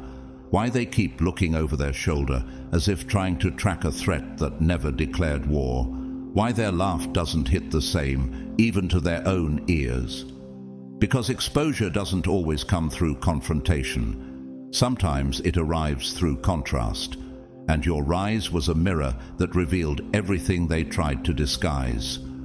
Romans 2:16 speaks of the day when God will judge people's secrets through Jesus Christ. But sometimes that judgment starts early, through the conviction of a clean life standing next to a counterfeit one. You didn't throw shade, you shined, and their darkness became obvious by comparison. Why do people text them differently now? Why did the same ones who once hyped them now send dry responses? Why did the invitations stop? Why is the silence so loud? Because people are spiritual beings. They sense when something's off, even when they can't name it. The collapse wasn't public, it was orbital. Their influence didn't shatter, it shrank. And for someone addicted to applause and attention, that's a type of wilderness they never prepared to navigate. You didn't destroy them, you just stopped orbiting them, and that was enough. Enough to unravel the systems they built around image, dominance, and curated charm. Enough to dislodge their false authority. Enough to show the room what real power looks like. Calm, anchored, unwavering. You became a gravitational shift, a silent awakening, and now the fallout is still echoing. Not as gossip, but as distance. You didn't just win. You destabilized a false kingdom and made space for something real to rise in its place. They weren't just embarrassed, they were spiritually disrobed. This wasn't a stumble or a social hiccup. This was divine exposure, a complete unveiling of what had been hidden beneath charm, posture, and performative power. The room didn't just witness a mistake, it witnessed a revelation. What fell wasn't their status. What collapsed was the illusion they had been surviving on for years. For so long, they had built their presence like a theatrical set, impressive from the front, hollow from behind. They had studied how to sound wise, how to mimic spiritual language, how to posture like a leader. Their aura was rehearsed, their power was borrowed, their words were second-hand. But when the atmosphere shifted, everything they once used to control the room lost its grip. Why? Because truth carries weight, and when it lands, false constructs can't hold up under its pressure. Have you ever watched someone unravel in real time, not physically but energetically? Have you felt the chill in the room when pretense finally breaks? Why is it that silence feels louder after exposure? Why does the soul react so viscerally to spiritual collapse? Job 26:13 says, "By his breath the skies became fair. His hand pierced the gliding serpent." God doesn't always bring down empires with a roar. Sometimes he uses a whisper, a glance, a shift in presence, and the serpent of falsehood is pierced. That's what happened here. The breath of truth entered the room, and it dismantled everything. They thought they were in control, but what they had was momentum built on manipulation. Their confidence was costume, their authority a fabrication, and in a moment, without warning, light hit their image just at the right angle, and the shadow behind it expanded. They couldn't redirect it. They couldn't recover it, because the room had already spiritually recalibrated. Carlos Mendez, a celebrity spiritual advisor who built a following online with polished words and stage-lit sermons, was once heralded as a modern-day prophet. But when multiple former assistants revealed abusive control behind the scenes, intimidation, financial manipulation, emotional gaslighting, his followers didn't erupt in outrage. They went quiet. Slowly, partnerships vanished, bookings were cancelled, and worst of all for him, reverence died. That's the power of truth. It doesn't scream. It empties the room. In contrast, Neria Okafor, a soft-spoken community elder in Lagos, never wore titles or sought stage lights. But when a natural disaster struck her region, it was her wisdom, preparation, and quiet faith that preserved dozens of families. She didn't need a platform. Her integrity created gravity.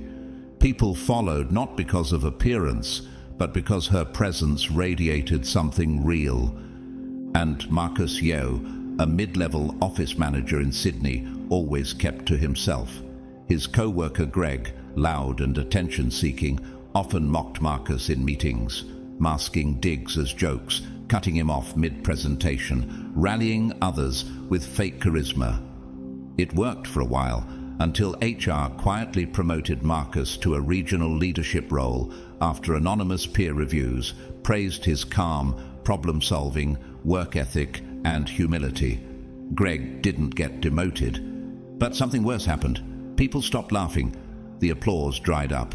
The mask cracked. And Greg? He's still showing up, but no one's following him anymore. And nature reflects this divine unveiling. The mantis shrimp, a small sea creature, possesses the most complex vision known to science, seeing polarized light and detecting realities invisible to the human eye. When it perceives deception in another creature, it doesn't charge. It simply adjusts its position to reveal the predator's silhouette in full.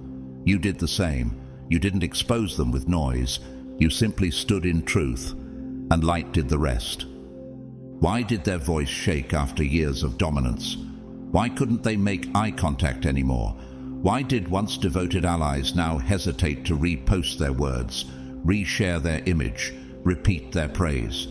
Because exposure doesn't need a press conference. It only needs a shift in spiritual frequency. Romans 13:12 says, "The night is nearly over, the day is almost here. So let us put aside the deeds of darkness and put on the armor of light." But when someone refuses to shift from costume to character, the light doesn't bless, it blinds. They weren't just caught, they were confronted by truth's radiance, and truth never flatters. They weren't merely embarrassed, they were divinely interrupted. The kind of disruption that doesn't just break rhythm, it shatters illusion. They weren't spiritually bankrupt, they were spiritually counterfeit. Their empire wasn't built on stone. It was built on echo chambers, attention economies, and fear-based admiration. And now that echo is gone. The applause is muted. The DMs are cold. The invitations stopped, not out of offense, but out of discernment. No one wants to sit in the shadow of something that can't hold its own light. You didn't strip them, the light did. And when the light reveals, it doesn't ask permission. You stood still, and truth moved through you like electricity. And in that moment, they weren't a giant. They were a projection glitching in the presence of something authentic. And everyone in the room felt it. They weren't defeated by you. They were defeated by the reality they refused to live in. You didn't steal their power. You simply stood long enough for everyone to realize they never had any. That's the twist they weren't ready for. They expected conflict, manipulation, retaliation, some grand display of spiritual warfare. But instead, what did you do? You stayed aligned. You walked in truth. You moved in quiet clarity. And without lifting a single verbal weapon, you dismantled a throne built on illusion. What happens when someone's influence is built entirely on perception? What do you call a crown made of cardboard, polished daily but hollow underneath? They projected authority, but you carried substance. And the more you refused to play by their ego's script, the more their stage began to fall apart, one prop at a time. In 1 Corinthians 4:20, Paul writes, "For the kingdom of God is not a matter of talk, but of power." That's what they missed. Their volume had no voltage, their threats had no throne, their posture was just theater. And when truth walked into the room wearing silence and stability, their borrowed strength began to dissolve. Have you ever watched a person panic, not because you attacked, but because you didn't flinch? Why do illusions collapse when you stop reacting? Why does false authority tremble in the face of calm resistance? Because power is not proven by domination, it is revealed by depth. Take Amanda Gorman, the youngest inaugural poet in US history. She didn't scream her power, she spoke it, elegantly, intelligently, fearlessly. Some tried to diminish her youth or question her credentials, but her presence, her words, her poise dismantled the room. She didn't come to fight, she came to stand, and because she stood, every false assumption around her began to fracture. On the opposite side of that truth stands Dan Bilzerian, a social media personality who branded himself as a symbol of extreme wealth, masculinity, and dominance. With flashy jets, luxury yachts, and a curated lifestyle of excess, he attracted millions. But when reports emerged that much of his image was funded by debt and investor money, not independent success, the illusion faltered. What people thought was power turned out to be performance. The empire didn't crumble in one day, it just stopped convincing people. And once the perception vanished, so did the influence. And then there's Lyra Tran, a quiet Vietnamese accountant in a tech startup. She never raised her voice in meetings, never interrupted, never postured. Her manager often dismissed her insights until one day, when the company faced a financial crisis, it was Lyra's quietly compiled reports, years of invisible diligence and clarity of conscience that saved the firm. The manager who once appeared untouchable let go. Not because Lyra exposed him, but because truth eventually doesn't need an introduction. It arrives and shifts everything. In nature, this principle reigns. The red-crowned crane is revered not for aggression, but for presence. It stands still in flooded fields, barely moving, yet its balance and grace affect the behavior of every creature around it. Predators slow, flocks shift course. You were like that. You didn't dominate. You calibrated the field by existing in divine alignment. Why do pretenders panic when you don't respond to provocation? Why do manipulators grow loud when their hold begins to slip? Why does the crowd start to question them only after you begin to shine without explanation? Because false influence depends on contrast, and once the real thing shows up, the counterfeit can't survive the comparison. They thought their flashiness equaled favor, that their social pull equaled divine backing. But divine authority isn't proven in applause, it's proven in pressure. And when the pressure came, they cracked. Not because of what you said, but because of what you carried. Psalm 21:11 declares, "Though they plot evil against you and devise wicked schemes, they cannot succeed." And now you see why. Not because you had to crush them, but because the very idea that they had power was a lie held together by collective illusion.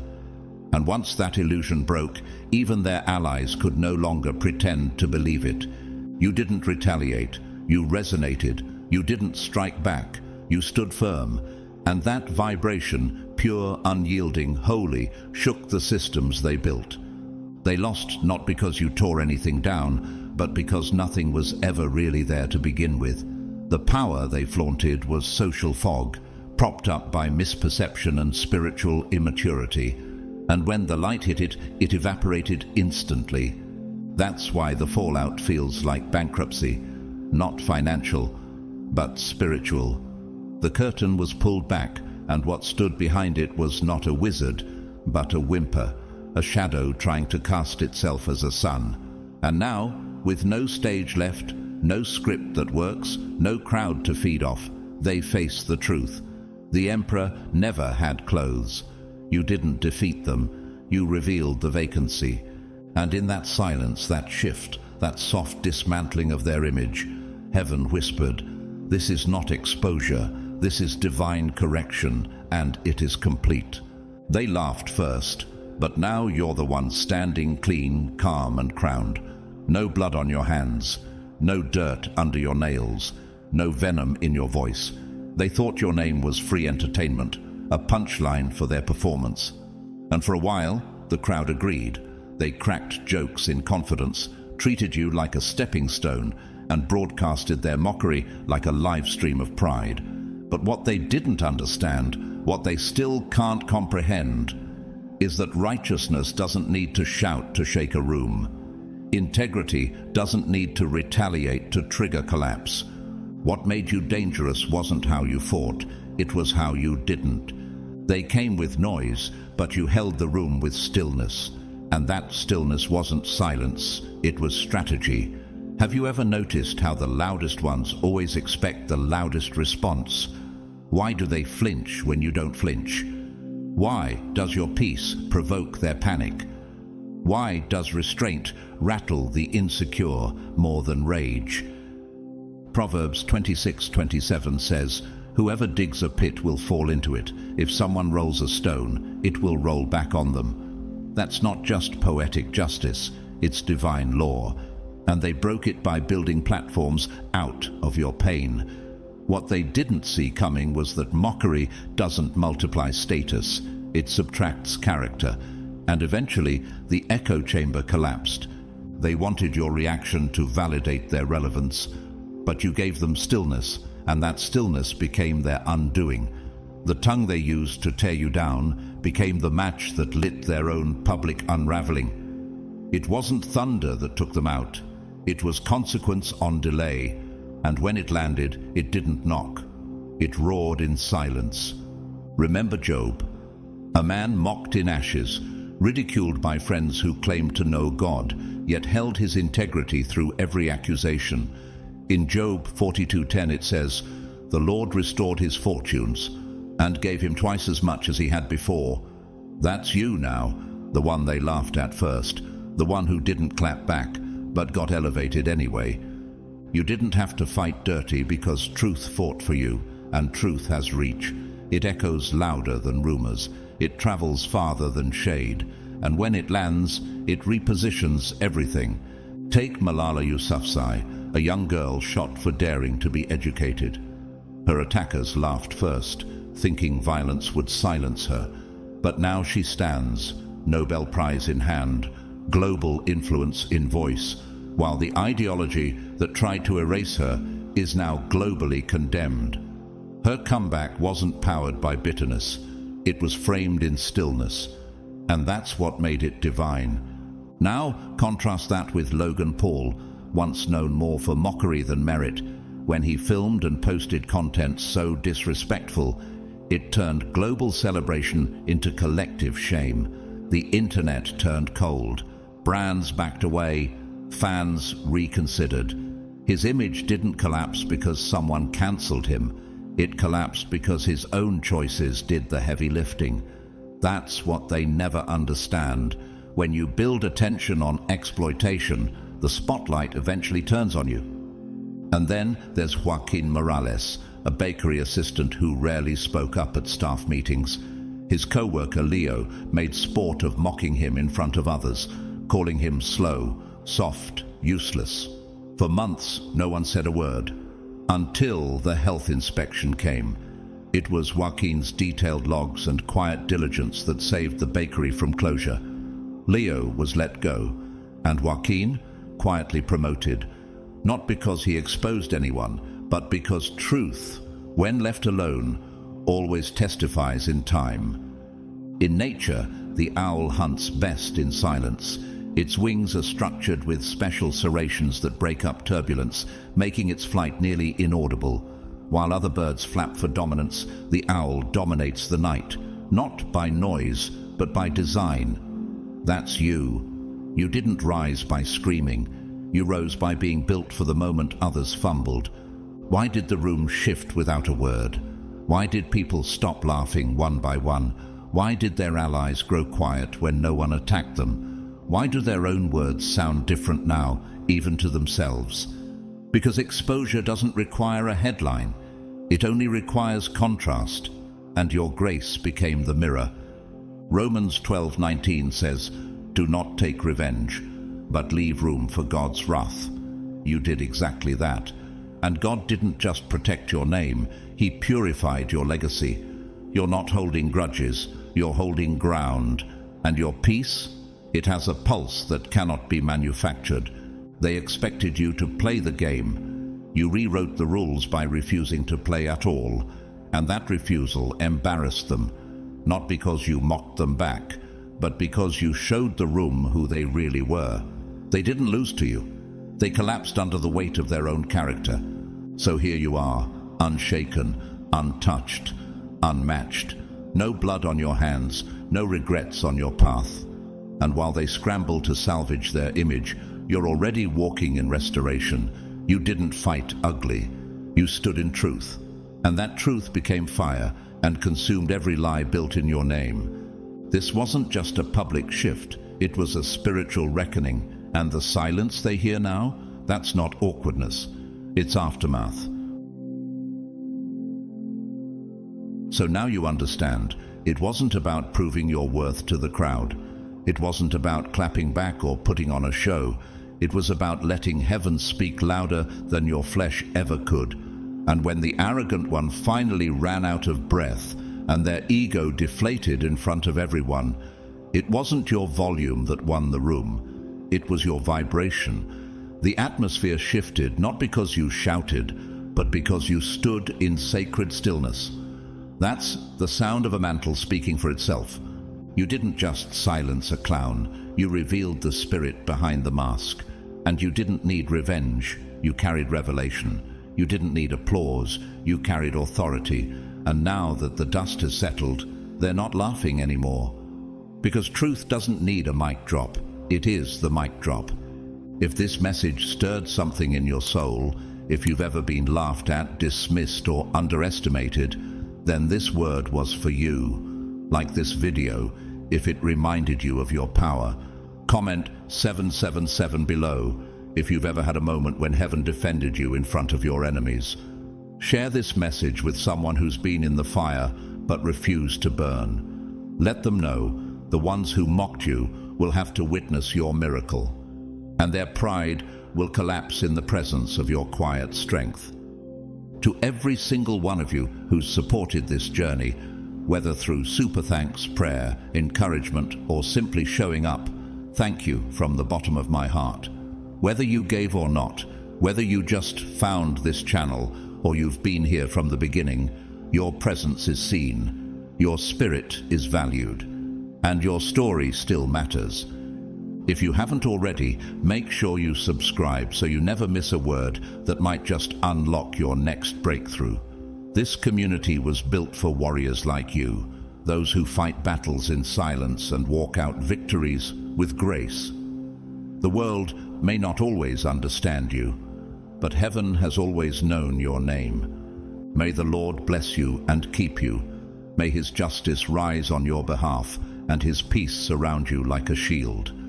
May your enemies be silenced not by your anger, but by your elevation. And may your next move not be loud, but legendary.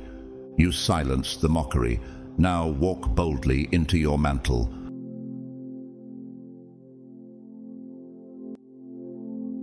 They thought you were naive, easy to manipulate, someone they could bait, control, provoke. But what they didn't see coming was the power of someone protected by divine timing. They underestimated the silence. They misread the stillness. And now they're watching, wide-eyed, while everything they tried to destroy rises higher than they ever imagined. You didn't scream. You didn't retaliate. You simply outgrew them. Chosen one, this wasn't strategy, it was alignment. And somehow, without even trying, you've sent tremors through rooms you've never stepped in. While they whispered behind closed doors, you were being whispered about in heaven.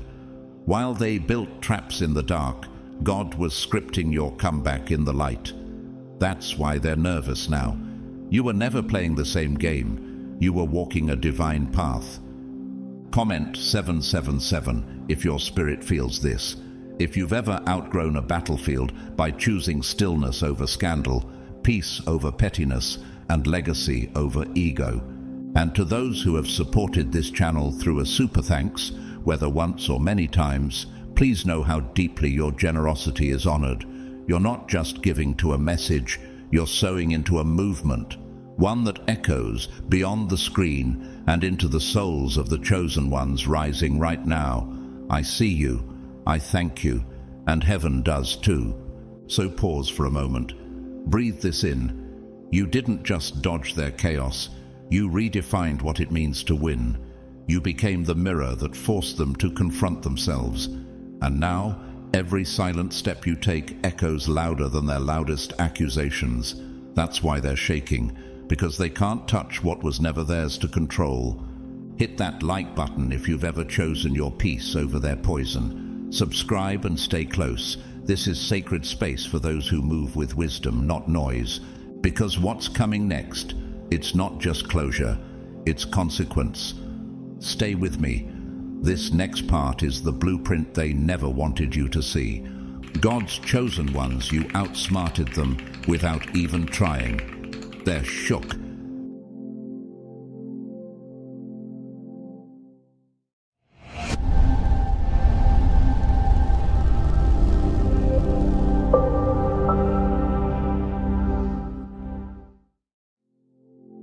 They baited you with drama, hoping to watch you unravel, but you didn't take it. Not because you didn't notice, but because you've outgrown battles that don't match your destiny.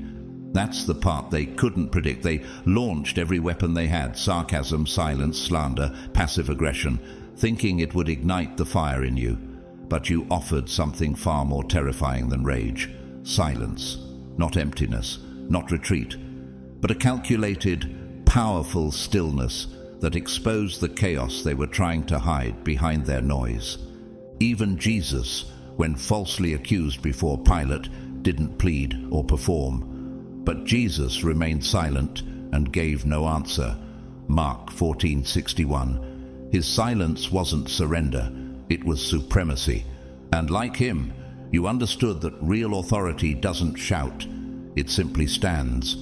But what happens when your refusal to respond becomes the loudest message in the room? What's more terrifying to a manipulator than someone who no longer needs to react? What can they do when their drama fails to spark your fire? They expected an explosion. Instead, they met a sacred absence. The stillness you chose became thunder in their minds. The late Maya Angelou, poet and prophet of resilience, once said, "You may shoot me with your words, but still, like dust, I'll rise." And that's exactly what happened. You rose, not through retaliation, but through refusal. Not by matching their chaos, but by becoming unavailable to it. Do you realize how rare that power is in a world addicted to noise? Across history, tyrants have feared silence more than rebellion. Consider Joseph Goebbels, Hitler's propaganda architect. He didn't crumble because people screamed back. He fell when the world stopped listening. When the lies echoed in a vacuum, his influence withered. Doesn't that sound familiar? Your enemies mistook your quiet for confusion. But while they flailed, you floated. While they plotted, you pivoted. Just like David in the wilderness, hunted by Saul. He had the sword, but you had the oil. David had every chance to kill Saul, yet he declared, "I will not stretch out my hand against my Lord, for he is the Lord's anointed." 1 Samuel 24:10. And when your enemies watched you walk away without bloodshed, what did they see?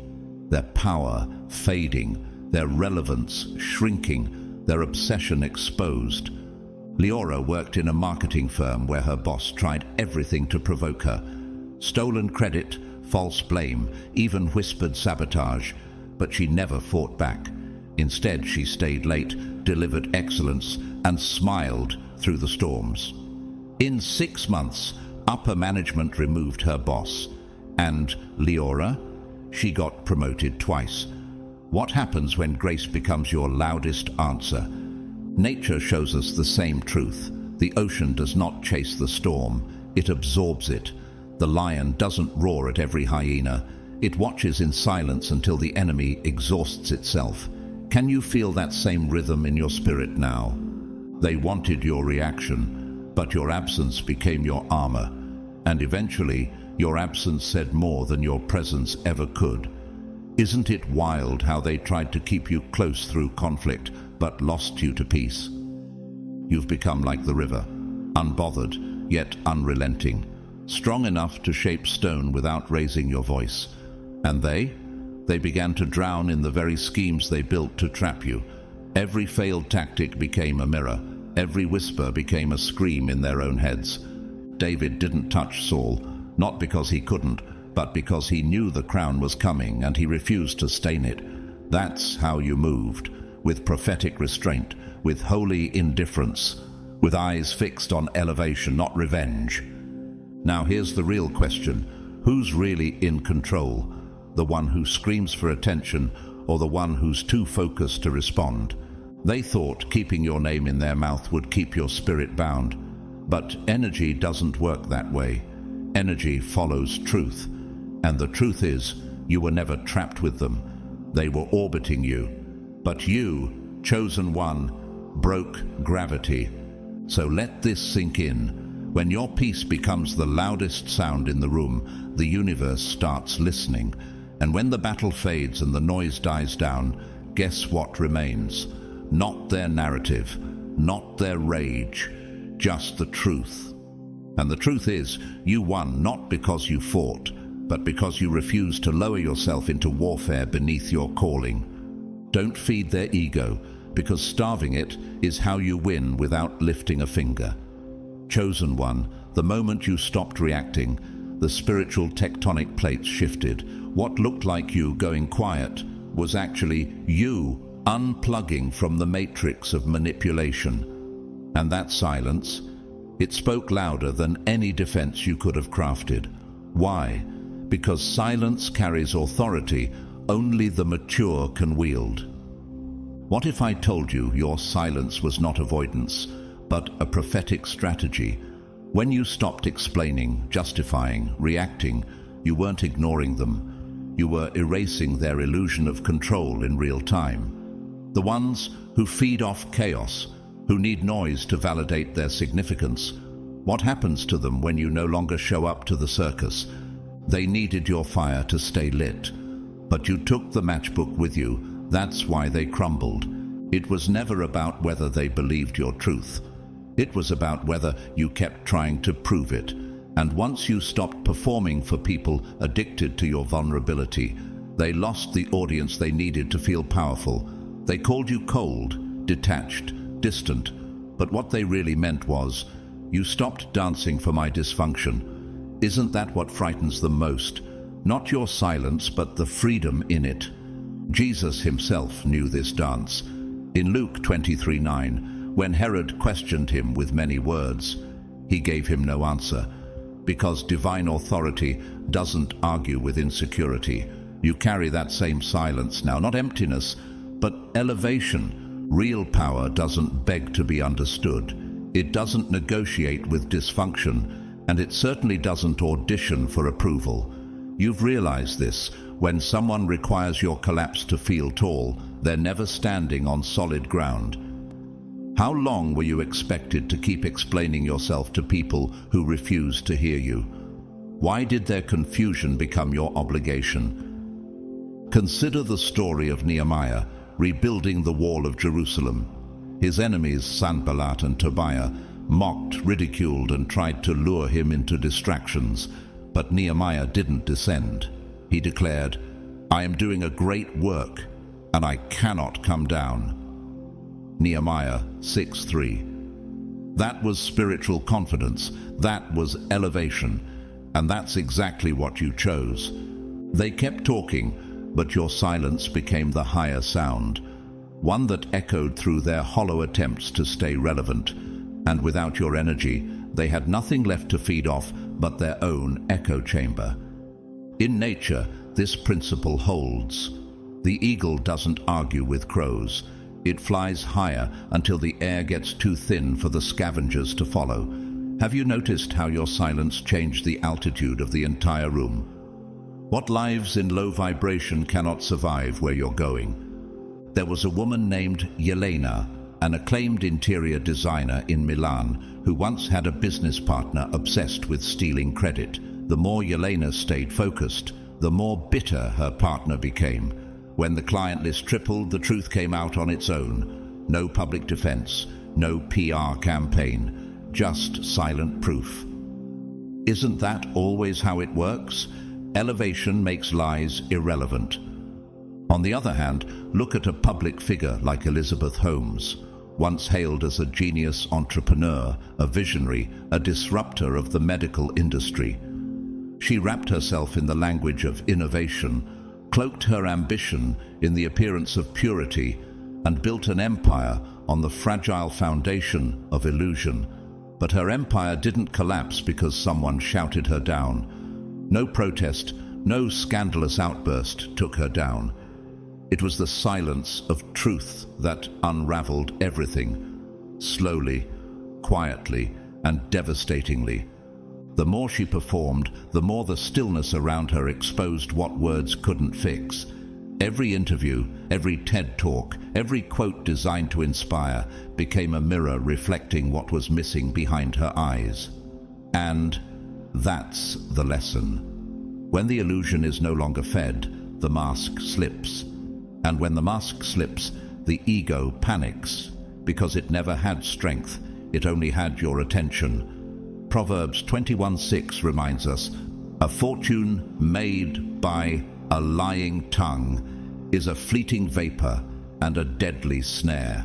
And indeed, the silence that followed her fall was not just the absence of applause, it was judgment itself. Now you finally see, chosen one. When you withdraw your energy from someone's ego, you are not abandoning them. You are removing the stage. You're turning off the spotlight. You're collapsing the curtain. You're taking back the audience they believed they owned. And once the applause dies, so does the act. The ego has nowhere left to perform. Why do they spiral when you're silent? Why does your quiet send them into emotional convulsions? Why do they start creating stories, reaching for rumors, spreading lies, just to feel something in your absence? It's because your silence removes the very thing they fed on: control. They weren't mad you didn't fight back. Number. They were horrified that you no longer cared enough to even attend the battle. When your energy was present, it gave shape to their illusion. But now that you've stepped back, their world begins to flatten, their pride starts to crumble, and suddenly they're surrounded by mirrors instead of witnesses. The Lord detests all the proud of heart. Be sure of this, they will not go unpunished. Proverbs 16:5. What's happening to them now is not karma, it's consequence. It's the removal of divine access. Your evolution is now the loudest sound in their empty rooms. Your absence is the most dominant presence in their theater of control. They never expected that the most powerful move wouldn't be a confrontation, but a disappearance. And yet, here they are, haunted by the vacancy of your attention. They hate that their ego can no longer hide behind your compassion. They despise that their games can no longer pull you back in. And so, let silence be your sharpest sword. Let vacancy speak louder than your presence ever did. Let their imagination fill the void you no longer feel responsible to fill. Let them scream into the empty space where your empathy used to reside and hear only the echo of their own manipulation. Because when your energy becomes unavailable, chosen one, when you stop being the power source for someone else's delusion, their ego has no place left to hide. And in that moment of full exposure, where the truth can no longer be dodged and your name no longer responds, the game is already over. Withdraw your energy and let their chaos collapse without you. Chosen one, the most strategic move you ever made wasn't noisy, reactive, or public.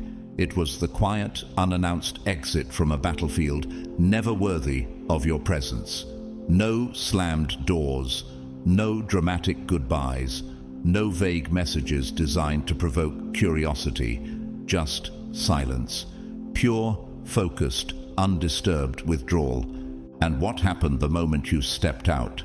The performance ended, the illusion unraveled, because it turns out they weren't strong without you. They were surviving off your attention like vines needing your light to cling to. What if your absence is the most powerful sermon you'll ever preach? What if the moment you stopped engaging, heaven began answering on your behalf? You didn't owe them closure. You owed your destiny commitment. When you walked away, not in bitterness but in clarity, they lost their grip on the narrative. The triggers stopped working. The bait stopped hooking. And suddenly their manipulation had no audience to seduce. Scripture echoes this truth. In Matthew 10:14, Jesus instructed his disciples, "If anyone will not welcome you or listen to your words, leave that home or town and shake the dust off your feet." No confrontation, no explanation, just movement, sacred detachment. What makes your stillness so dangerous to them? Why does your absence echo louder than your presence ever did? Because you were never the problem. You were the protection. You were the stabilizer in a house they kept setting on fire. There's something holy about stepping back without resentment. It's not passive, it's prophetic. It's the act of letting heaven defend you instead of depleting yourself to defend your name. King Jehoshaphat in 2 Chronicles 20 faced an overwhelming battle, but instead of rushing into war, he positioned himself in stillness. You will not have to fight this battle. Take up your positions, stand firm, and see the deliverance the Lord will give you. 2 Chronicles 20:17. And as they praised, God confused the enemy into turning on themselves. What happens when you stop reacting and start standing? You've triggered that same kind of unraveling, not with words, but with withdrawal. I once heard of a man named Devon, a youth pastor in Atlanta, who was constantly undermined by a fellow leader trying to tarnish his influence with quiet gossip. Instead of confronting him, Devon simply focused on the youth. Within months, the gossip lost steam, the truth surfaced, and the entire team shifted to Devon's favor. Why? Because presence is louder when it's pure, and absence is deafening when it's sacred. Now compare that to the story of Bernie Madoff, once seen as a towering financial genius, a man whose reputation stretched across nations and whose name was whispered in elite circles with awe. But behind the curtain was nothing but smoke. His empire thrived off attention, applause, and illusion. He didn't build wealth, he built dependency.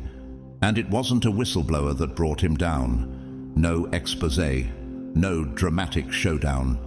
He crumbled when his investors, the very people whose trust he fed on, began pulling their energy. The moment they withdrew their money, the myth he sold began to rot. And in a matter of days, what was once called visionary was exposed for what it always was: a house of cards built on borrowed belief. Madoff didn't fall because someone attacked him. He fell because people stopped feeding the fantasy. And doesn't that sound familiar? The moment you reclaimed your emotional resources, their control shattered. The minute you pulled your attention, their chaos started starving. You didn't scream, you didn't curse, you didn't make a scene. You just became unavailable, and the silence of your spirit was more powerful than any confrontation could have been. You weren't cruel, you were clean, you weren't cold, you were clear, you didn't fight, you flourished. Because not every battle is won by swinging. Some are won by stepping aside and watching the storm exhaust itself. Isaiah 30:15 says, "In repentance and rest is your salvation. In quietness and trust is your strength." You see, your silence wasn't a withdrawal, it was a weapon, and the absence of your attention is what revealed the truth they worked so hard to bury. The sun doesn't argue with dying stars. It doesn't mourn their implosion. It simply continues to shine until their own gravity collapses them from within. The oak tree doesn't panic when its leaves turn orange and fall. It doesn't chase what's leaving. It understands that letting go is part of thriving. The season is shifting, and the shedding is sacred. Can you feel it now? Your own wintering. The holy pause before the next resurrection. The space between what died and what's rising. This is the hush before breakthrough. The stillness before the trumpet sounds. And in this stillness, illusions are crumbling, because your energy is no longer present to sustain them. What narratives are unraveling because your focus is elsewhere? What personalities are spinning because your light has been cut off? What pretenders are panicking now that your name no longer gives them relevance? They weren't prepared for this kind of silence. They expected rebuttals, retaliation, perhaps even revenge. But what they received instead was your absence, pure, unapologetic, and absolute. And that was worse. Because now they are forced to face the very chaos they once deflected onto you. Their shadows are louder in the quiet. Their shame is heavier without your forgiveness to absorb it. And you're rising like spring under the soil. Quiet, slow, inevitable. Proverbs 10:25 says, "When the storm has swept by, the wicked are gone, but the righteous stand firm forever." You don't have to expose anyone. You never did. You just had to stop being the mirror they used to hide from themselves. You had to leave the theater, and the moment you did, the performance lost its plot. Now their drama has no oxygen left to breathe. Now their mask has no place left to rest. Now their role no longer earns applause, only confusion. Because when your light exits, what remains is never the same. You didn't lose them, they lost your light. And without it, every performance is seen for what it is, a breakdown disguised as charisma. So stay still, stay gone, stay glowing, because they weren't addicted to hurting you. They were addicted to how you made their brokenness look invisible. And now the lights are off. The truth is loud, and the stage is empty. Trust the scales. Every attack wasn't just pain, it was prophecy in motion. Chosen one, what if the very thing they meant to break you was actually fueling your rise? What if every insult, every ambush, every fake concern was just another offering being placed on the altar of your elevation? They didn't realize it, but every time they tried to curse you, they were triggering divine compensation. The energy didn't vanish. It shifted, and it shifted in your favor. Why do you think the attacks intensified right before your breakthrough? Why do enemies always show up when something is about to be born? Because the scales of the Spirit are sacred, and they don't bend to noise, only to weight. The more they threw at you, the heavier the weight became. And that weight, it tilted your future forward. In Galatians 6:7, it's written, "Do not be deceived. God is not mocked. A man reaps what he sows." This isn't karma. This is covenant. This is the law of holy reciprocity. While they were busy designing your downfall, heaven was already drafting your reward. They were trying to bury you, but your destiny isn't made of dust. It's made of seed. Every smear, every whisper, every behind-the-scenes manipulation became fertilizer. Why do you think you grew stronger in hidden seasons? Why did your roots deepen while they waited for your collapse? Think about Joseph, betrayed by his brothers, sold into slavery, falsely accused, thrown in prison. But in Genesis 50:20, he says to those same brothers, "You intended to harm me, but God intended it for good." God turned betrayal into breakthrough. The pit became the pathway to the palace. What if the same is happening in you? There was a woman named Raina, an up-and-coming journalist in Toronto. Her colleagues secretly leaked doctored emails to discredit her. Instead of defending herself, Raina submitted her quiet work to an international platform. The false accusations fell apart under scrutiny, and the very editors who once doubted her offered her a leadership position. Why? Because falsehood always folds under the weight of truth. And when you let the scales speak, they always speak louder than revenge. Now compare that to a figure like Enron's former CEO, Jeffrey Skilling. Obsessed with crushing competitors and manipulating perception, he sacrificed integrity for control. The scales tolerated it for a while. But when the truth came, the crash was historic. Billions lost. Reputations destroyed. He didn't just lose the company, he lost the illusion of invincibility. What makes you different, chosen one, is that you never had to swing back. You just had to keep standing. You never needed to beg for justice. You embodied it. The scales weren't late, they were building momentum. When lightning charges in silence, it doesn't mean it's weak. It means it's gathering force. There's a quiet violence in the way avalanches begin, not with noise, but with slow shifts beneath the surface. Can you feel the shift building beneath you now? The hummingbird moves so fast it looks still to the naked eye, but its wings beat with precision beyond human perception. You've been moving like that, sharp, silent, unstoppable. They underestimated you because they couldn't see your speed. But speed in the spirit isn't measured by noise. It's measured by divine timing. What sacrifices have been unknowingly laid at the altar of your destiny? What schemes have secretly become scaffolding for your success? You didn't expose them. They exposed themselves through the very acts meant to block you. So don't interrupt the scales with bitterness. Don't tip the balance with revenge. Let the weight of truth do what it's always done.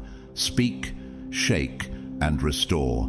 Because every time they attacked with impure intent, they were unknowingly funding your next breakthrough. And the scales, they were never broken. They were just loading. Stay quiet. Watch everything. Let them hand you their playbook. Chosen one, your silence was never emptiness. It was intelligence on fire. They thought they were orchestrating a masterpiece while you were sitting in stillness. But stillness is never stagnant when you're chosen. It's strategy.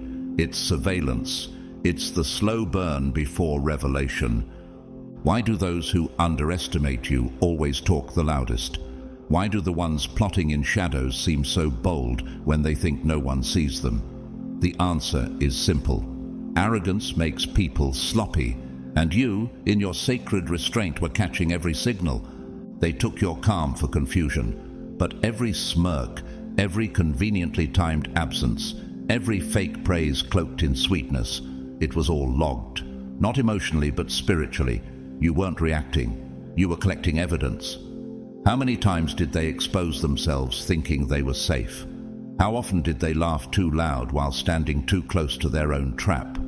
Proverbs 17:27 says, "The one who has knowledge uses words with restraint, and whoever has understanding is even-tempered." You knew this before you ever read it. You were applying wisdom while they were performing. And what they didn't know is that you were 5 steps ahead, measuring tone, memorizing patterns, decoding intent. They brought gossip disguised as casual conversation. They laid down manipulation, thinking you'd never notice the strings. But you were silent, not stupid. You were writing it all down in the invisible ink of discernment. Remember Jesus at the Last Supper. He knew Judas would betray him, and yet he sat there, calmly breaking bread. In John 13:21 it says, "Jesus was troubled in spirit and testified, 'Very truly I tell you, one of you is going to betray me.'" He didn't scream. He didn't call Judas out by name until the appointed moment. He watched. He waited. And when the time came, the betrayer exposed himself. You carry that same grace under pressure. You didn't throw accusations. You didn't start a war. You simply listened until their own words built the evidence against them. That's why they're nervous now, because they realized too late that you weren't naive. You were patient. And there's nothing more terrifying than someone who lets you dig your own grave while smiling. There's a man named Malik, an audio engineer in Los Angeles, whose business partner kept manipulating deals behind his back. Malik never confronted him publicly. Instead, he recorded every transaction, every suspicious shift, every change in licensing contracts. Months later, when the partner attempted to sue Malik for breach of trust, Malik calmly presented a complete legal dossier. Not only did he win, but the court rewarded him with full ownership. No screaming, just evidence. Now look at a name like Harvey Weinstein, once revered, feared, and untouchable. For years people whispered about his abuses, but he thought silence meant safety. It didn't. Silence was watching, calculating. And when the time came, his own trail of arrogance became the proof. He didn't fall because someone hunted him. He fell because he exposed himself too many times. Oprah Winfrey, global icon of resilience and discernment, once said, You don't need to respond to every false narrative. Just keep building the truth. She was betrayed, misunderstood, silenced. But she watched, she waited, and she rose. Her stillness was never weakness, it was wisdom on pause. Have you noticed how predators often become careless when they believe they've already won? How those who mock you the loudest never notice when their mask begins to slip? The owl hunts in silence. Its wings are designed not to make a sound, but its vision pierces the dark. That's how you've been moving, not seen, but all-seeing. Every time they underestimated you, they gave you another advantage. Every premature celebration became another marker of their eventual downfall. What conversations did you sit through just to measure character? What jokes did you pretend not to catch while making mental notes? What truths did they accidentally confess while thinking you were too gentle to catch it?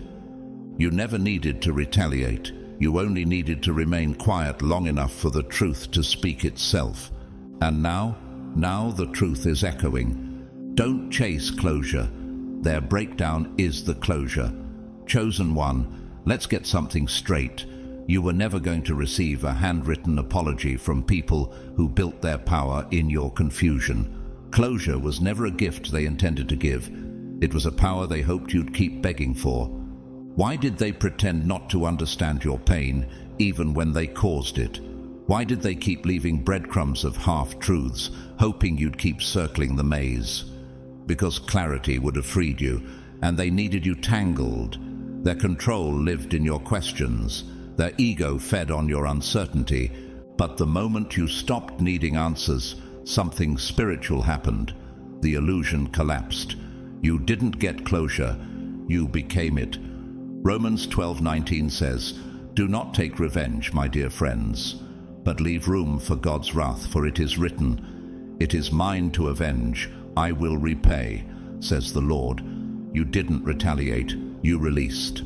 And heaven responded with precision. That breakdown you didn't witness, but felt deep in your spirit. That was your confirmation. That strange peace after you walked away. That was God's signature on your decision. So why keep chasing a confession when the storm already says everything? Why beg for understanding when their public unraveling is louder than any apology could be? You didn't need them to say sorry. You needed to stop needing them. And once you did, everything they buried under charm and ego began to erupt. When they lost access to your energy, they lost the only mirror that made them feel strong. And what do broken people do when they can't feed off you anymore? They implode. In the book of Exodus, when Pharaoh refused to release the Israelites, it wasn't Moses' words that brought closure. It was the collapse of an empire. Then the Lord said to Moses, "Pharaoh will refuse to listen to you, so that my wonders may be multiplied in Egypt." Exodus 11:9. Closure didn't come through cooperation. It came through consequence. What if that's what you're witnessing now? There was a woman named Janelle, a fashion buyer in New York, who was ghosted by her business partner right before their major launch. No explanation, no warning, just silence. Instead of chasing an answer, she used the separation to reinvent her brand. A year later, she walked past a store window and saw her ex-partner's company liquidating inventory at 80% off. She didn't say a word. The scene said it all. Now contrast that with Adam Neumann, former CEO of WeWork, who ignored every warning sign in pursuit of ego-fueled expansion. When investors pulled back, the entire facade unraveled. He never saw the fall coming because he thought energy would always orbit him. But when belief evaporates, illusions collapse. Doesn't that sound like the ones who mistreated you? The cheetah doesn't chase every antelope. Sometimes it waits for the right one to stumble. Closure doesn't require speed. It requires positioning. And you've positioned yourself in peace.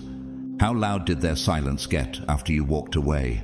How fast did the cracks spread when you stopped showing up to patch them? What if their mask was only held together by your willingness to ignore its edges? Your calm wasn't weakness, it was your weapon. Your distance wasn't avoidance, it was divine clarity. You didn't need another talk, you needed transformation. Oprah Winfrey, a survivor of betrayal, injustice, and misunderstanding, once said, "Forgiveness is giving up the hope that the past could have been any different." And when she stopped needing closure from those who wounded her, her life skyrocketed into purpose. Isn't that what's happening now?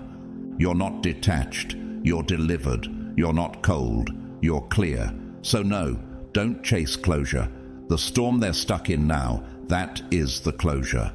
Let it speak, and while it does, walk forward. Because peace is louder than any explanation they could have given you. Guard your peace like gold. Boundaries aren't walls, they're shields forged in divine fire. Chosen. One, your peace is not a perk, it is a weapon, it is armor.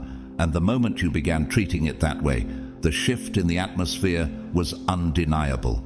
You stopped inviting chaos into sacred spaces. You stopped entertaining confusion as if it deserved your energy.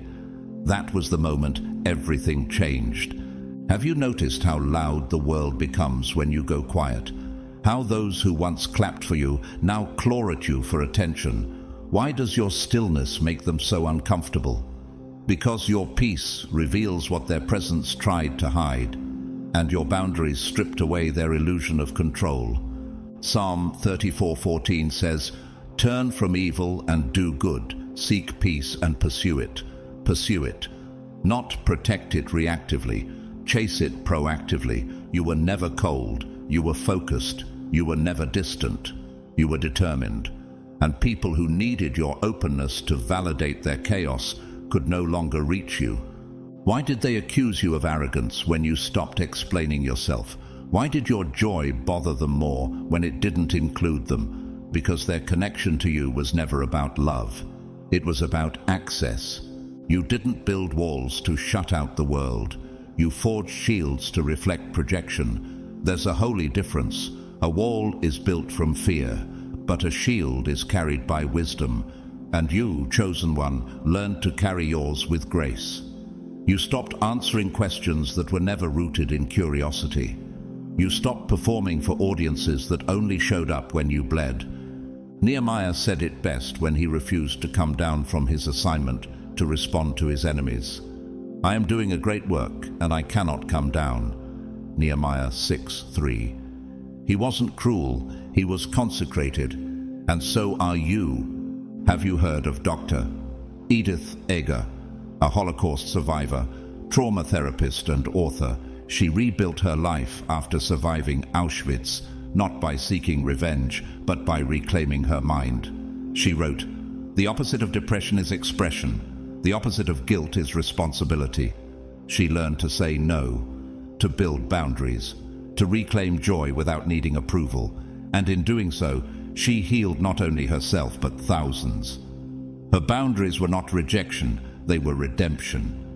Now contrast that with someone like Adam Levine, once praised for charm and public image, later exposed for emotional manipulation behind the scenes. When his private conversations came to light, the damage wasn't caused by one act. It was the cumulative effect of blurred boundaries, entitlement, and double standards. He wanted access without accountability, and when that access was denied by exposure, the illusion fell apart. Isn't that the pattern you've seen before?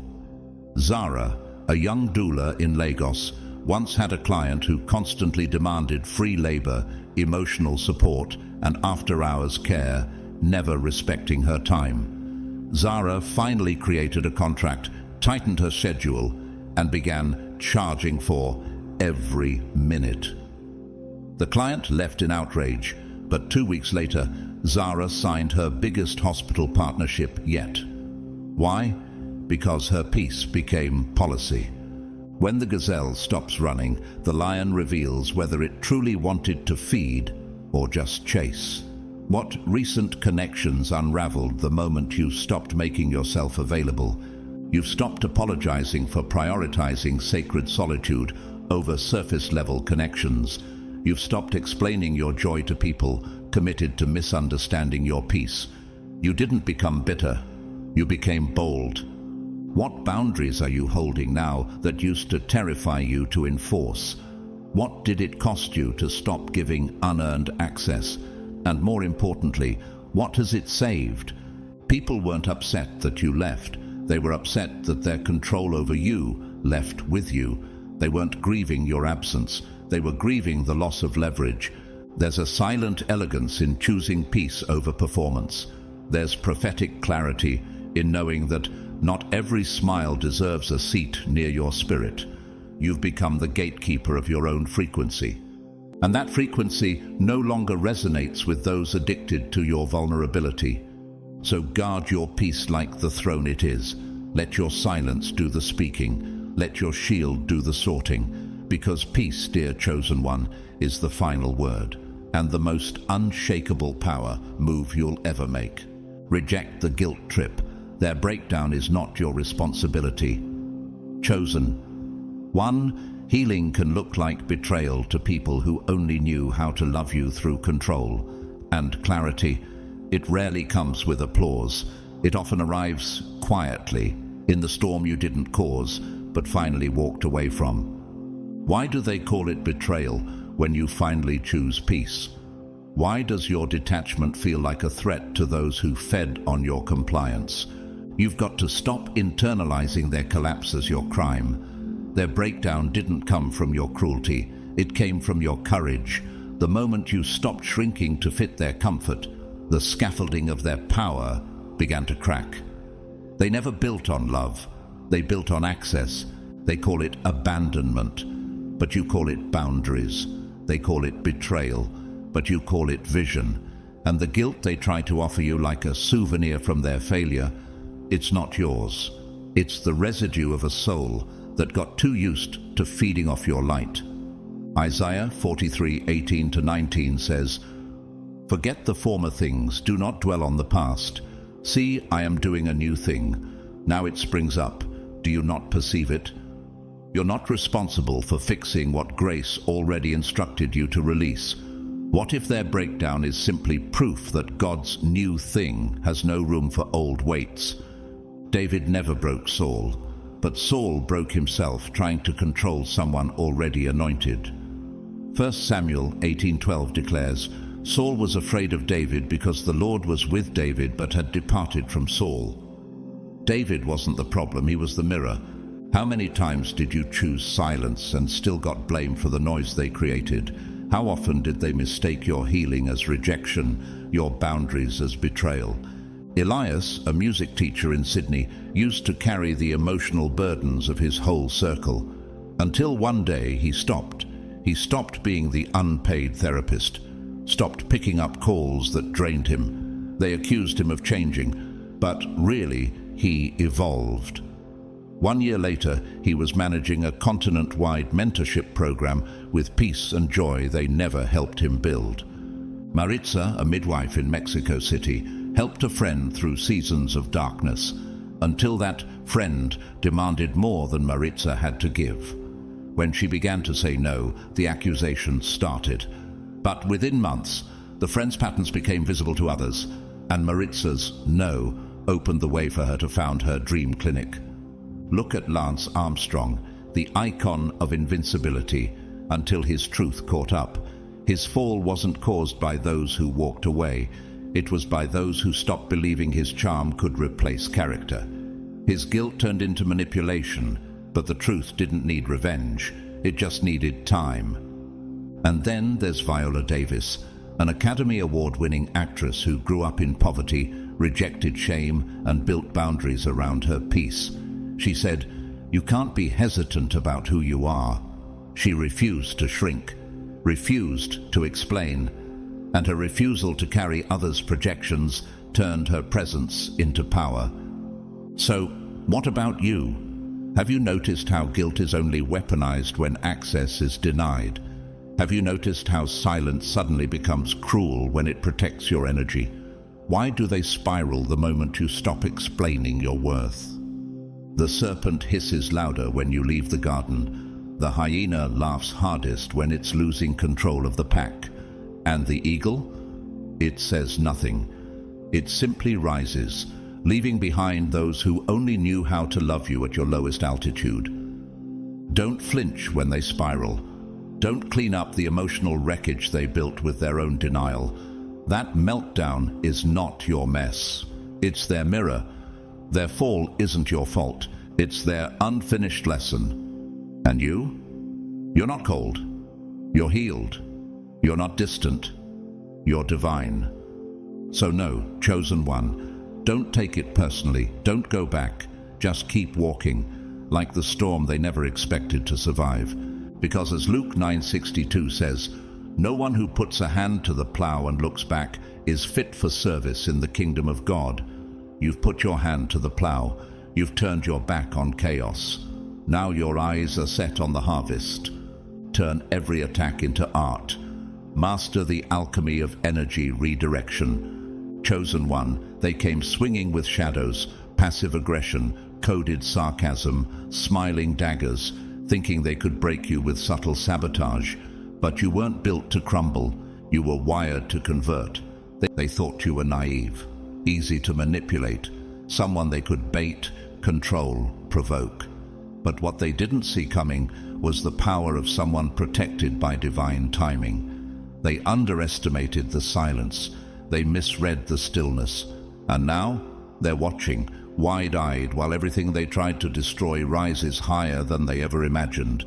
You didn't scream. You didn't retaliate. You simply outgrew them. Chosen one, this wasn't strategy. It was alignment. And somehow, without even trying, you've sent tremors through rooms you've never stepped in. While they whispered behind closed doors, you were being whispered about in heaven. While they built traps in the dark, God was scripting your comeback in the light. That's why they're nervous now. You were never playing the same game. You were walking a divine path. Comment 777 if your spirit feels this. If you've ever outgrown a battlefield by choosing stillness over scandal, peace over pettiness, and legacy over ego. And to those who have supported this channel through a super thanks, whether once or many times, please know how deeply your generosity is honored. You're not just giving to a message, you're sowing into a movement, one that echoes beyond the screen and into the souls of the chosen ones rising right now. I see you, I thank you, and heaven does too. So pause for a moment. Breathe this in. You didn't just dodge their chaos, you redefined what it means to win. You became the mirror that forced them to confront themselves. And now, every silent step you take echoes louder than their loudest accusations. That's why they're shaking, because they can't touch what was never theirs to control. Hit that like button if you've ever chosen your peace over their poison. Subscribe and stay close. This is sacred space for those who move with wisdom, not noise. Because what's coming next, it's not just closure, it's consequence. Stay with me. This next part is the blueprint they never wanted you to see. God's chosen ones, you outsmarted them without even trying. They're shook. They baited you with drama, hoping to watch you unravel. But you didn't take it. Not because you didn't notice, but because you've outgrown battles that don't match your destiny. That's the part they couldn't predict. They launched every weapon they had, sarcasm, silence, slander, passive aggression, thinking it would ignite the fire in you. But you offered something far more terrifying than rage. Silence. Not emptiness, not retreat, but a calculated, powerful stillness that exposed the chaos they were trying to hide behind their noise. Even Jesus, when falsely accused before Pilate, didn't plead or perform. But Jesus remained silent and gave no answer. Mark 14:61. His silence wasn't surrender, it was supremacy. And like him, you understood that real authority doesn't shout, it simply stands.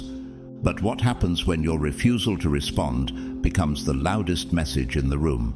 What's more terrifying to a manipulator than someone who no longer needs to react? What can they do when their drama fails to spark your fire? They expected an explosion. Instead, they met a sacred absence. The stillness you chose became thunder in their minds. The late Maya Angelou, poet and prophet of resilience, once said, "You may shoot me with your words, but still, like dust, I'll rise." And that's exactly what happened. You rose, not through retaliation, but through refusal. Not by matching their chaos, but by becoming unavailable to it. Do you realize how rare that power is in a world addicted to noise? Across history, tyrants have feared silence more than rebellion. Consider Joseph Goebbels, Hitler's propaganda architect. He didn't crumble because people screamed back. He fell when the world stopped listening. When the lies echoed in a vacuum, his influence withered. Doesn't that sound familiar? Your enemies mistook your quiet for confusion. But while they flailed, you floated. While they plotted, you pivoted. Just like David in the wilderness, hunted by Saul. He had the sword, but you had the oil. David had every chance to kill Saul, yet he declared, "I will not stretch out my hand against my Lord, for he is the Lord's anointed."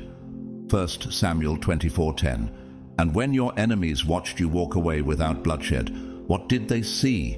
Their power fading, their relevance shrinking, their obsession exposed. Leora worked in a marketing firm where her boss tried everything to provoke her. Stolen credit, false blame, even whispered sabotage, but she never fought back. Instead, she stayed late, delivered excellence, and smiled through the storms. In 6 months, upper management removed her boss. And Leora? She got promoted twice. What happens when grace becomes your loudest answer? Nature shows us the same truth. The ocean does not chase the storm, it absorbs it. The lion doesn't roar at every hyena. It watches in silence until the enemy exhausts itself. Can you feel that same rhythm in your spirit now? They wanted your reaction, but your absence became your armor. And eventually, your absence said more than your presence ever could. Isn't it wild how they tried to keep you close through conflict, but lost you to peace? You've become like the river, unbothered, yet unrelenting, strong enough to shape stone without raising your voice. And they began to drown in the very schemes they built to trap you. Every failed tactic became a mirror. Every whisper became a scream in their own heads. David didn't touch Saul, not because he couldn't, but because he knew the crown was coming and he refused to stain it. That's how you moved, with prophetic restraint, with holy indifference, with eyes fixed on elevation, not revenge. Now here's the real question. Who's really in control? The one who screams for attention or the one who's too focused to respond? They thought keeping your name in their mouth would keep your spirit bound. But energy doesn't work that way. Energy follows truth. And the truth is, you were never trapped with them. They were orbiting you. But you, chosen one, broke gravity. So let this sink in. When your peace becomes the loudest sound in the room, the universe starts listening. And when the battle fades and the noise dies down, guess what remains? Not their narrative, not their rage, just the truth. And the truth is, you won not because you fought, but because you refused to lower yourself into warfare beneath your calling. Don't feed their ego, because starving it is how you win without lifting a finger. Chosen one, the moment you stopped reacting, the spiritual tectonic plates shifted. What looked like you going quiet was actually you unplugging from the matrix of manipulation. And that silence, it spoke louder than any defense you could have crafted. Why? Because silence carries authority only the mature can wield. What if I told you your silence was not avoidance, but a prophetic strategy? When you stopped explaining, justifying, reacting, you weren't ignoring them. You were erasing their illusion of control in real time. The ones who feed off chaos, who need noise to validate their significance. What happens to them when you no longer show up to the circus? They needed your fire to stay lit. But you took the matchbook with you. That's why they crumbled. It was never about whether they believed your truth. It was about whether you kept trying to prove it. And once you stopped performing for people addicted to your vulnerability, they lost the audience they needed to feel powerful. They called you cold, detached, distant. But what they really meant was, you stopped dancing for my dysfunction. Isn't that what frightens them most? Not your silence, but the freedom in it. Jesus himself knew this dance. In Luke 23:9, when Herod questioned him with many words, he gave him no answer. Because divine authority doesn't argue with insecurity. You carry that same silence now, not emptiness, but elevation. Real power doesn't beg to be understood. It doesn't negotiate with dysfunction, and it certainly doesn't audition for approval. You've realized this. When someone requires your collapse to feel tall, they're never standing on solid ground. How long were you expected to keep explaining yourself to people who refused to hear you? Why did their confusion become your obligation? Consider the story of Nehemiah rebuilding the wall of Jerusalem. His enemies, Sanballat and Tobiah, mocked, ridiculed, and tried to lure him into distractions. But Nehemiah didn't descend. He declared, "I am doing a great work, and I cannot come down." Nehemiah 6:3. That was spiritual confidence. That was elevation. And that's exactly what you chose. They kept talking, but your silence became the higher sound, one that echoed through their hollow attempts to stay relevant. And without your energy, they had nothing left to feed off but their own echo chamber. In nature, this principle holds. The eagle doesn't argue with crows. It flies higher until the air gets too thin for the scavengers to follow. Have you noticed how your silence changed the altitude of the entire room? What lives in low vibration cannot survive where you're going?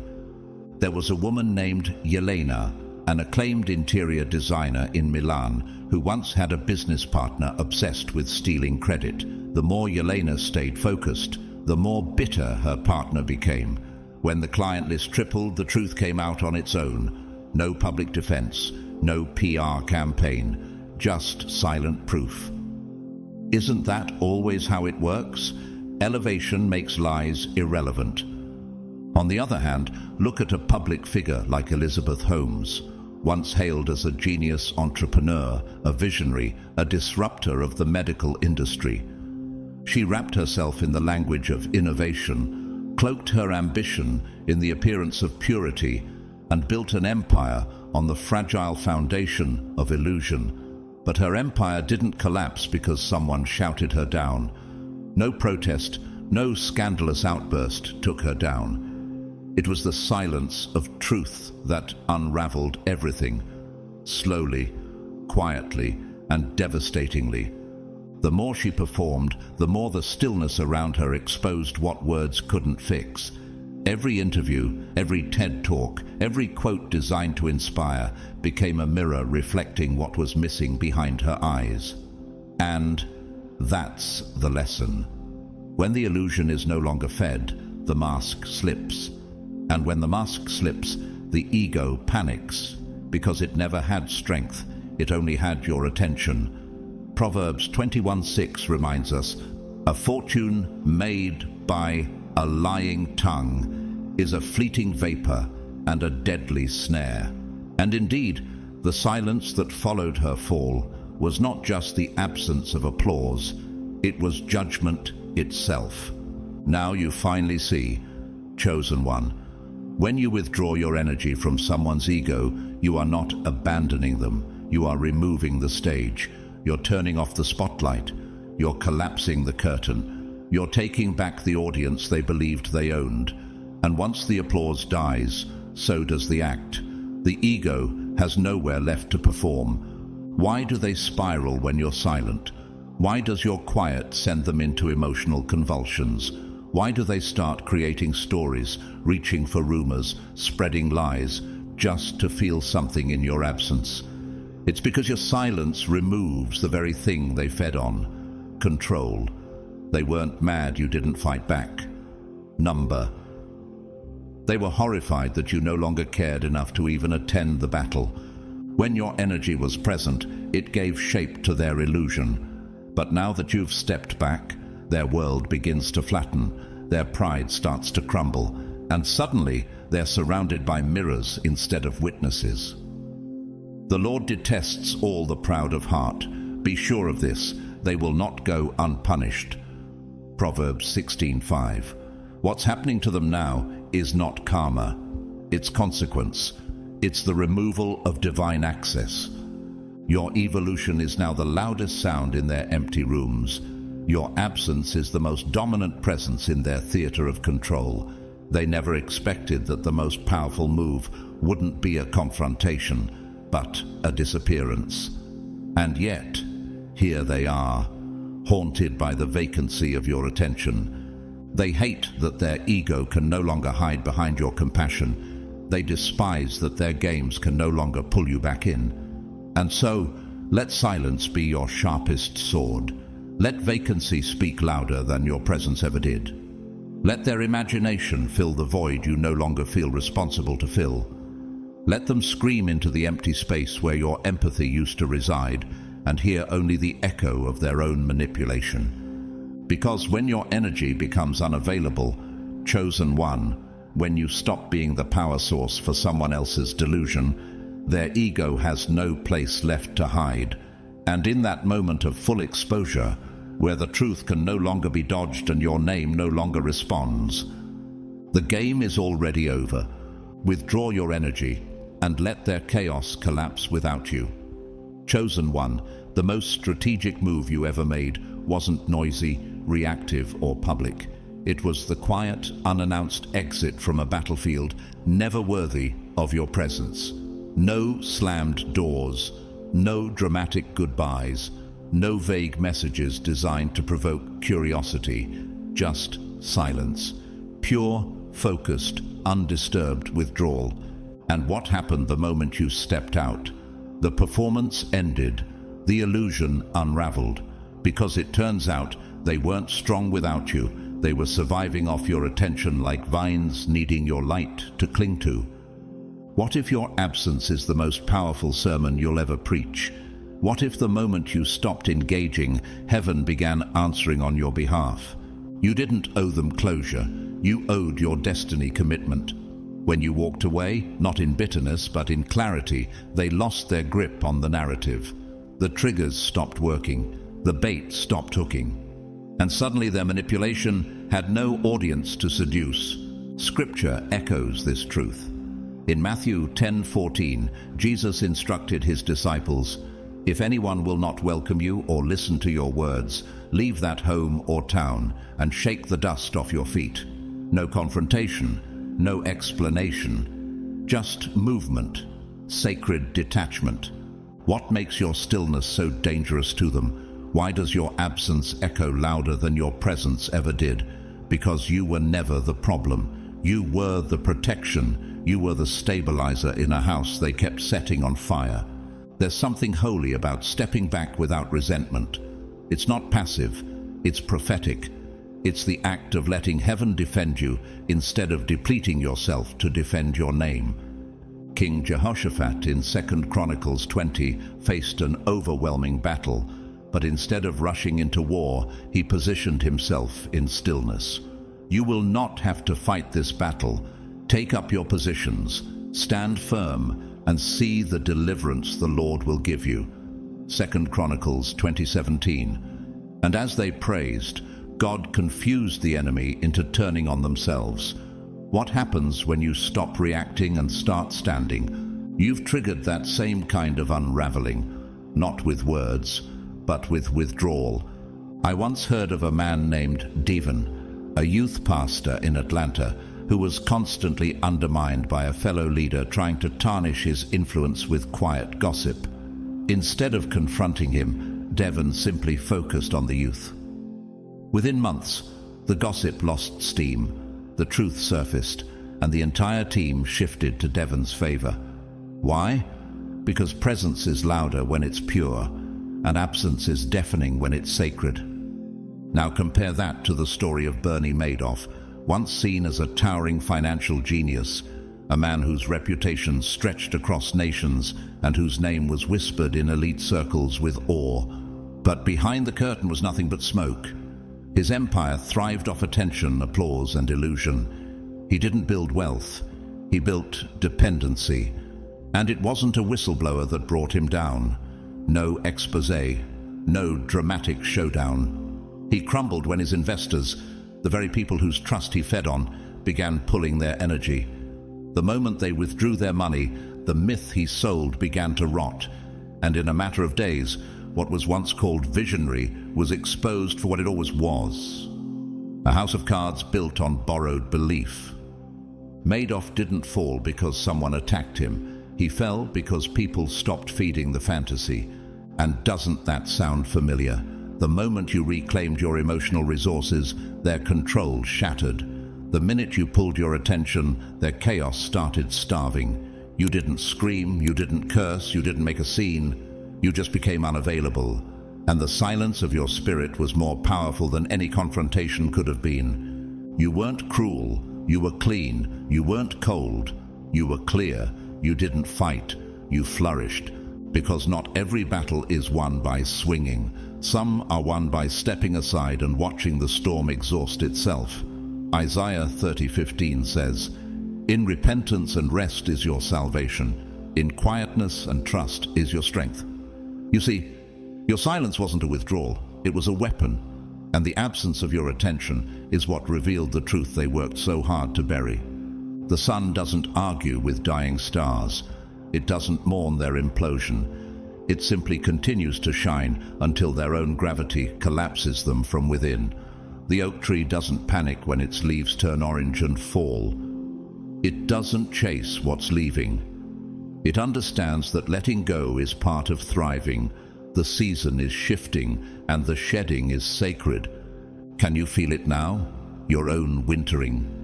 The holy pause before the next resurrection. The space between what died and what's rising. This is the hush before breakthrough. The stillness before the trumpet sounds.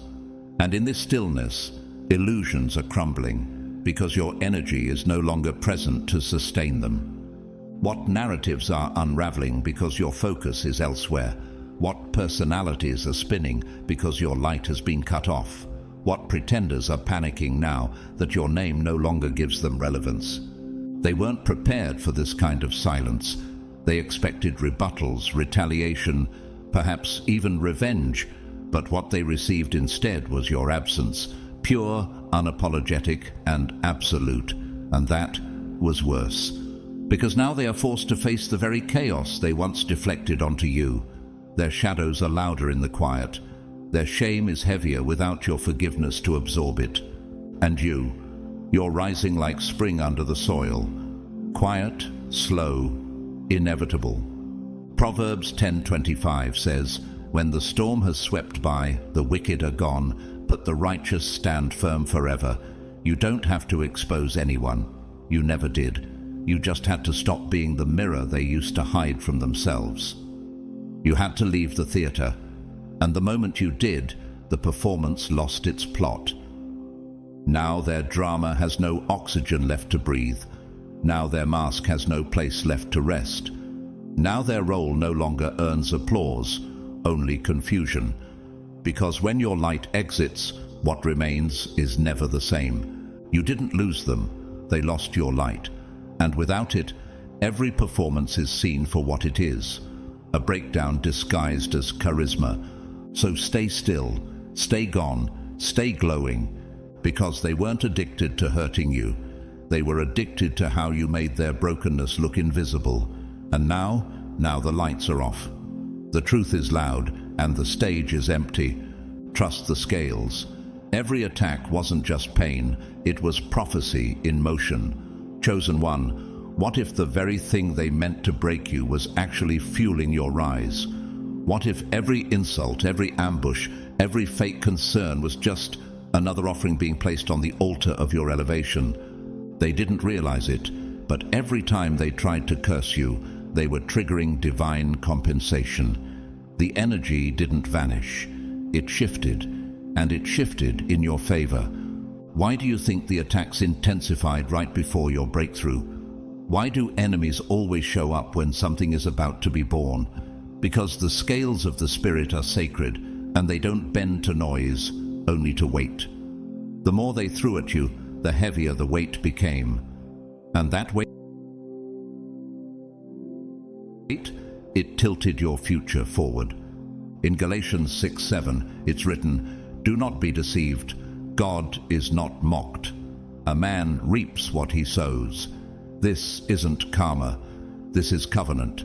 This is the law of holy reciprocity. While they were busy designing your downfall, heaven was already drafting your reward. They were trying to bury you, but your destiny isn't made of dust. It's made of seed. Every smear, every whisper, every behind-the-scenes manipulation became fertilizer. Why do you think you grew stronger in hidden seasons? Why did your roots deepen while they waited for your collapse? Think about Joseph, betrayed by his brothers, sold into slavery, falsely accused, thrown in prison. But in Genesis 50:20, he says to those same brothers, "You intended to harm me, but God intended it for good." God turned betrayal into breakthrough. The pit became the pathway to the palace. What if the same is happening in you? There was a woman named Raina, an up-and-coming journalist in Toronto. Her colleagues secretly leaked doctored emails to discredit her. Instead of defending herself, Raina submitted her quiet work to an international platform. The false accusations fell apart under scrutiny, and the very editors who once doubted her offered her a leadership position. Why? Because falsehood always folds under the weight of truth. And when you let the scales speak, they always speak louder than revenge. Now compare that to a figure like Enron's former CEO, Jeffrey Skilling. Obsessed with crushing competitors and manipulating perception, he sacrificed integrity for control. The scales tolerated it for a while. But when the truth came, the crash was historic. Billions lost, reputations destroyed. He didn't just lose the company, he lost the illusion of invincibility. What makes you different, chosen one, is that you never had to swing back. You just had to keep standing. You never needed to beg for justice. You